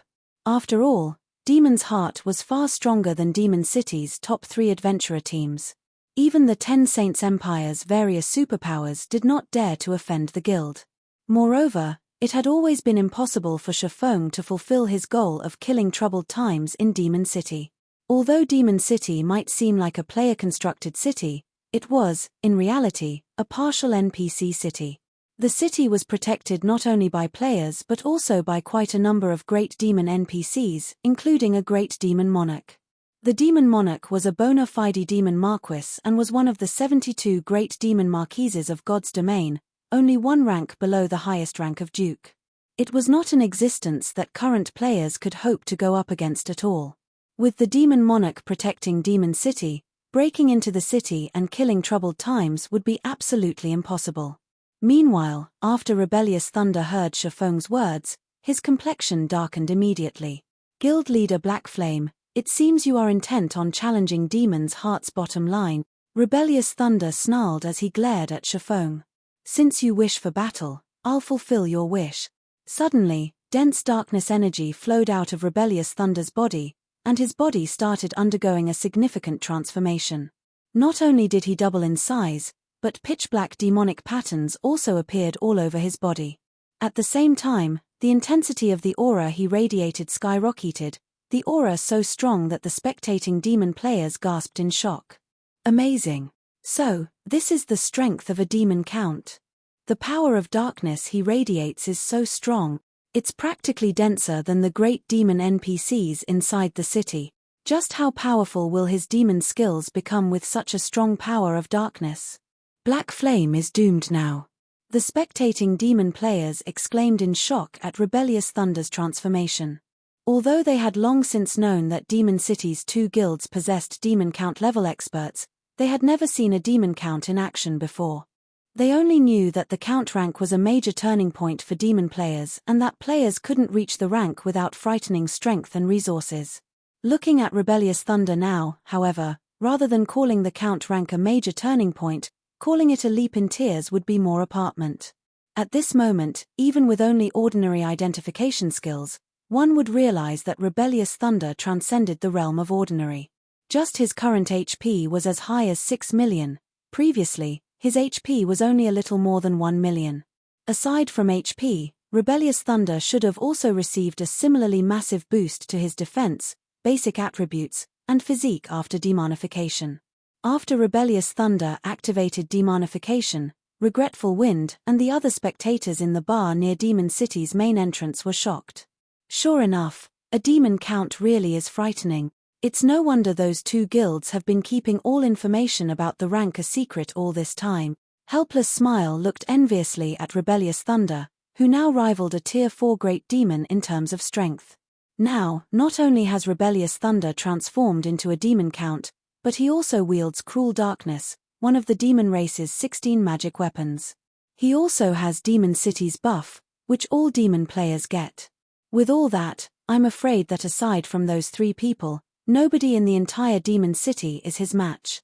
Rebellious Thunder was originally a monster-level expert working for a super guild.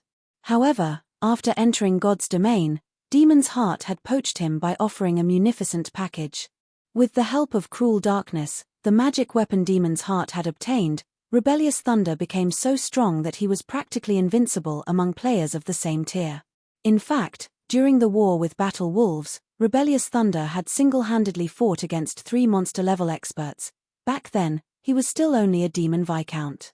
Now that Rebellious Thunder had been promoted to a demon count, Helpless Smile couldn't even begin to imagine how powerful he had become. Rebellious Thunder won't have an easy time dealing with Black Flame, though. After all, Black Flame suppressed Poison Heart even after Poison Heart had transformed into a great demon, Regretful Wind said as he looked at the demonized Rebellious Thunder. I believe it's going to be a tough battle. Regretful Wind had personally experienced Shifeng's terror.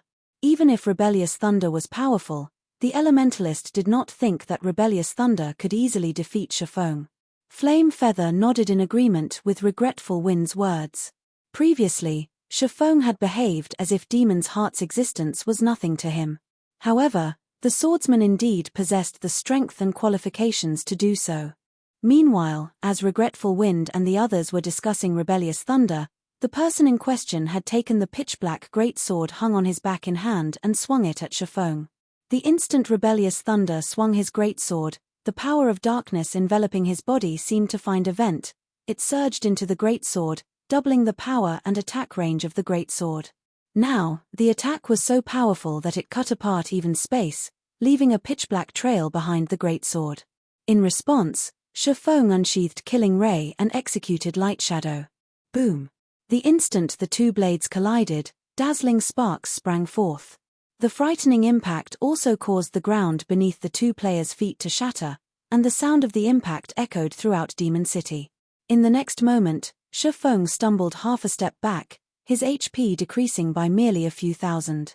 To Shifeng, who possessed over 1 million HP, this amount of damage was negligible. Impossible. That guy only lost by a little even after receiving the Vice Commander's full-powered blow. Upon seeing this outcome, both the spectating demon players and Demon's Hearts members could not help being stupefied. This was especially true for Demon's Hearts members, whose eyes very nearly fell out of their sockets at this scene.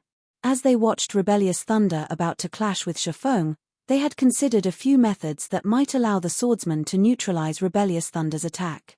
For example, Shifeng could use a life-saving skill or a special tool. However, they never thought that he would receive Rebellious Thunder's attack directly and even block it with such ease. At this moment, let alone everyone else, even Rebellious Thunder himself was stunned by this outcome. What happened? Even before he had risen to the Demon Count rank, with Cruel Darkness's power, he was already invincible among those of the same tier. Now, despite being a Demon Count and activating demonification, he was actually only slightly stronger than Shifeng. However, Rebellious Thunder quickly snapped out of his daze. "It seems you're not all talk, after all," Rebellious Thunder praised. "But, so what if you can block my attack? You'll still lose if you only remain on the defensive." As soon as Rebellious Thunder finished speaking, however, Shifeng suddenly returned Killing Ray to its sheath. Read latest chapters at Wuxia World. EU as expected of an expert who has reached the rank of Demon Count. "Your strength has already surpassed that of ordinary mythic monsters," Shifeng said as he looked at Rebellious Thunder. "It seems I really am not a match for you demon players when you have the home ground advantage and I am in my normal state." "Normal state?" Rebellious Thunder chuckled when he heard Shifeng's words. "Do you think you can transform into a demon too?" While inside demon territories, players couldn't use berserk skills. Of course, demon players were no exception to this rule. However, demon players could use demonification to elevate their strength. This was why the Ten Saints Empire's various superpowers could never do anything against Demon City. Only Battle Wolves were stubborn enough to attempt a crusade against Demon City. "I can't," Shifeng said, chuckling as he looked at Rebellious Thunder. "However, my doppelganger can." After saying so, Shifeng drew the pitch-black sword hanging from his waist. Chapter 2531, Black Dragon. The abyssal blade Shifeng wielded looked like a gemstone of darkness. Adorned with glowing, crimson patterns, the sword gave off a bewitching feeling. The instant Shifeng unsheathed the abyssal blade, a doppelganger appeared beside him. In terms of aura and appearance, the doppelganger was utterly identical to him. His trump card is a doppelganger. And here I thought he had something amazing saved up. He's not thinking that he can defeat Vice Commander Thunder just by relying on a doppelganger, which would have weaker basic attributes than himself, right?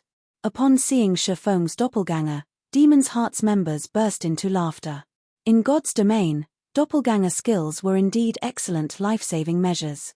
They were also extremely rare skills that could drastically increase the combat power of players. However, doppelganger skills were generally useful only against monsters and ordinary experts.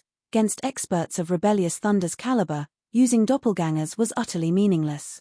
Not to mention, Rebellious Thunder had Cruel Darkness to further amplify his strength. The magic weapon grew through absorbing the power of darkness its user radiated. In return, the weapon not only provided its user with a significant boost in strength but also extended its user's attack range drastically. When Rebellious Thunder wielded it, he could achieve an attack range of roughly 20 yards, which basically transformed him into a ranged player. With such an attack range combined with Rebellious Thunder's strength and techniques, it wouldn't matter if he went up against 1 or even 5 melee players. There wouldn't be much difference, as he wouldn't give his opponents an opportunity to get close to him. Meanwhile, if a melee player couldn't approach Rebellious Thunder, they naturally couldn't attack him, either. This was the reason why Rebellious Thunder was able to fight 3 of Battle Wolves' domain realm experts simultaneously without being put at a disadvantage. Since Shifeng had summoned only 1 doppelganger, this increase in numbers wouldn't affect Rebellious Thunder's performance in battle at all. "Although I don't know what you're trying to pull here, you should just use whatever cards you have," Rebellious Thunder advised. Even after seeing Shifeng summoning a doppelganger, he did not hurry to attack Shifeng. Instead, he simply casually observed the swordsman before him. "I'll teach you how foolish it is for you to make an enemy out of Demon's Heart." After Rebellious Thunder said this, the power of darkness that his body radiated intensified once more. This time, it even produced a faint layer of dark fog around his body. At the same time, the magic weapon he wielded seemingly received an upgrade. Now, pale blue flames flickered around Cruel Darkness's blade. However, these flames did not increase the ambient temperature but decrease it. The temperature fell so low that the nearby plants even started freezing. "He can still grow stronger? Amazing. This is truly amazing. It's no wonder even the top 3 adventurer teams do not dare defy Demon's Heart. Just Rebellious Thunder alone is more than enough to make the top 3 adventurer teams suffer. Upon seeing Rebellious Thunder's strength improving further, the demon players spectating from the city walls gained newfound recognition of Demon's Heart. Many experts even started entertaining thoughts of joining the guild. Originally, they had become dark players to avoid the restrictions of guilds. However, the strength Rebellious Thunder displayed was simply too amazing. Now, they felt that they wouldn't mind losing some of their freedom if it meant that they could become as strong as Rebellious Thunder. At this moment, let alone the demon players spectating from the city walls, even Regretful Wind and the others, who were watching inside one of the city's bars, were floored by Rebellious Thunder's sudden power-up. He still wasn't at his peak state before. As Regretful Wind goggled at Rebellious Thunder's fog-shrouded body, he had trouble keeping his mouth closed. Compared to ordinary demon players, Regretful Wind, who had already reached the Demon Viscount rank, had a much clearer idea just how frightening the power of darkness Rebellious Thunder radiated was. It was no exaggeration to say that, even if he raised the density of his own power of darkness by 3 or 4 times, he would still fall short of Rebellious Thunder's standard. Since the origin of demon player carrot strength was the power of darkness, having denser power of darkness would improve not only one's concentration recovery but also the power of their skills and spells by a large margin. The power of darkness affected players similar to how mana did, but with much more prominent effects. To think that a demon count can grow that strong. Black Flame really is doomed this time. I'm afraid he won't last more than a few moves against Rebellious Thunder, Flame Feather muttered in shock. She was clearly a 3-star Viscount, only 1 step away from becoming a Count. However, it never occurred to her that there would be such a huge gap in strength between a 3-star Viscount and an actual Count. At this moment, let alone within Demon City's sphere of influence, even outside of demon territories, Rebellious Thunder could still operate without fear. Meanwhile, outside Demon City, when Blue Frost and the other Zero Wing members from Shelter 1, who had followed Shafong to Demon City, saw Rebellious Thunder's transformation, grim expressions appeared on their faces. Blue, how about advising the guild leader to stop? We've already gone this far. I believe the Dark Den's various powers will understand how strong Shelter 1 is. However, if we proceed with this fight, our losses will be massive, Evening Lotus said as she looked at Blue Frost. After seeing how easily their team reached Demon City, she had indeed gained newfound recognition of their guild. She never thought that Zero Wing would be this strong. However, their current opponent was no longer an existence they could deal with. Even though they had over 300 Tier 3 experts on their side, she wasn't optimistic about their chances of defeating Rebellious Thunder. After all, they were standing in the home ground of demon players. Moreover, Rebellious Thunder had the protection of Demon City. Indeed. At this rate, rather than making a statement, we'll end up becoming a laughingstock in the Dark Den instead, Blue Frost said, nodding. He, too, felt that they had done enough. Blue Frost immediately headed for Shafong to persuade him to end this battle of attrition. However, he had just taken 2 steps forward when Shafong suddenly raised the abyssal blade horizontal of himself and started incanting. The deafening roar of a dragon entered everyone's ears and shook the entire Demon City. This dragon roar made everyone present shudder involuntarily, and they reflexively turned to look at the origin of this roar. To everyone's surprise, this roar actually came from the doppelganger Shafong summoned. At this moment, however, the doppelganger had started disintegrating into a cloud of black fog, which continuously expanded, growing by several hundred times in size in no time at all. A short moment later, a pair of gigantic, golden eyes appeared inside the black fog, the piercing gaze of the golden eyes sending shivers down everyone's spine. What's going on? The doppelganger can actually transform? The doppelganger's aura is so strong.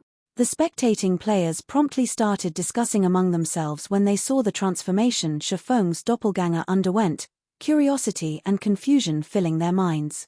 It seems you weren't spouting nonsense before, Rebellious Thunder said. As he gazed at the dense cloud of fog before him, fighting spirit welled up within him. However, no sooner had Rebellious Thunder finished speaking than a gigantic claw emerged from the cloud of fog. This claw was the size of a two-story house and densely covered in pitch-black scales. When the claw landed, it instantly shattered the ground. At the same time, everyone in the vicinity also felt the ground beneath them quaking. Before everyone could snap out of their daze, a 30-meter-tall black dragon appeared before their eyes. Read latest chapters at Wuxia World. EU a dragon? Everyone's breath momentarily stifled as they gazed at the incarnation of death and destruction before them, unable to wrap their head around this situation. How is this possible? Why would a dragon appear here? That is fake. That must be fake.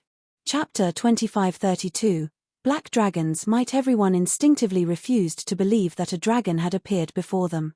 In God's domain, dragons were synonymous with destruction.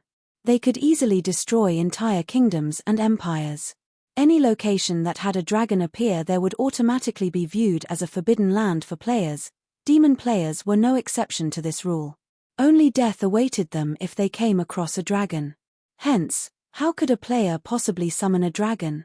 However, the powerful aura and pressure, which stemmed from a massive difference in life rating, the black dragon gave off was undoubtedly real. At this moment, aside from the demon players present, Blue Frost and the others standing behind Shifeng were likewise astonished by this situation. They never thought that their guild leader would possess such a trump card. No. Something's not right. That dragon seems to be only at Tier 3. It's not a Tier 5 adult dragon. A Tier 3 demon ranger, who had used an identification skill on the black dragon, suddenly shouted. Upon hearing this ranger's announcement, everyone immediately reacted to the situation. It really is a Tier 3 dragon. I knew it. I knew it was impossible for a player to summon an adult dragon. Even so, that black flame is still plenty amazing. I'm afraid even the vice commander will be helpless against a Tier 3 dragon. When Demon's Heart's members saw that the black dragon was merely a level 111, Tier 3 infant dragon, they breathed out a sigh of relief. As far as they knew, most dragons that appeared before players were Tier 5 adult dragons, and even the weakest among them were Tier 4 infant dragons. They were not existences that current players could hope to go up against. However, a Tier 3 infant dragon was a different story.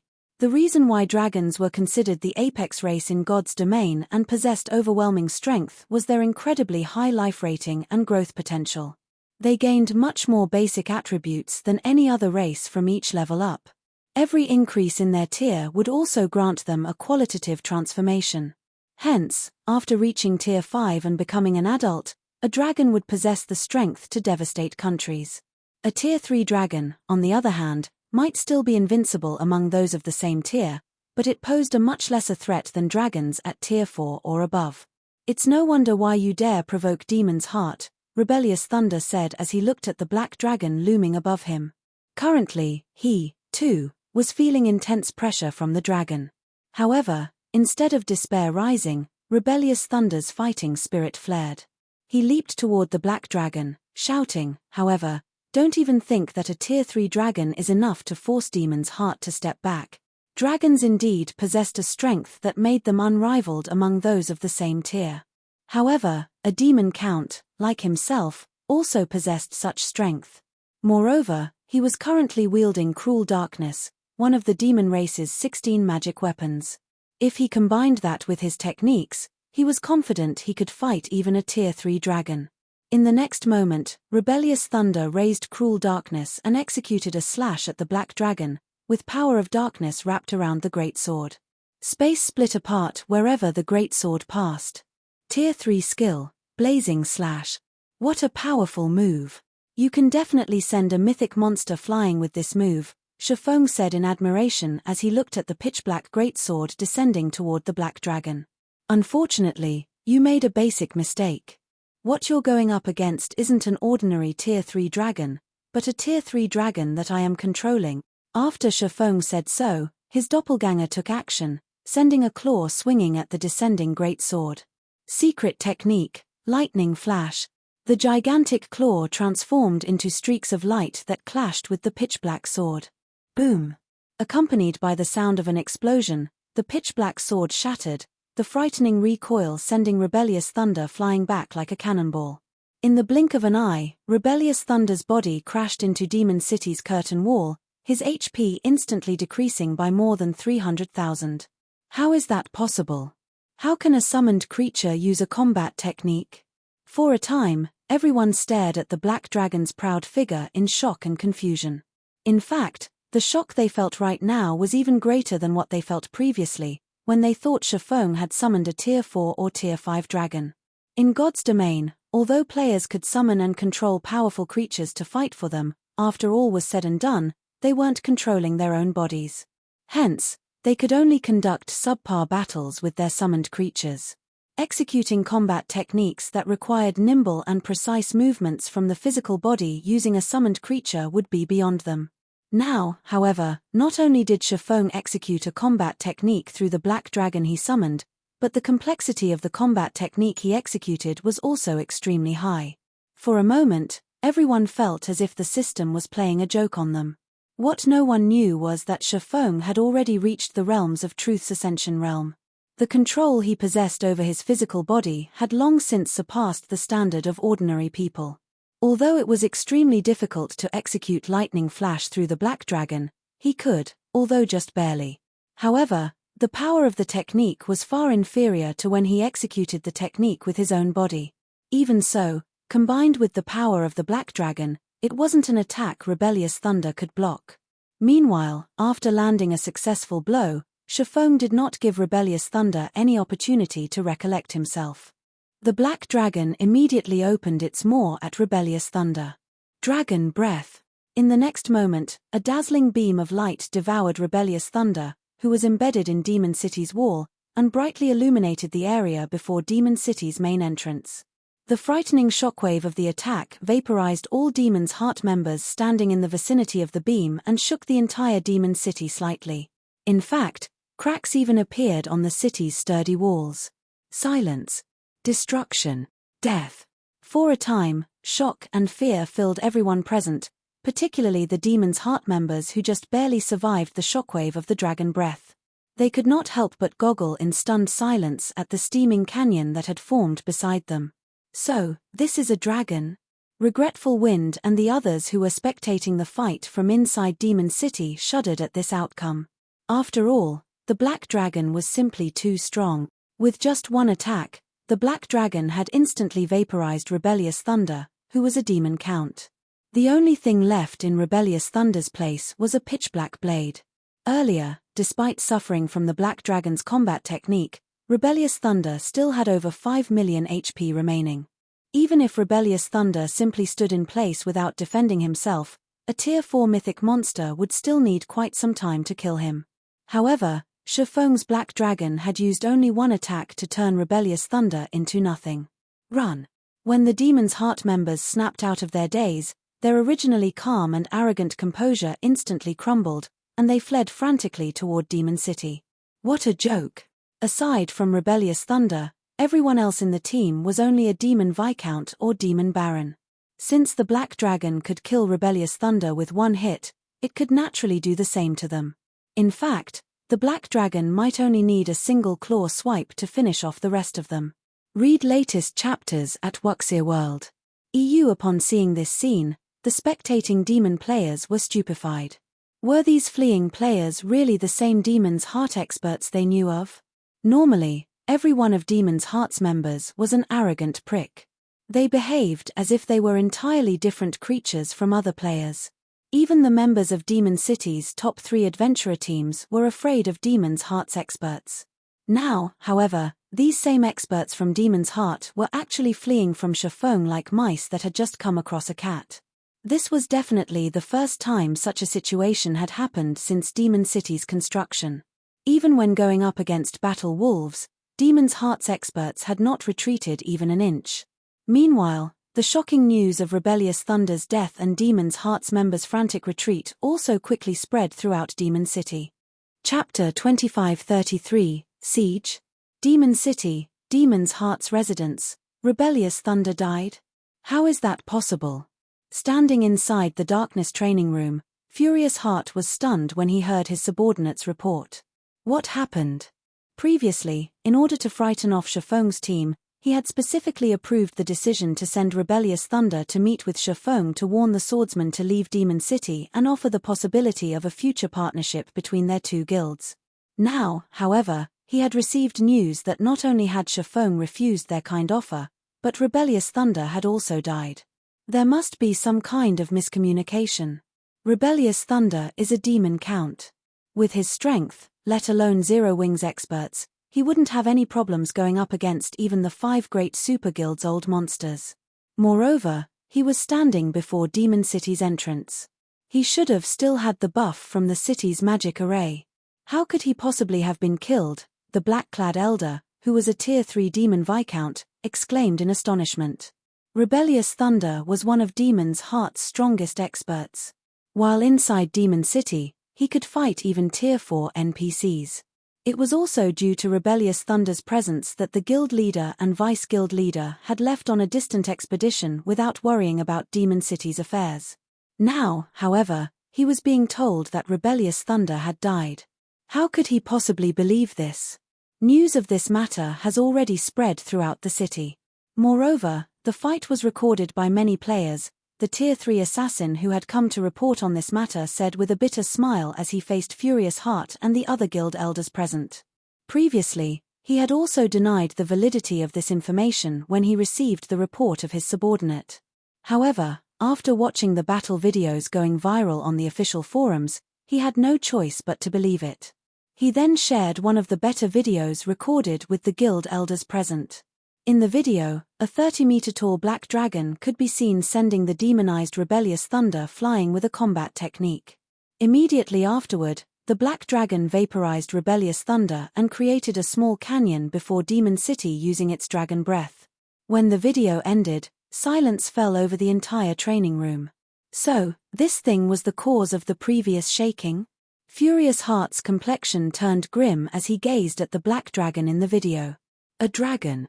Although the black dragon was only a Tier 3 infant dragon, it possessed astonishing strength. If the black dragon could kill even a monster like Rebellious Thunder in a single hit, aside from the guild leader and vice-guild leader Flaming Light, nobody in Demon's Heart posed a threat to it. Elder Heart, what should we do? If Black Flame is capable of killing even Vice Commander Thunder, I'm afraid he can kill me easily once he enters the city, Troubled Times said worriedly after witnessing the black dragon's strength. Troubled Times never dreamed that Shifeng would have such a frightening trump card saved up. He had clearly fled to a demon territory already. Non-demon players couldn't use any berserk skills here.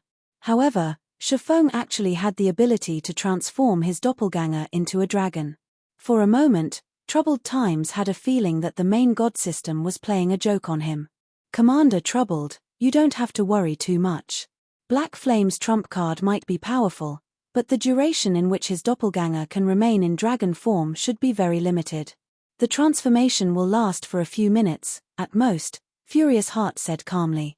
Moreover, he can only strut around outside Demon City. Without our invitation, he shouldn't even think of entering.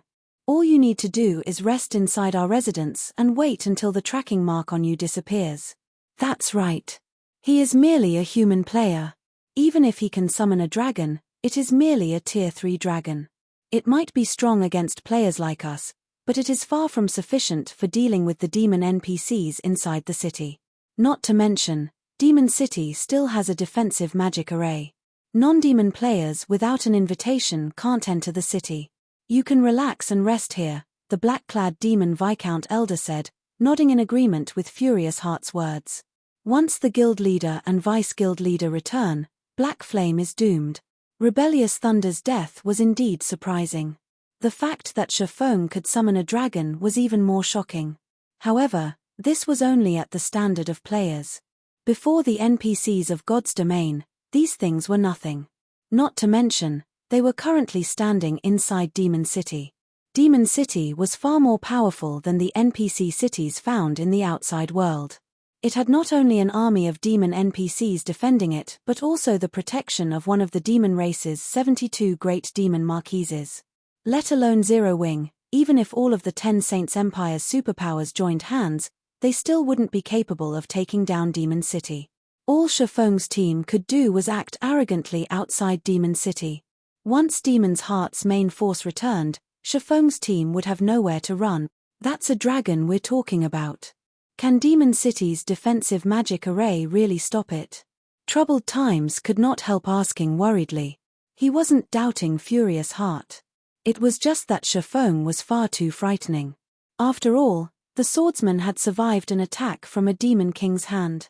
Troubled Times truly could not bring himself to relax in this situation. This is Demon City. A Tier 4 dragon might be a different story, but a Tier 3 dragon can, at most, roar at the city. We don't need to pay Black Flame any mind, Furious Heart assured him confidently. The other Demon's Heart members present rolled their eyes at Troubled Times' anxious behavior. The reason why demon players like themselves could establish themselves in the Ten Saints Empire was precisely the helplessness of the Empire's various superpowers against Demon City. Those superpowers could only watch from the sidelines as the city developed rapidly. Anyone who said that Shifeng could break through the city's defenses all by himself would be joking. While Troubled Times and Demon's Heart's elders were discussing this matter, the players residing in Demon City had gone into an uproar. Amazing! The Black Dragon actually managed to instant kill Rebellious Thunder under Demon City's protection. This is the first time Demon's Heart suffered such a loss since Demon City's construction. It's no wonder Demon's Heart offered such an astronomical bounty before. Zero Wing really isn't a force to be trifled with. Even the Ten Saints Empire's various superpowers are helpless against Demon's Heart. Just what kind of guild is Zero Wing? Due to Rebellious Thunder's death, the players inside Demon City grew interested in Zero Wing. Many adventurer teams had even started looking into Zero Wing in order to find out what kind of guild it was.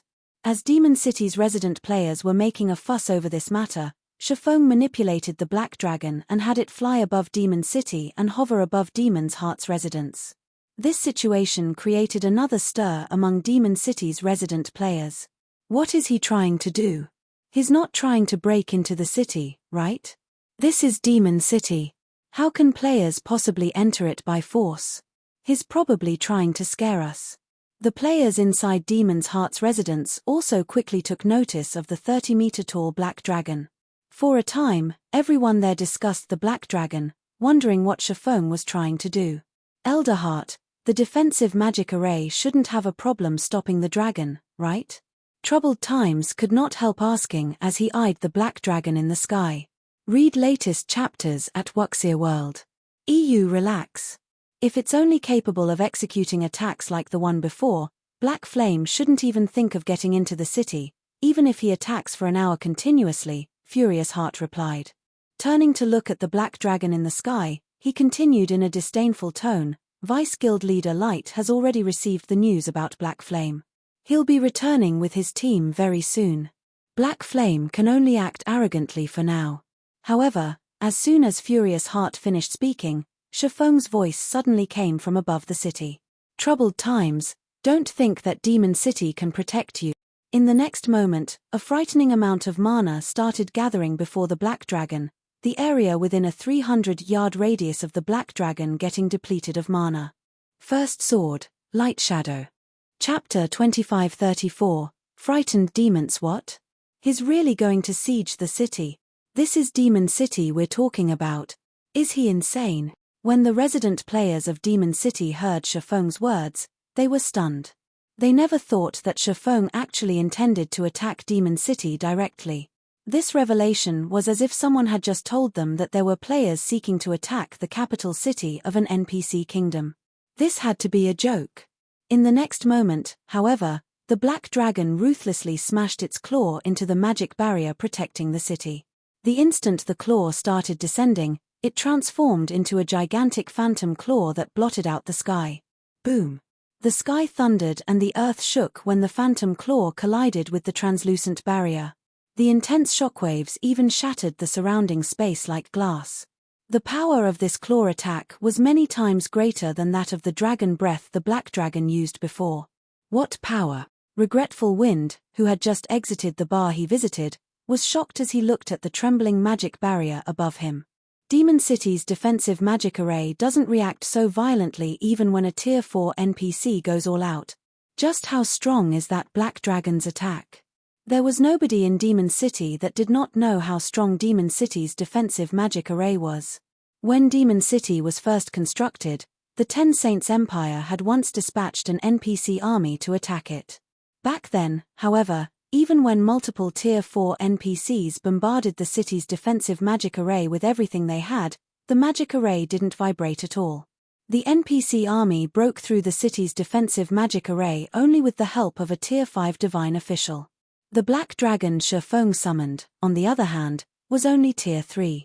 At best, its strength should only be on par with Tier 4 NPCs. Now, however, the black dragon had actually made Demon City's magic barrier shake so violently with just a single attack. This situation was simply unbelievable. Insane. He must be insane. Flame Feather was confused when she saw the black dragon bombarding the city's magic barrier. By attacking the magic barrier, he's basically declaring his intent to siege the city. Even Battle Wolves didn't dare do such a thing.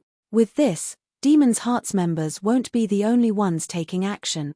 Demon City's NPCs will take action as well. Does Black Flame not know this? It might be fine if Demon City were just a guild city.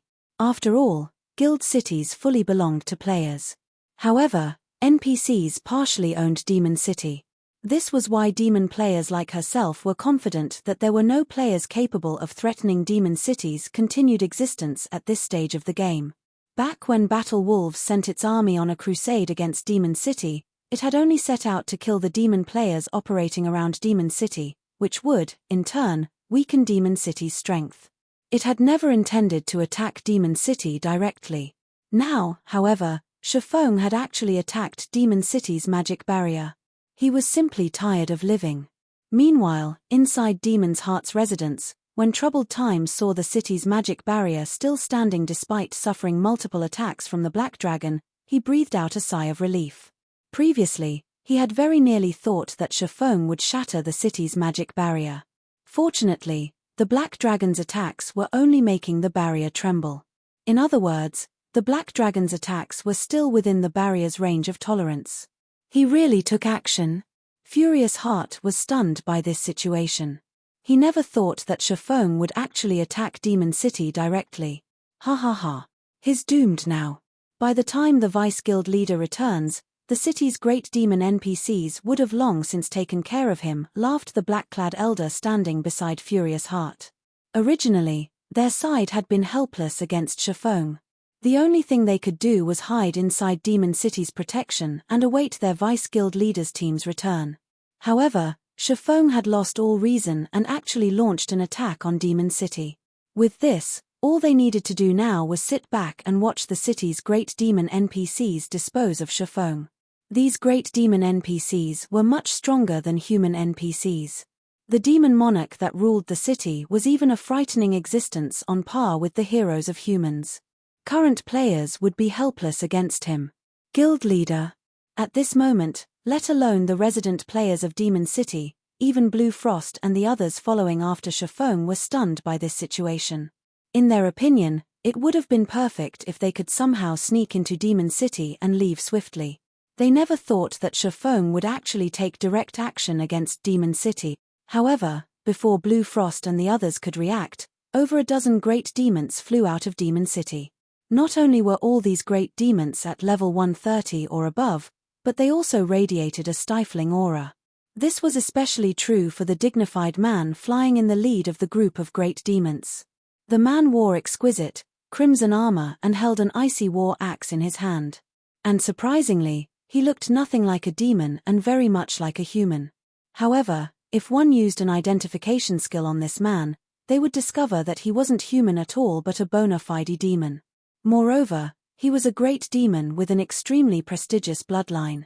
Morpheus, Demon Monarch, Great Demon, 2-star Demon Marquis, level 135 HP 700 000 700 000.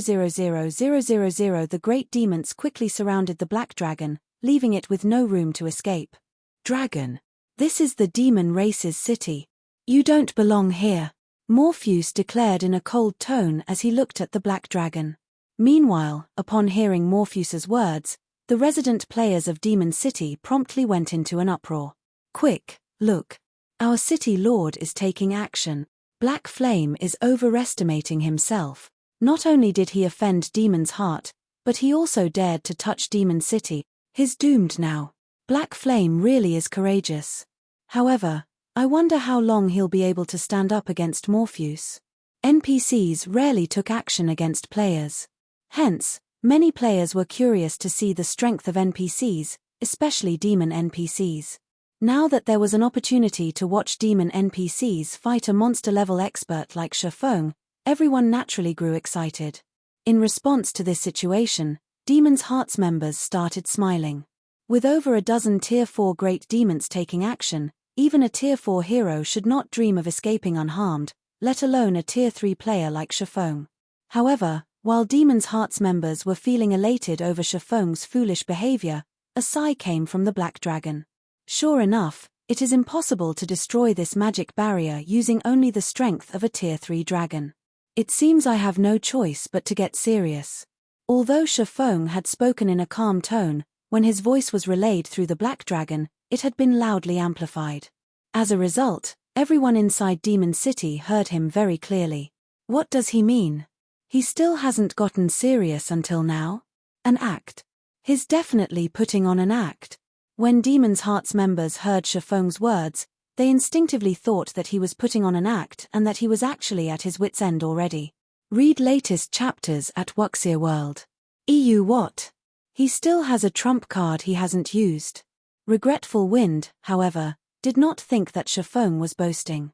At the same time, though, he also felt that the swordsman couldn't possess a trump card stronger than the Black Dragon.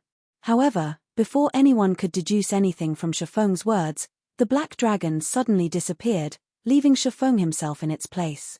At this moment, though, Shafeng held a thick, ancient tome in his hands, and this tome woke an instinctual fear in every demon player in the city. Damn it! Why is it in your hands? Morpheus's complexion changed dramatically when he saw the ancient tome that Shafeng held. Before the demon players present could react to the situation, Morpheus turned around and fled back into Demon City. Moreover, he wasn't alone. The dozen or so other great demons also revealed fearful expressions as they zoomed back to the city. Chapter 2535, Silent Demon City. They're running? What's up with these demon NPCs?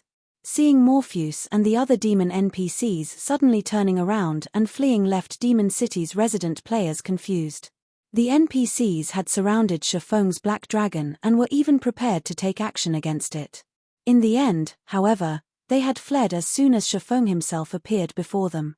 What was going on here? At this moment, let alone Demon City's resident players, even Demon's Hearts members, who held actual authority over Demon City, were stunned by this situation. What did he do? Why are the demon NPCs afraid of him? Furious Heart was astounded as he stared at Shafeng, who was currently chanting an incantation in the sky. The intellect of Tier 4 demon NPCs was not the slightest bit inferior to players. It was almost impossible for players to gain any advantage over them. Before these demon NPCs, current players were nothing but a joke. These demon NPCs could squash current players like ants. Not to mention, these demon NPCs had remained calm even when fighting a Tier 5 divine official. Moreover, in the end, they had repelled the Ten Saints Empire's NPC army, allowing Demon City to establish a foothold in the Empire. Now, however, these demon NPCs actually fled like startled mice. However, before Furious Heart could figure out what was going on, Shafeng finished chanting the final verse of his incantation. His gaze then locked on to a nearby level 134, Tier 4 demon Viscount, who served as the captain of Morpheus's personal security team. In the name of the ruler of demons, submit to my will. Pitch black chains suddenly appeared around the level 134 guard captain, giving off an indescribable pressure that made all the demon NPCs and demon players shudder involuntarily. No. Don't take away my will, the guard captain shouted as it struggled intensely to repulse the assault of the pitch-black chains. Unfortunately, all its efforts were futile, as the pitch-black chains simply ignored the guard captain's resistance and merged with its body. In the next moment, the struggling guard captain turned sluggish, and its eyes became cloudy. It was as if the guard captain had just had its soul sucked away. What did he do? He actually managed to deal with a bona fide Tier 4 demon Viscount with just one move? Every demon player present gaped in shock at this scene. This was a Tier 4 NPC of Demon City. The combat power it possessed far exceeded that of Tier 4 great demons in the outside world. Not to mention, the demon NPC in question was even a great demon that held the rank of Viscount. Its strength practically rivaled that of Tier 4 heroes. Now, however, the demon in question had actually stopped moving. It worked. Shifeng breathed out a sigh of relief when he saw the guard captain stop moving. The Bible of Darkness held considerable deterrence over demons. In its current state, only Demon King-level demons could resist its power. Demons beneath Demon Kings would instinctively fear the Bible. However, using the Bible of Darkness to take control of demons was not easy. On the surface, the Bible of Darkness's demon ruler had a 12% chance of successfully controlling a demonic creature, so long as the target was not more than 30 levels and 2 tiers higher than the user. In reality, however, the stronger the targeted demon, the lower the chances of controlling it. With Shifeng's current self, if he tried to control Morpheus, who was a demon Marquis, his chances of success would most likely be lower than 1%. This was why he had chosen the Viscount-ranked guard captain as his target. Even so, Shifeng never thought that he would successfully control the guard captain on the first try, hence, he had planned on multiple attempts. After all, Demon Ruler had a cooldown of only 5 minutes. If once was not enough, he could simply try a second or third time. As for the possibility of the demon NPCs of Demon City attacking him, he didn't have to worry about that at all. The Bible of Darkness held an absolute suppression over demonic creatures, although this suppression was not particularly effective against demon players. So long as he held the Bible of Darkness, all demonic creatures below Tier 6 would fear him. Tier 5 Demon Kings were no exception. Not only would these demonic creatures have their basic attributes drastically decreased, but even their intellect would be affected quite significantly. Moreover, if worst comes to worst, he still had the 7 Luminaries ring. He could escape to safety whenever he wanted to. Hence, he did not fear Demon City's NPCs at all. These factors were why he dared come to Demon City. After Shifeng took control of the guard captain, however, the other fleeing demon NPCs promptly halted their retreat and turned to glare at Shifeng and the controlled guard captain, vigilance and rage burning in their eyes. It seems these demons are aware that I can use Demon Ruler only once within a short period but are afraid of recklessly approaching me due to their hypersensitive nature. Shifeng smiled as he swept a glance at the vigilant demon NPCs. Unfortunately, you are already too late. After saying so, he controlled the black dragon and had it fly over to his side. He then had it launch another attack at Demon City's magic barrier. What? He's still trying to attack the magic barrier? I don't know why the demon NPCs are so afraid of him, but he is still 100 years too early if he thinks he can destroy Demon City's barrier. Demon's Hearts members were very surprised by Shifeng's ability to terrify the demon NPCs. However, that was it. Their emotions were limited to surprise. After all, while the demon NPCs were afraid to leave the city to deal with Shifeng, Shifeng still could not enter Demon City. However, as soon as Demon's Hearts members finished speaking, the demon guard captain that had turned sluggish suddenly started moving. And to everyone's surprise, the guard captain cast the Tier 4 Curse Darkstar at the same point that the black dragon had attacked. In the next moment, the black dragon's claw smashed into the magic barrier's outer surface. At the same time, a gigantic, pitch-black star also smashed into the magic barrier's inner surface. Boom! Upon receiving attacks from both inside and outside, the defensive magic array instantly shattered. Cracks bloomed all over the magic barrier that protected Demon City. Peng! Peng! Peng! In just a few seconds, the cracks had extended throughout the magic barrier. When looking up from Demon City right now, the spectating demon players found themselves looking at a cracked sky. Silence. Absolute silence. At this moment, as if time had frozen for Demon City, every player residing in the city was gazing at the sky in stunned silence, both their eyes and mouths wide open. Just then, a series of system notifications entered the ears of all demon players operating within the Burning Forest region. the emotionless voice of the system echoing in their minds for a long time. 2536 Slaying Troubled Times Chapter 2536 _ Troubled Times Burning Forest Region System Announcement. Human players have broken through Demon City's defensive magic array. All demon players based in Demon City will have their city reputation reduced by 10 points and city contribution by 3,000 points. Boost to Power of Darkness will also be reduced by 20%. Burning Forest Region System Announcement. Demon City's defensive magic array has been broken. Ruling Guild of the city will have its popularity reduced by 5,000 points. All benefits provided by Demon City will be halved for 7 natural days. All quests given out in Demon City will have their rewards reduced by 30%. The system announcement repeated throughout the Burning Forest 3 times, causing a deathly silence to befall the forest. Someone broke through Demon City's defensive magic array? Didn't they say that even the 10 Saints Empire's NPC army was helpless against Demon City? How could players possibly break through the city's defensive magic array? Who did it? Could it be those people Demon's Heart placed a bounty on before? The demon players grinding and questing inside the Burning Forest were flabbergasted by the system announcement. Some players even fell into a daze in battle and nearly got themselves killed by monsters. Since Demon City's construction until now, aside from battle wolves, no power or player had truly managed to put pressure on Demon City. Now, however, not only did someone put pressure on Demon City, but they had even destroyed the city's defensive magic array. This was simply unbelievable. The shock the demon players felt upon receiving this piece of information was akin to human players hearing about some other player breaking through the defenses of a kingdom's capital. It was simply unthinkable. Meanwhile, inside Demon City, the resident players remained in a daze long after the incident. Like robots that had jammed, their mouths kept opening and closing wordlessly as they stared up into the empty sky above them. Damn it! How did he do it? This is a main city-level defensive magic array. As Furious Heart stared at Shifeng hovering in the sky, unprecedented shock filled him. He never imagined that Shifeng would actually succeed in destroying Demon City's defensive magic array. Back when the 10 Saints Empire's army had attacked, it had taken a Tier 5 divine official to destroy the city's defensive magic array. The defensive magic array had stood strong even under the bombardment of over a dozen Tier 4 NPCs. Now, however, Shifeng, a Tier 3 player, had single-handedly destroyed the city's defensive magic array.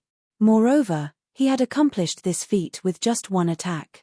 This was definitely a bug. However, it was also almost impossible for the main god system to make an error. Even if there were an error in the system, it wouldn't be on such a monumental scale. What Furious Heart did not know was that, in God's domain, all magic arrays had weaknesses. The defensive magic array of major cities was no exception. They all had mana junctions that were much more fragile compared to the other parts of the magic array. Normally, though, ordinary players couldn't locate these weak points. Moreover, with how large a city-scale defensive magic array was, trying to find these weak points was akin to looking for a needle in a haystack. However, that was not the case for Shifeng. After he became an intermediate master magician, his understanding of magic arrays had reached completely new heights. Now, let alone Demon City's defensive magic array, even if faced with a main city-level defensive magic array of a kingdom that had been in existence for over a century, he was still confident he could find the magic array's weak points. Previously, Shifeng had planned to break through Demon City's defensive magic array by having the Black Dragon attack the magic array's weak points. However, the damage tolerance of the weak points exceeded the amount of damage the Black Dragon could inflict. As a result, the Black Dragon only managed to shave off a certain amount of the magic array's energy reserves with its attacks. However, after gaining control over the Tier 4 Demon Guard Captain, he was able to have the Guard Captain and Black Dragon attack the same location simultaneously, thereby combining their strength and executing an attack that exceeded the magic array's damage tolerance. Only then did he succeed in instantly shattering Demon City's defensive magic array. If not for the Guard Captain falling into his control, he really would have been helpless against Demon City. Meanwhile, as everyone remained stunned by this unexpected development, Shifeng, who had Gale Domain activated, flew to the space above Demon's Heart's residence. He then quietly observed the crowded residents below him. "Troubled times, it's your turn now," Shifeng said when he spotted Troubled Times, ignoring the tens of thousands of Demon's Heart members around. Shifeng's words were akin to a death knell. Upon hearing these words, Demon's Heart's members could not help but turn to look at Troubled Times, who stood at a corner of the residence's plaza, pity appearing in their eyes. Troubled Times should have been safe after escaping to Demon City. Now, however, that was no longer true. If Shifeng could destroy even Demon City's defensive magic array in a single attack, who could possibly stand up to him? Even if Shifeng had relied on the strength of the Demon Guard captain to accomplish this feat, this could also be considered a portion of the swordsman's strength. After all, not everyone was capable of controlling a Tier 4 Great Demon, a demon NPC, at that. Black Flame, you'd better not go too far. This is Demon's Heart's residence. Furious Heart bellowed when he saw that Shifeng was completely ignoring Demon's Heart's members. "You've already destroyed Demon City's defensive magic array and caused Demon's Heart's prestige to plummet. If you kill Troubled Times, you'll make an out-and-out enemy of Demon's Heart. You'd better think this through clearly." Shifeng's strength was indeed terrifying. However, Demon's Heart was not in existence to provoke easily. It was the first dark guild in God's domain to establish a city for demons. In an era where dark powers were flourishing, even super guilds would not dare to offend Demon's Heart casually. Demon's Heart might not have the ability to deal with a monster like Shifeng, but Zero Wing was a different story. A guild was different from an individual.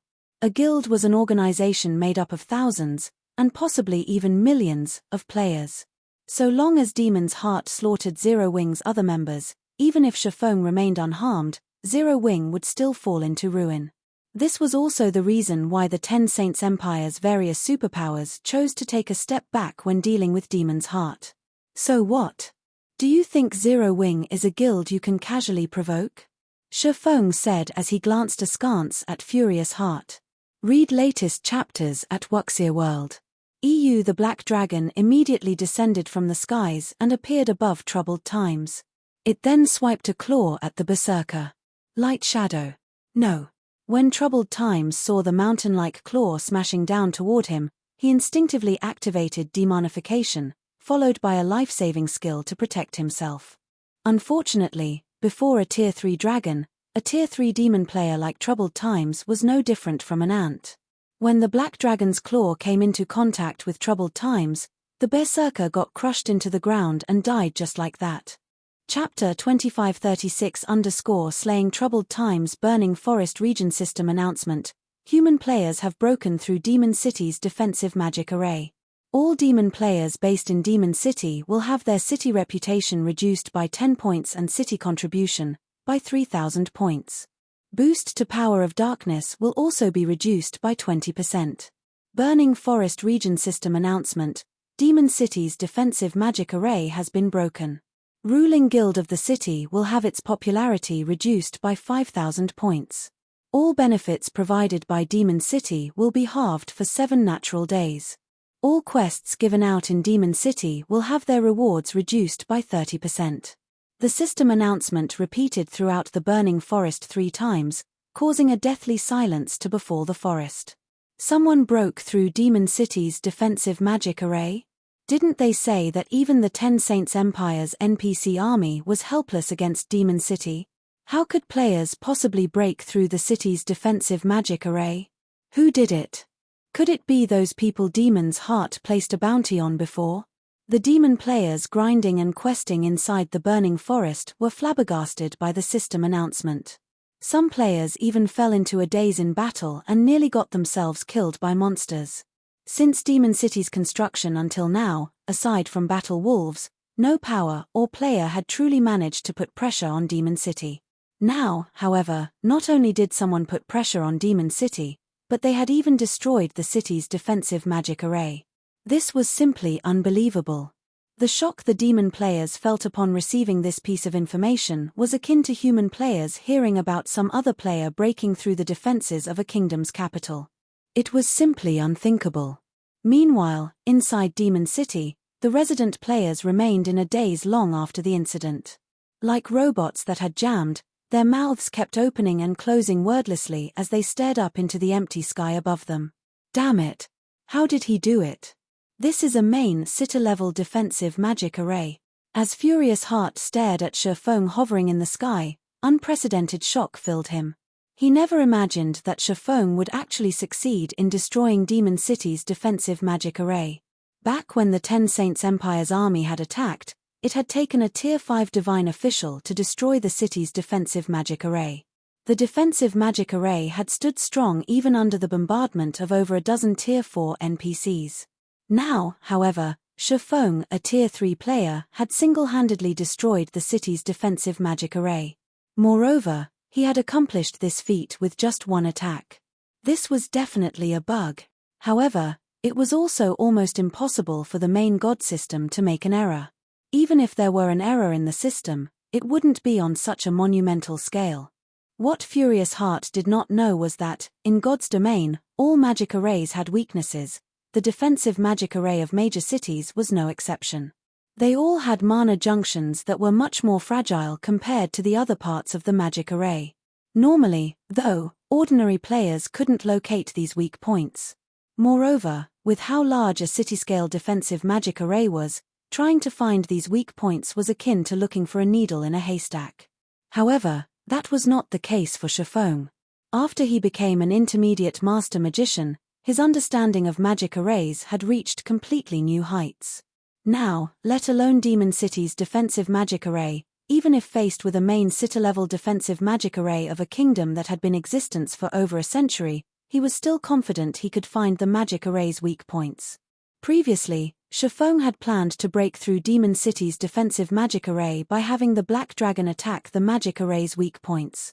However, the damage tolerance of the weak points exceeded the amount of damage the Black Dragon could inflict. As a result, the Black Dragon only managed to shave off a certain amount of the magic array's energy reserves with its attacks. However, after gaining control over the Tier 4 Demon Guard Captain, he was able to have the Guard Captain and Black Dragon attack the same location simultaneously, thereby combining their strength and executing an attack that exceeded the magic array's damage tolerance.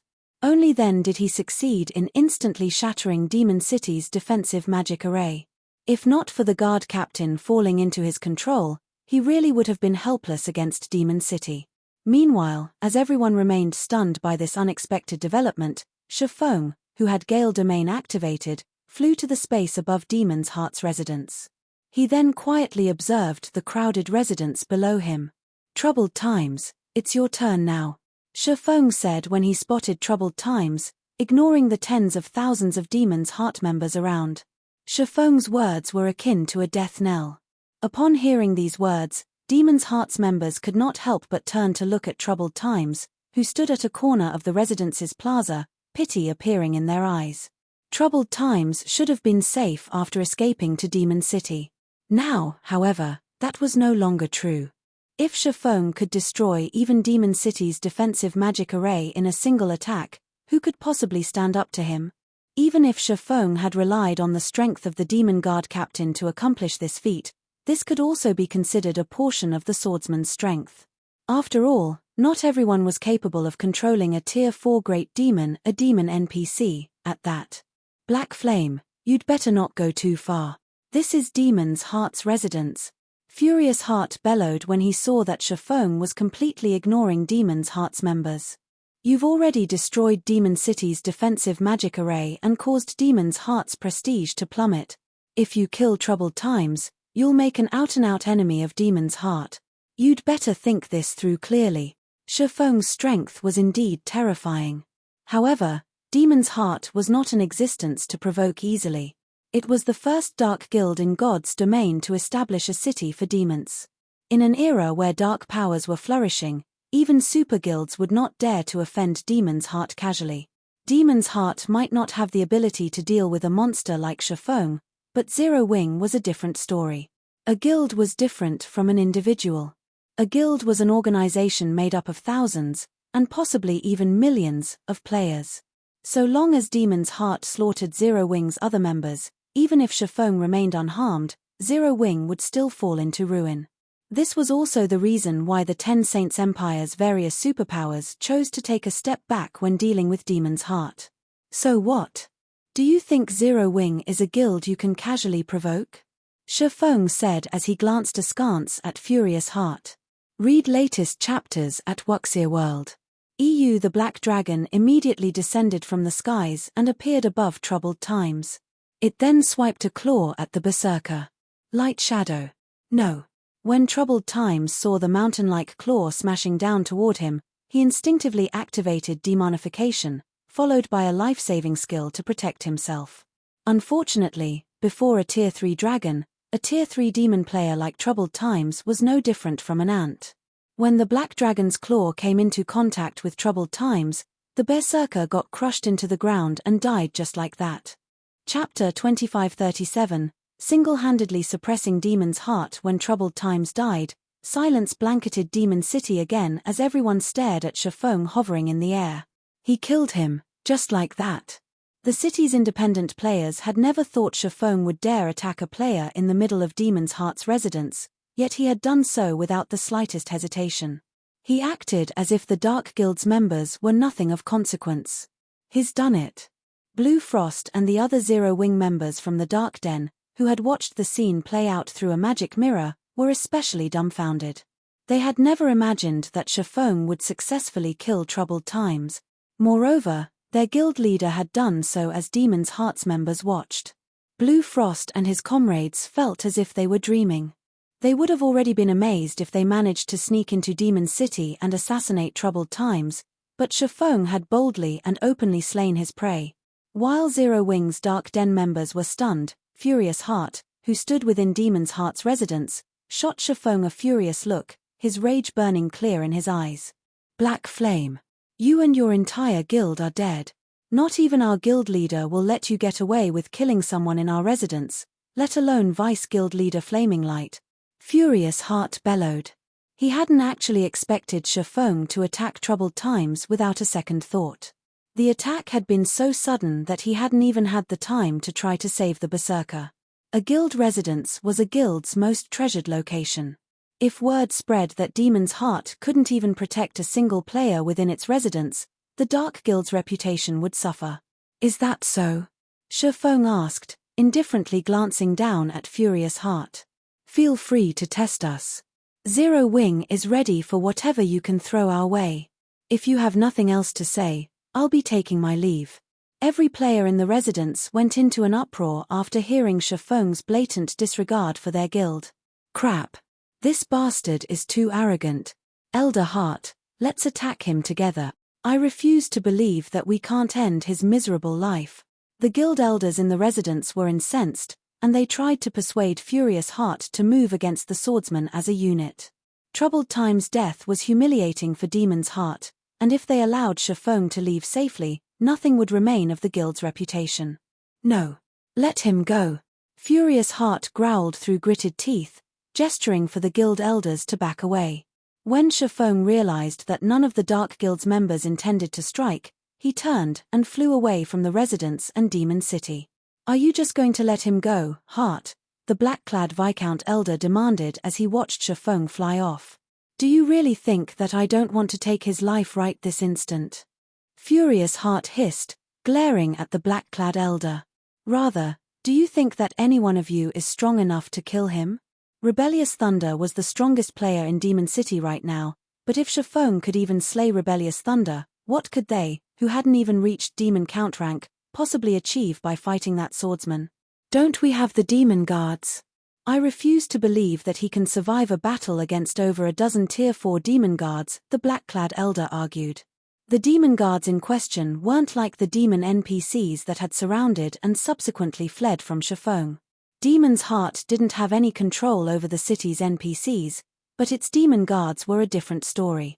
If they paid the appropriate price, their Demon Guards would do everything in their power to take Shifeng down. The black-clad Elder had also estimated that Shifeng could only control one demon NPC with whatever means allowed him to do so. Controlling multiple Tier 4 demons should be impossible.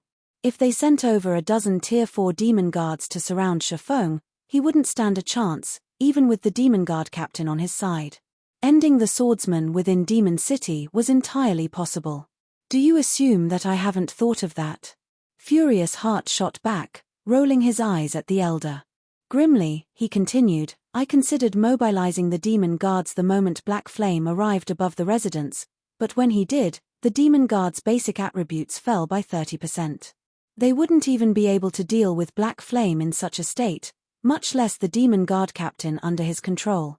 Shifeng was already as powerful as a Tier 4 being, which he had proven in the fight against Rebellious Thunder when they had clashed as equals.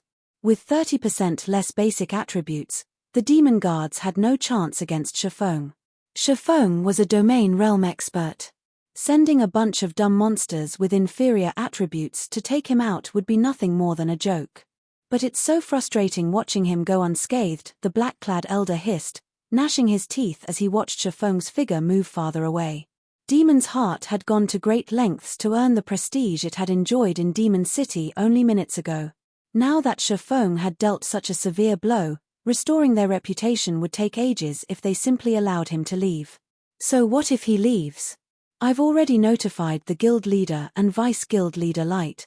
Black Flame won't enjoy this victory for long, Furious Heart said, his eyes narrowing as he glared at Shifeng's departing figure.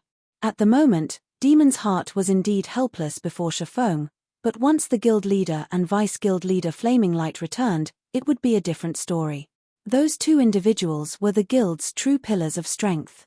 Even the Ten Saints Empire's various superpowers feared those two players' strength and the foundation they'd created for the Dark Guild, going as far as to form alliances in secret with Demon's Heart.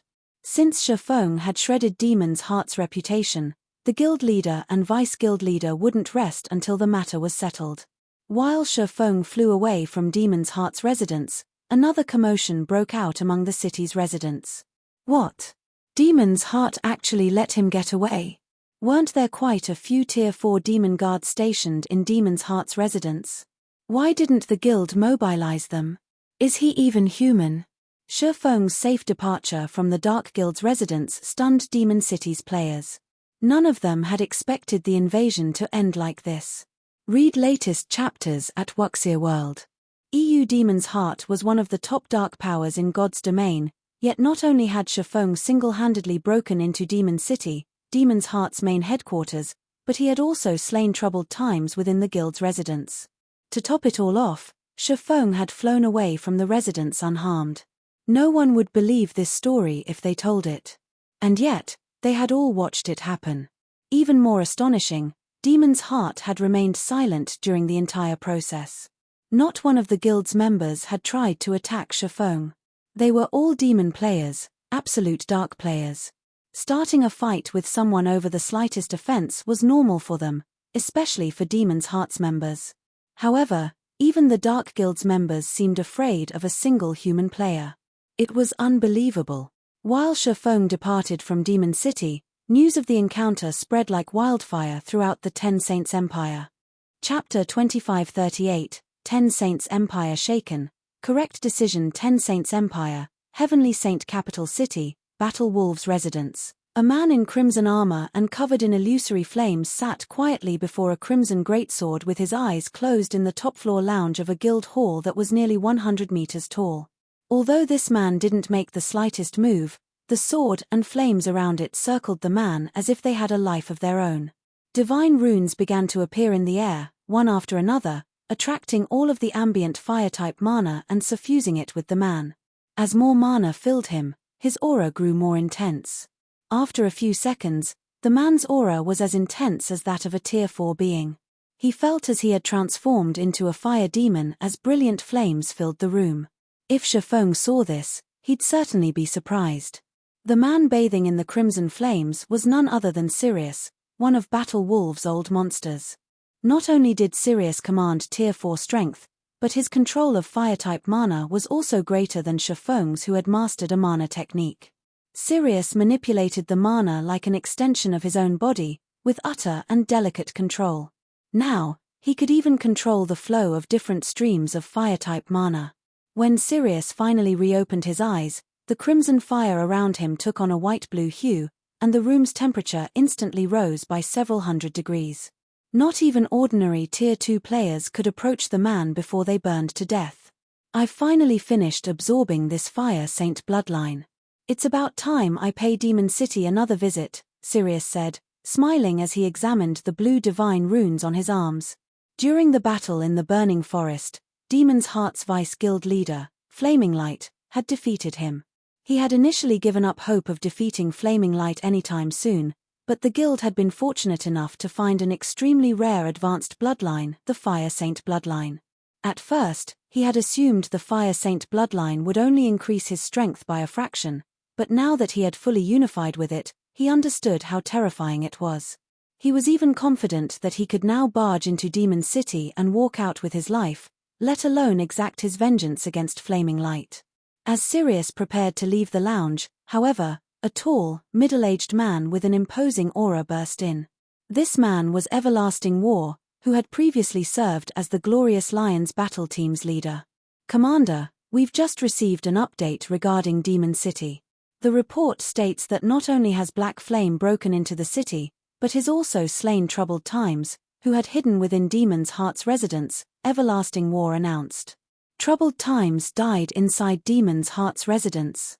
The news stunned Sirius, and for a moment, he wondered if he had misheard.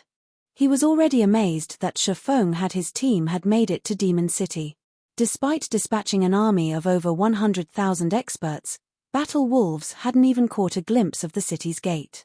But now, he learned that Shafong had broken into the city and killed Troubled Times within Demon's Heart's residence. It was astounding. Demon's Heart has lost most of its prestige in Demon City and now poses much less of a threat to the various superpowers. "Should we still head to Demon City, Commander?" Everlasting War asked Sirius, who wore a strange expression. News of Troubled Times' death had already spread throughout the Ten Saints Empire. Keeping the matter under wraps was impossible for Demon's Heart. Meanwhile, the situation had robbed Battle Wolves of the revenge it sought for the humiliation it had suffered. If the guild targeted Demon's Heart now, it would only earn the label of bully, tarnishing the guild's reputation further. "We no longer need to visit Demon City. Instead, we should visit Zero Wing," Sirius said. To achieve such a feat, Black Flame is indeed impressive. Unfortunately, Demon's Heart isn't a trivial opponent, and Flaming Light is particularly troublesome. If that weren't the case, the Ten Saints Empire's various superpowers would never have willingly allied with the Dark Guild. "Understood. I'll take care of the necessary preparations," Everlasting War said. After giving the matter some thought, he agreed with his commander's decisions. 2 or 3 days ago, Everlasting War would have thought Zero Wing had just won a major victory, but based on what information Battle Wolves had gathered, Demon's Heart had more power in level 100 neutral maps than Zero Wing could imagine. All Shafong had done was yank on the tiger's whiskers by tarnishing Demon's Heart's reputation. The act was both ignorant and foolish. Meanwhile, all of the various superpowers that learned of Shafong's accomplishments were similarly astonished. None of them had thought that Shafong would shake Demon City to its very foundations. The swordsman's strength was simply inhuman. Surprisingly, however, the Ten Saints Empire had remained extraordinarily calm despite the news. None of the various superpowers, which deeply hated demon players, had shown any movement. Not one of them had tried to kick Demon City while it was down. Rather, the Empire's superpowers had sent a large number of experts to Zero Wing's territories. This turn of events was indescribably strange. Have these superpowers gone mad, Vice Guild Leader? They're not taking advantage of the situation to put pressure on Demon's Heart and are aiming for Zero Wing instead, the Tier 3 black-clad assassin beside Illusory Words said after examining the details the guild's information network had gathered. Did they miss the system announcement in the Burning Forest? The demon player's development speed in that area has substantially decreased. This is the perfect opportunity to strike. They haven't gone crazy, Illusory Words, who was busy sifting through the reports, replied, shaking her head. They've only made the correct decision. Correct decision? The statement confused the Tier 3 assassin. He didn't understand what Illusory Words meant by that. Since Shafong had destroyed Demon City's defensive magic array, all of the city's demon players have suffered a 20% strength reduction. This was the best chance the various superpowers had to eliminate those demon players. Demon's Heart had stopped the Empire's various superpowers from acquiring as many resources from level 100 neutral maps. Those superpowers would only secure more if they suppressed the Dark Guild now. That's right, Illusory Words said, her lips twisting into a bitter smile. Very few of the various superpowers members are aware of how frightening Demon's Heart truly is. The Dark Guild has already allied with mythology, one of the 5 great superpowers. Both its overall strength and its foundations are far superior to Zero Wing's. Naturally, the various superpowers want to take advantage of Zero Wing, not Demon's Heart. Demon's Heart has actually partnered with mythology. Realization immediately dawned on the Tier 3 assassin. He was also surprised by how formidable Demon's Heart was. Read latest chapters at Wuxia World. EU mythology was one of the 5 major titans in God's domain and far stronger than ordinary superpowers like Crimson Emperor. Ordinary superguilds couldn't even compare. If mythology were supporting Demon's Heart, the Dark Guild wouldn't have to worry about its development, even after the recent events. While the Ten Saints Empire's superpowers were busy attacking Zero Wing, a handsome man in white arrived at a mana-rich location outside of the Fire Dragon Empire. This man was Flaming Light, Demon's Heart's famous Vice Guild leader. Not long after his arrival, 2 level 107, Tier 3 peak experts intercepted him. "What business do you have here?" a Tier 3 shield warrior demanded, flashing Flaming Light a contemptuous look. "I have something I need to discuss with Vice Guild leader Cold Shadow. May I know if she has time to spare?" Flaming Light cordially asked. Chapter 2539, Abyssal Blades Fragment. Cold Spring Forest, Stone Forest City. With troubled times dead, Shifeng returned to Stone Forest Town with the Hell Legion. He didn't linger in the Ten Saints Empire for a moment longer. The moment Hell Rush and his comrades entered Stone Forest City, the sight that greeted them left them stunned. Stone Forest City was a guild city, and normally, only players visited guild cities in level 100+ neutral maps. NPCs rarely visited such guild cities, yet Stone Forest City was full of them. There was even a long line of NPC merchants waiting to enter the city at the main entrance. Calling the city an NPC city wouldn't be an exaggeration. Hell Rush was also stupefied when he saw the number and quality of players visiting Zero Wing's city. He spotted several dozen Tier 3 players with a casual glance around the main street. Although the various superpowers had over 100 Tier 3 players at this stage of the game, and some even had several hundred, Tier 3 players were still a rarity as a whole. No matter where they went, they attracted a lot of attention. However, Tier 3 players in Stone Forest City were just as common as ordinary, Tier 2 experts. "So, this is Zero Wing's guild city?" Thunder Beast muttered, looking around him in astonishment. The Hell Legion had a total of 300 Tier 3 experts, which was a staggering number no matter where they went, but it was nothing in Stone Forest City. From what he could see, there were easily more than 1,000 Tier 3 experts wandering the city's main street alone. Even Blue Frost and Zero Wing's Dark Den members were stunned. Shelters in the Dark Den didn't even have more than 100 Tier 3 experts at this stage. They were still highly sought after in the Dark Den. And yet, even a random street on Stone Forest City had more Tier 3 players than any of Dark Den's shelters. "Blue, you bastard, you kept us in the dark this. If we knew our guild had such a magnificent city, we would 1v joined Zero Wing long ago." A Tier 3 Cursemancer, who had just joined Shelter 1's Zero Wing, scolded the Vice Guild leader as he admired the crowd of Tier 3 players. The Cursemancer estimated that Stone Forest City easily had multiple times more Tier 3 players than all of the Dark Den. Ordinary players might not care how many Tier 3 players a town or city had, but it was a significant matter to someone who played a management role in Shelter 1.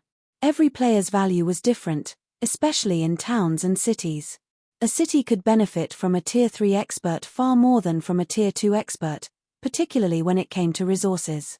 Tier 3 experts simply had access to more and better quality resources than Tier 2 players because they could explore locations that were too dangerous for the weaker players. In a city full of Tier 3 experts, players unwittingly added resources to the town, even if they weren't a member of the ruling guild, which, in turn, attracted more experts. Another benefit came in the form of leveling. God's Domain's mainstream players had already reached level 100 and beyond, and after level 100, players needed far more EXP to reach each subsequent level. Players also needed to defeat much stronger monsters. Thus, they would need Tier 3 players' help if they wanted to level up quickly. This was also why the Dark Dens players preferred to develop in powerful shelters. With how many Tier 3 experts wandered Stone Forest City's streets, these players' leveling speed would be incredible.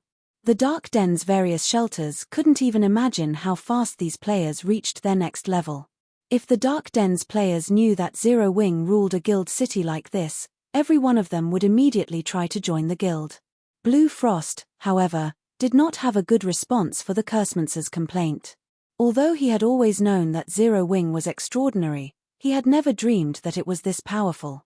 However, Blue Frost and his companions didn't know that many superpowers had sent their experts to Stone Forest City precisely because of Shifeng's recent performance in Demon City.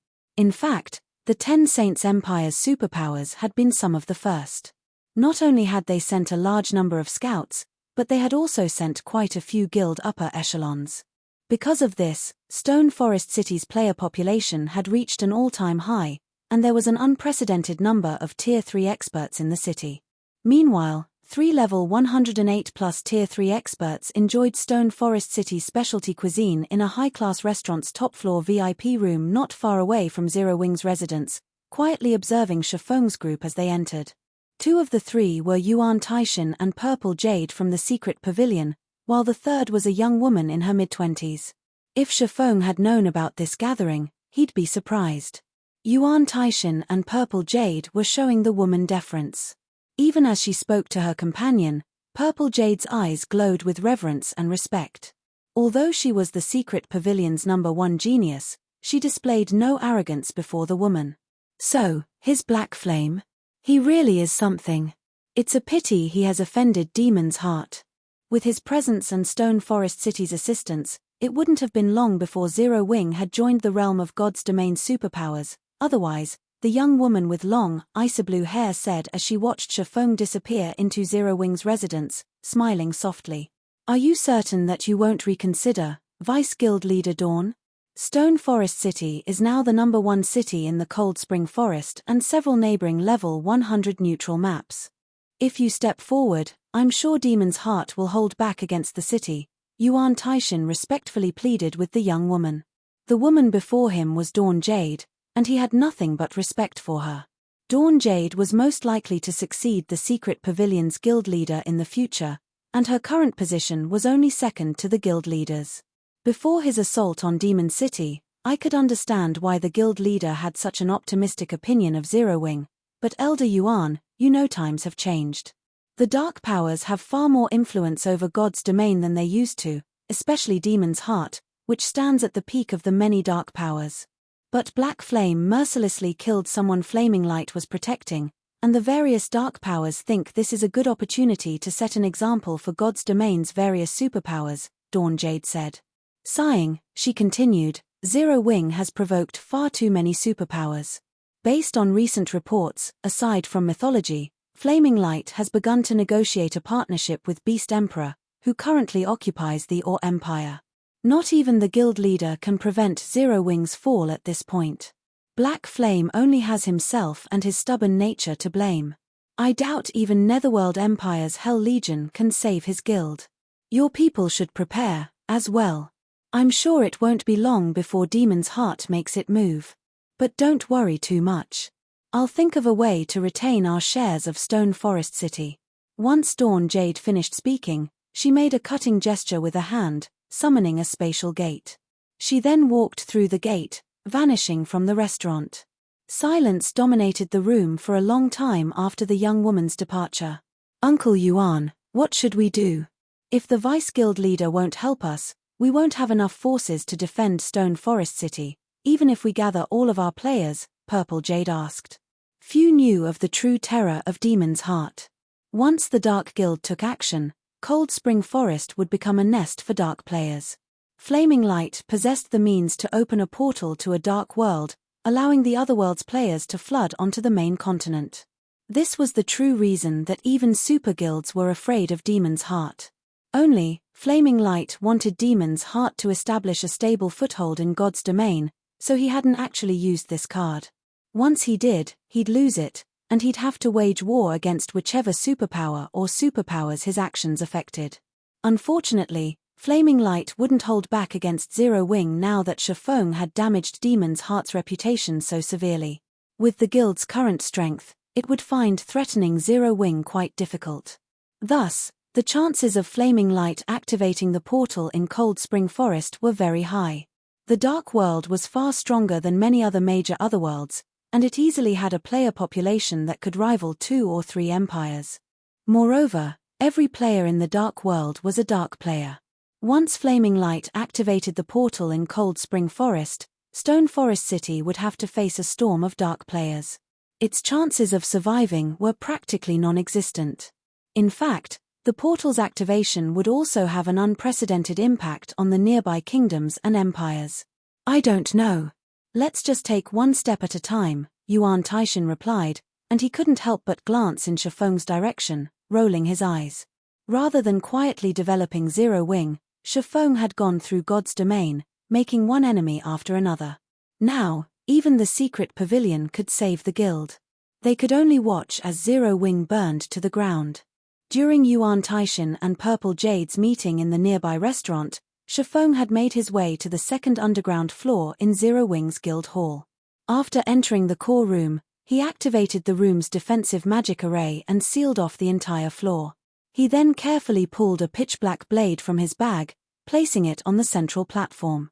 The blade was none other than Rebellious Thunder's Cruel Darkness.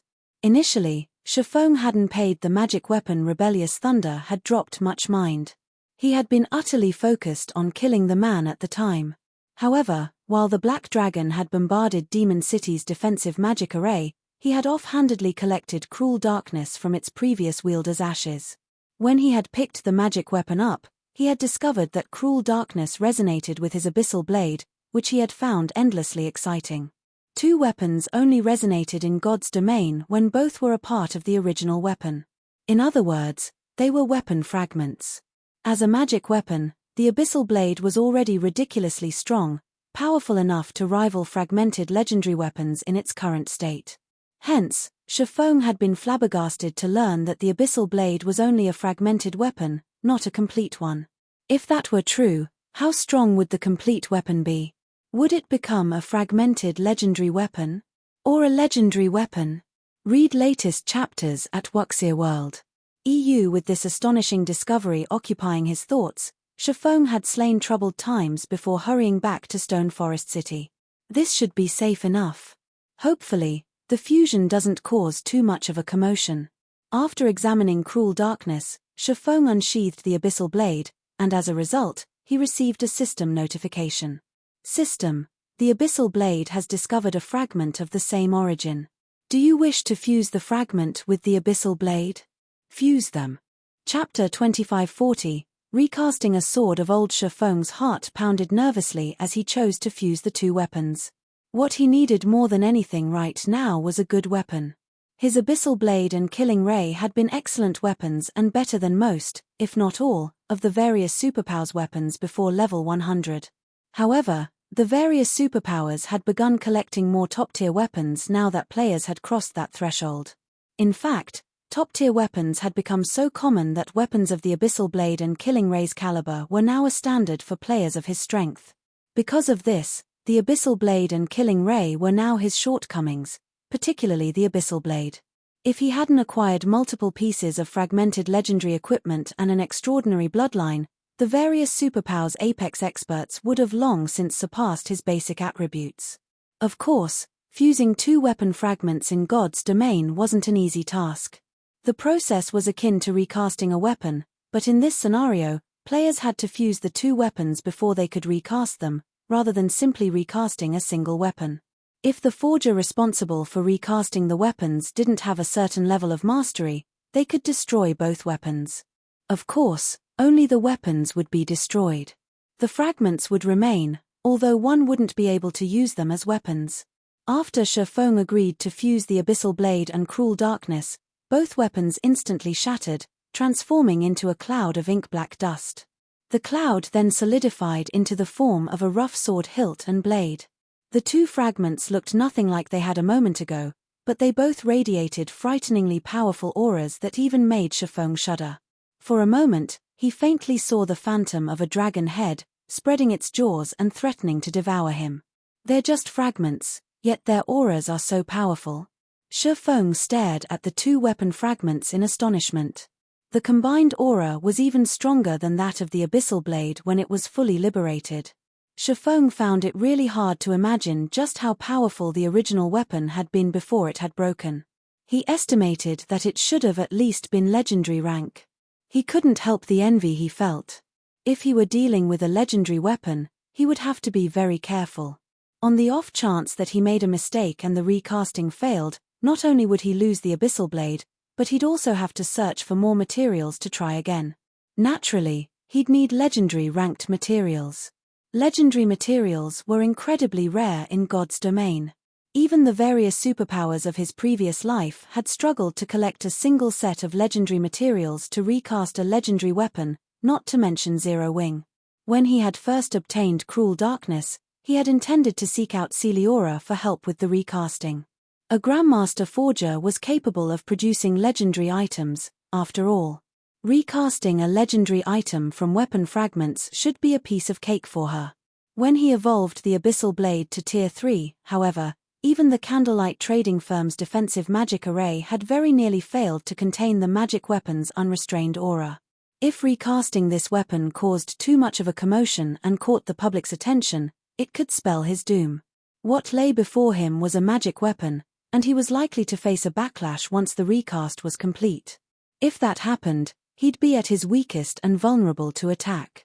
If the various superpowers happened to have experts stationed near White River City, he'd be doomed. Naturally, Celiora, as an NPC, wouldn't try to protect him.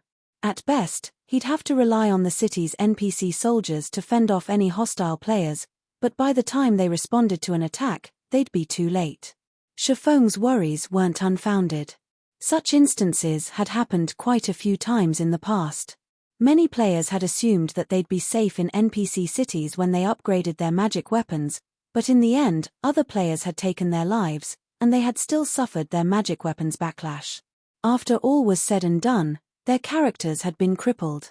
Not wanting to take the risk, Shifeng decided to recast the weapon himself within Stone Forest City's walls.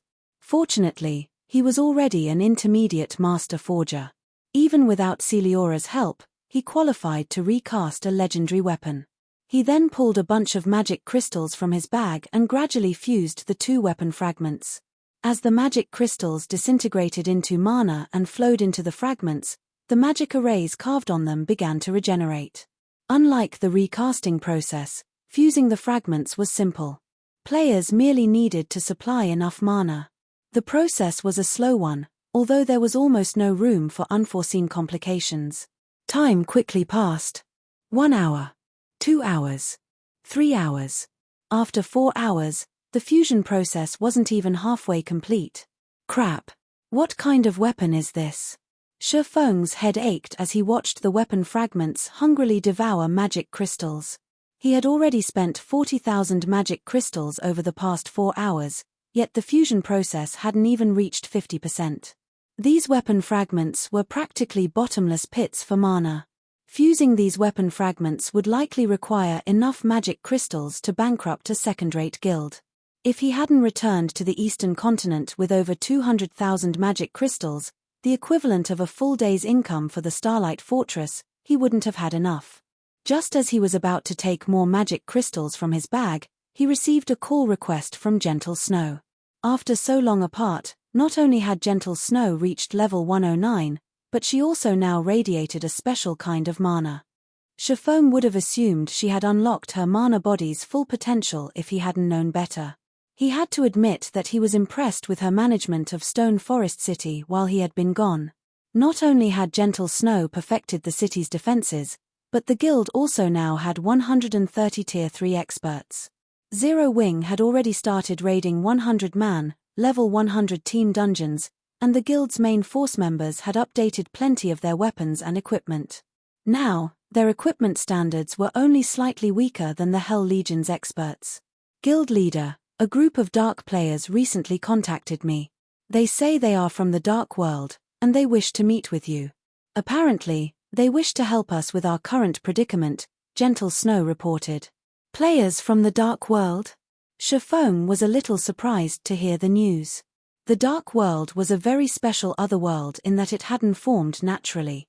Rather, ancient gods had created the dark world, and it was dominated by the laws of darkness. The dark players that resided in this otherworld were a far greater threat than any dark players on the main continent. When the dark world had connected to the main continent during Shafong's previous life, the dark power's influence on the main continent had already reached its peak. Level 100 plus neutral maps had become battlefields for dark and normal players, and many had fallen. Even some kingdoms and superpowers had been annihilated. However, before the planar gate between the dark world and the main continent had activated, no one had been able to leave the other world, other than the key holder. As far as Shafong could remember, only Flaming Light held the key, and it was obvious that he hadn't yet activated the planar gate. Yet, players acting as residents of the dark world were looking for him. He found the situation strange. "Do you wish to meet them?" Gentle Snow asked. "This is interesting. Yes, I'll meet with them. Have someone receive them for now, and I'll head over once I've finished here," Shafong replied, gazing at the weapon fragments before him. "All right, I'll inform them," Gentle Snow said, nodding before she disconnected the call. Shafong then returned his attention to fusing the two weapon fragments. 60,000. 80,000. 90,000. When he sacrificed the 100,000th magic crystal, he heard the chime of a system notification. System, fusion complete. Please begin recasting the weapon. With the system notification, Shafong heard the deafening roar of a dragon from the fused weapon fragments. It was so powerful and startling that he stumbled back. Read latest chapters at Wuxia World. EU. Suddenly, space around him began to darken, and stars twinkled with dim light. A black dragon, over 800 meters tall, appeared before Shafong, and he instinctively froze under its gaze. The Black Dragon King? Shafong stared, astonished. This was undoubtedly the strongest dragon he had ever seen. The Tier 5 dragons he had seen in the past seemed like children before this monster. The scene didn't last long, however, and Shafong quickly found himself back in the quiet core room with only a tattered blade before him. Countless, night-black particles circled the old weapon. System, you have 5 hours to recast the weapon before you. Attempt to recast a weapon fit for your use as much as possible. If the weapon's completion rate is lower than 70%, the recasting process will be deemed a failure. Chapter 2541, Blade Reshaping 5 hours? Shafong's expression darkened when he read the system announcement. While 5 hours wasn't exactly a short time, it wasn't particularly long, either. It might be enough time if he were recasting an ordinary weapon, but he had to recast a potential legendary weapon. Furthermore, if the completion rate wasn't high enough, the weapon's attributes could be severely affected. He might end up turning a peerless weapon into just another top-tier weapon. With the 5 hours the system had provided, he only had a very limited number of times he could attempt the recast, as well. Recasting weapons in God's domain wasn't as complicated as creating one from scratch. Players only needed to reshape and refine the weapon. However, Shafong didn't have a design to work with, so he would have to determine the new weapon structure on his own. To make matters worse, he didn't know what materials the fragments had been forged with, which made it nearly impossible to take advantage of those materials' benefits. He'd have to work by trial and error, and achieving an ideal result would still be a major challenge. It seems I'll have to base the recast on the Abyssal blade for now. Glancing at the system timer, Shafong took a deep breath and activated the Philosopher's Hand, temporarily boosting himself to Advanced Master Forger.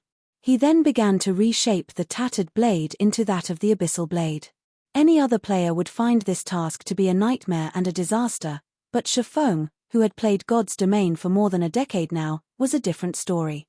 Although he had never touched upon the forging arts during his previous life, he was knowledgeable about them. He had spent time chatting with many master forgers about how to best recast a weapon in his past. Once mainstream players had reached level 120, recasting weapons had become a common matter for the various players. Many level 120+ dark gold weapons had been recast from epic weapons fragments, and once players collected all of the necessary fragments, they could recast them into an epic weapon once more. This had become one of the main sources of epic weapons for independent players. After innumerable recasts, players had discovered that one of the best ways to recast a weapon was to reshape it into one of the weapon fragment forms when they didn't know the original weapon structure. The weapon fragment's previous forms had been made with the involved materials in mind. Hence, it was highly likely that fragments had taken a form quite similar to that of the original weapon. All players needed to do was make some minor adjustments to the new weapon's structure. Shifeng wasn't familiar with cruel darkness, so reforming the weapon in its form was out of the question. Fortunately, he was quite familiar with the Abyssal blade, a weapon he had obtained not long after rejoining God's domain. In fact, he was more familiar with its form than his other weapons. Shifeng spent around 30 minutes reshaping the rough blade into something that highly resembled the Abyssal blade, although this new weapon had a considerably longer blade. It couldn't even be considered a one-handed sword anymore, but a two-handed sword. Appraise. Shifeng began the appraisal, satisfied with his work, and as he did, the magic arrays covering the weapon activated, drinking in the ambient mana like a beast in the desert.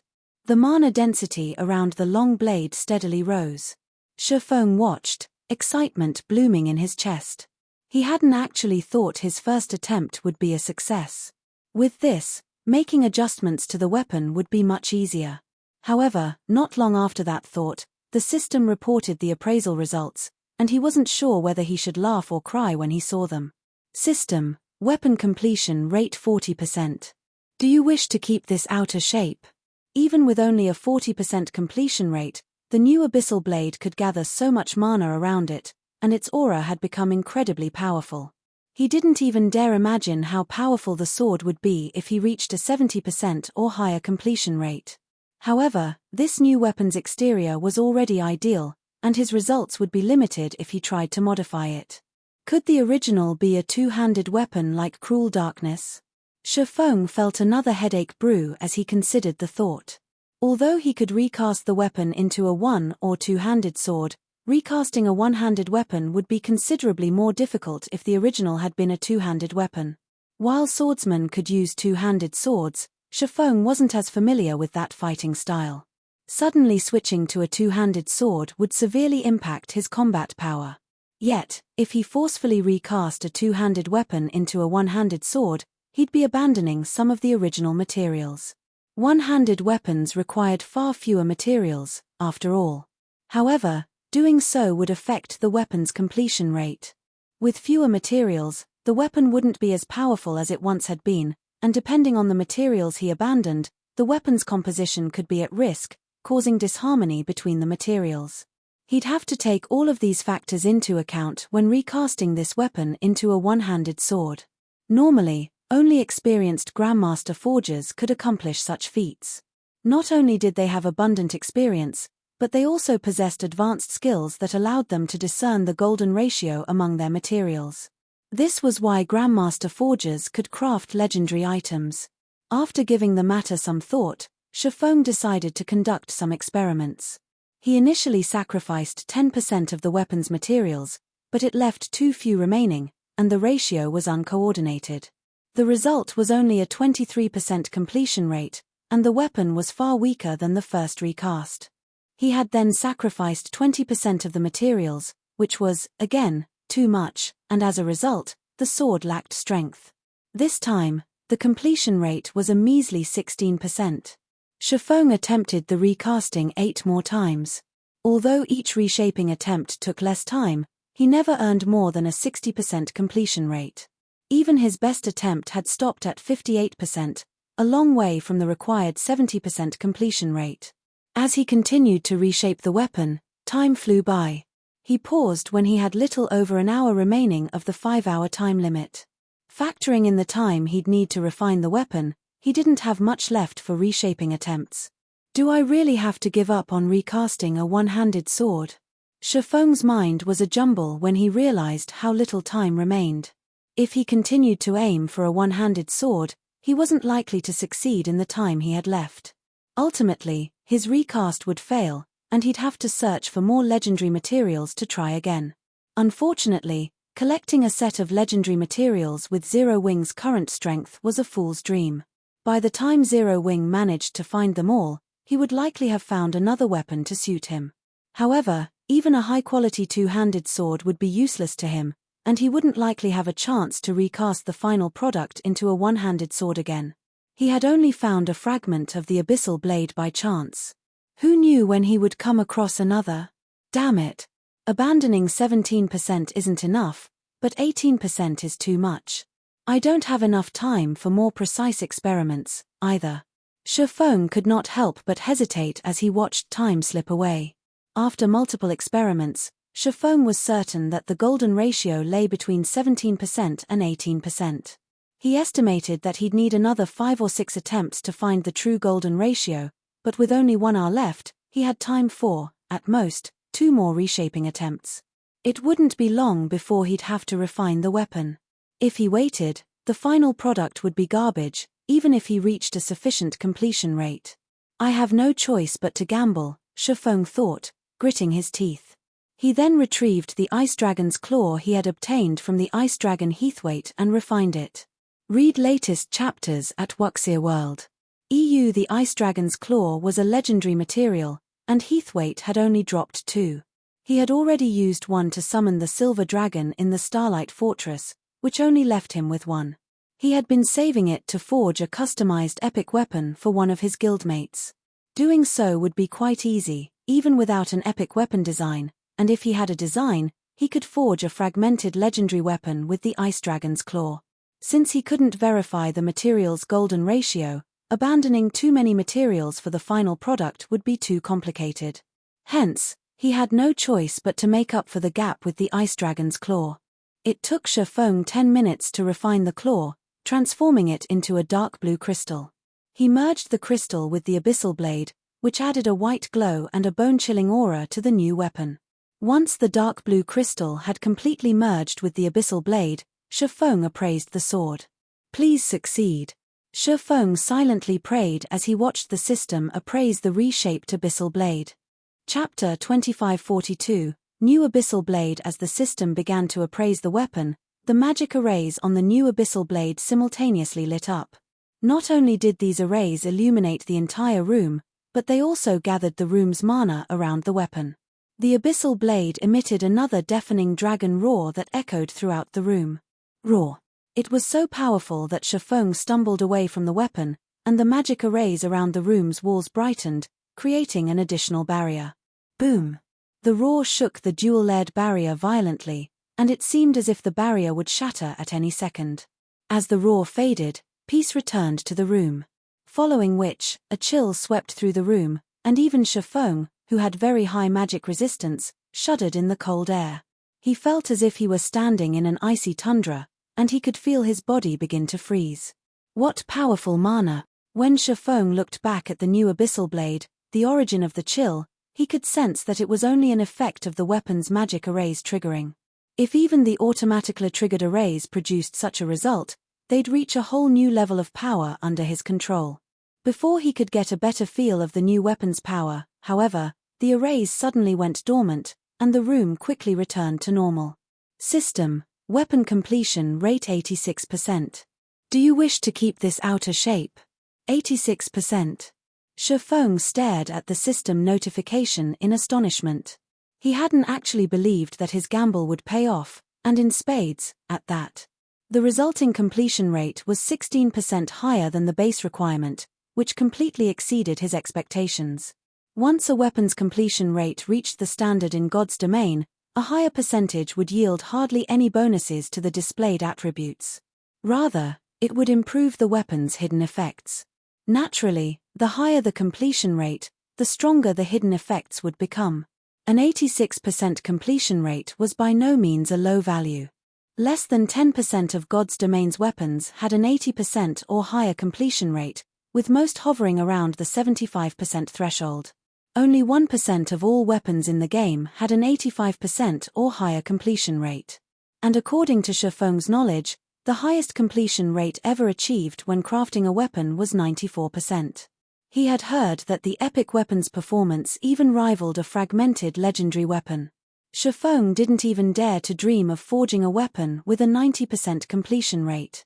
Only Grandmaster Forgers were capable of such a feat. He was merely an intermediate Master Forger and had only reached Advanced Master rank due to the Philosopher's Hand. He had never expected to achieve an 86% completion rate. He immediately chose to keep this shape, and as he confirmed his decision, the new Abyssal blade gently landed on the central platform. Amazing. So, this is the power of the merged fragments. Surprise flashed in Shifeng's eyes as he took up the new Abyssal blade. The old and new Abyssal blades looked roughly the same on the outside, but the new weapon was much heavier than the old one. However, despite the increased weight, Shifeng felt far more compatible with this weapon than he ever had with the hilt in his hand. It felt as if the sword were an extension of his body. He could even feel the ambient mana flow through the weapon. With the new Abyssal blade in his hand, his mana sensitivity underwent a qualitative transformation. He wasn't a magical class player, and his mana sensitivity couldn't compare to theirs. Mana sensitivity might not be particularly useful for physical players, but it was useful to experts, especially those who were adept at manipulating magic arrays.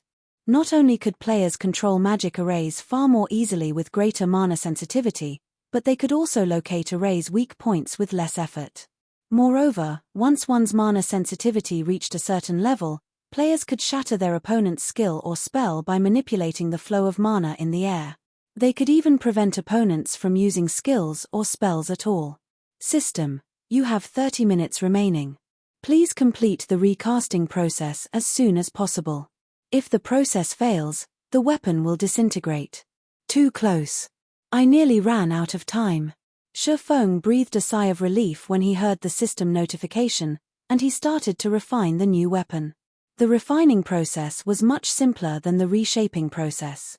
He merely needed to add the blade's edge and polish the sword's magic arrays. As both an intermediate master magician and a temporary advanced master forger, these were simple tasks for him. He completed the process in less than 20 minutes. The instant Shifeng finished the new weapon, he heard the sound of another system notification. System: weapon recasting successful. Please name your new weapon. Abyssal blade, Shifeng replied without hesitation. System: naming successful. Recast weapon will be named the Abyssal blade. Do you wish to activate auto-appraisal? Appraise, Shifeng answered. Letting the system appraise the weapon might not mean much to ordinary players, but to Shifeng, a master forger, it was a relatively useful tool that would grant him some forging proficiency. In fact, master forgers during his previous life had sometimes taken recasting commissions for free to gain more forging proficiency. As long as they were successful, the forger responsible would be awarded an abundance of proficiency. A master forger might save 1 or 2 days of work with one successfully recast weapon. System: appraisal of the Abyssal blade is complete. Weapon completion rate is at 86%.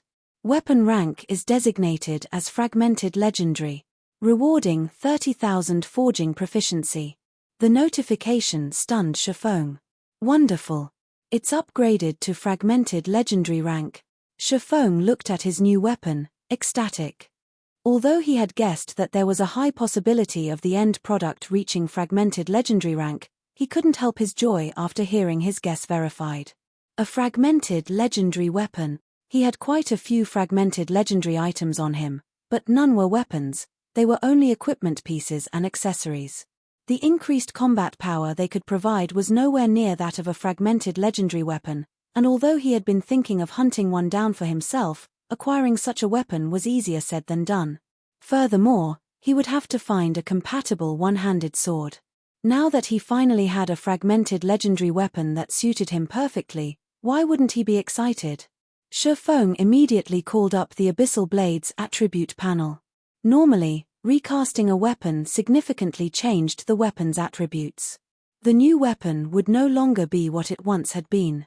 Abyssal blade, one-handed sword, magic weapon, Fragmented Legendary rank, equipment requirement, strength 3000, agility 2000, attack power, 210% of strength attribute, attack speed, 2% of agility attribute, all attributes. Increases according to user's level, ignore levels plus 35 attacks have 70% chance to cause 250% damage, 40% chance to cause 300% damage, every attack increases damage by 2% to a maximum of 30%. When equipped, strength increased by 50%, agility increased by 50%, intelligence increased by 35%, endurance increased by 50%, attack speed increased by 50%, all effects of weapon-related skills increased by 20%. All item level requirements reduced by 10 levels. If wielder belongs to a swordsman-related class, all skill levels plus 6. Increase free ability points received for every increase in level by 2 points. Equipment Tier 3. Can be evolved, devour 4 god crystals to evolve to Tier 4. Additional active skill 1, Darkness Bind, Tier 3. Binds all enemies within a 100-yard radius for 3 seconds and reduces their defense and magic resistance by 100% for 15 seconds cooldown, 40 seconds. Additional active skill 2, Darkness Domain, Tier 3. Converts an area of 200 yards around the user into a darkness domain. Weakens the senses of all enemies within the darkness domain and reduces enemies' basic attributes by 15%.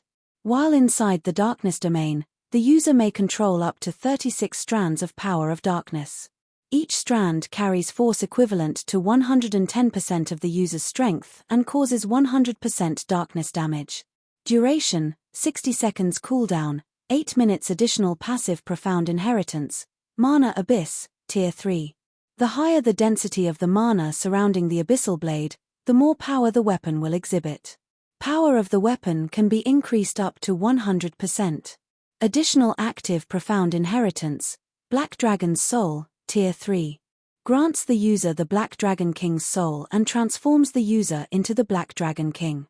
The higher the density of the surrounding mana, the higher the Black Dragon King's life rating will be. Can use the skill, Dragon Breath. Duration, 10 minutes cooldown, 12 hours. A sword recast from the fragments of an ancient, unknown weapon.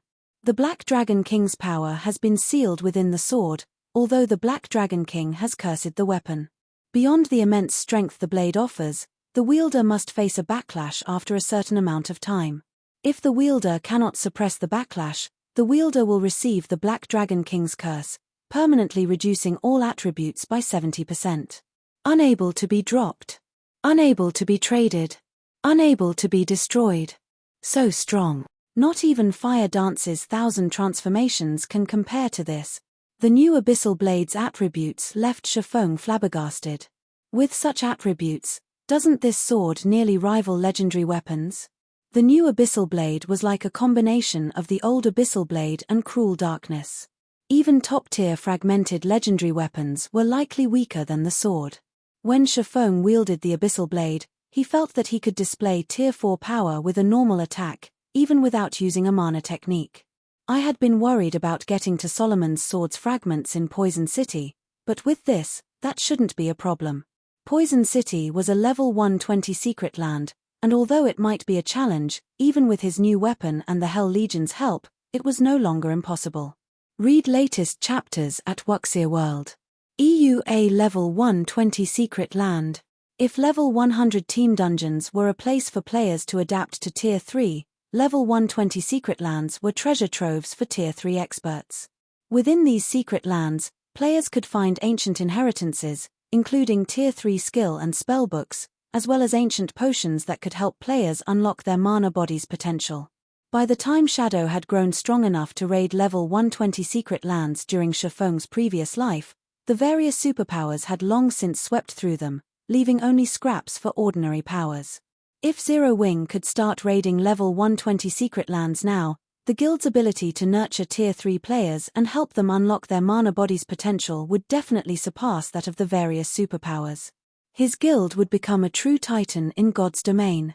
Now that my weapon is complete, it's time to meet with the players from the Dark World. Shifeng sheathed the new Abyssal Blade and left the underground core room.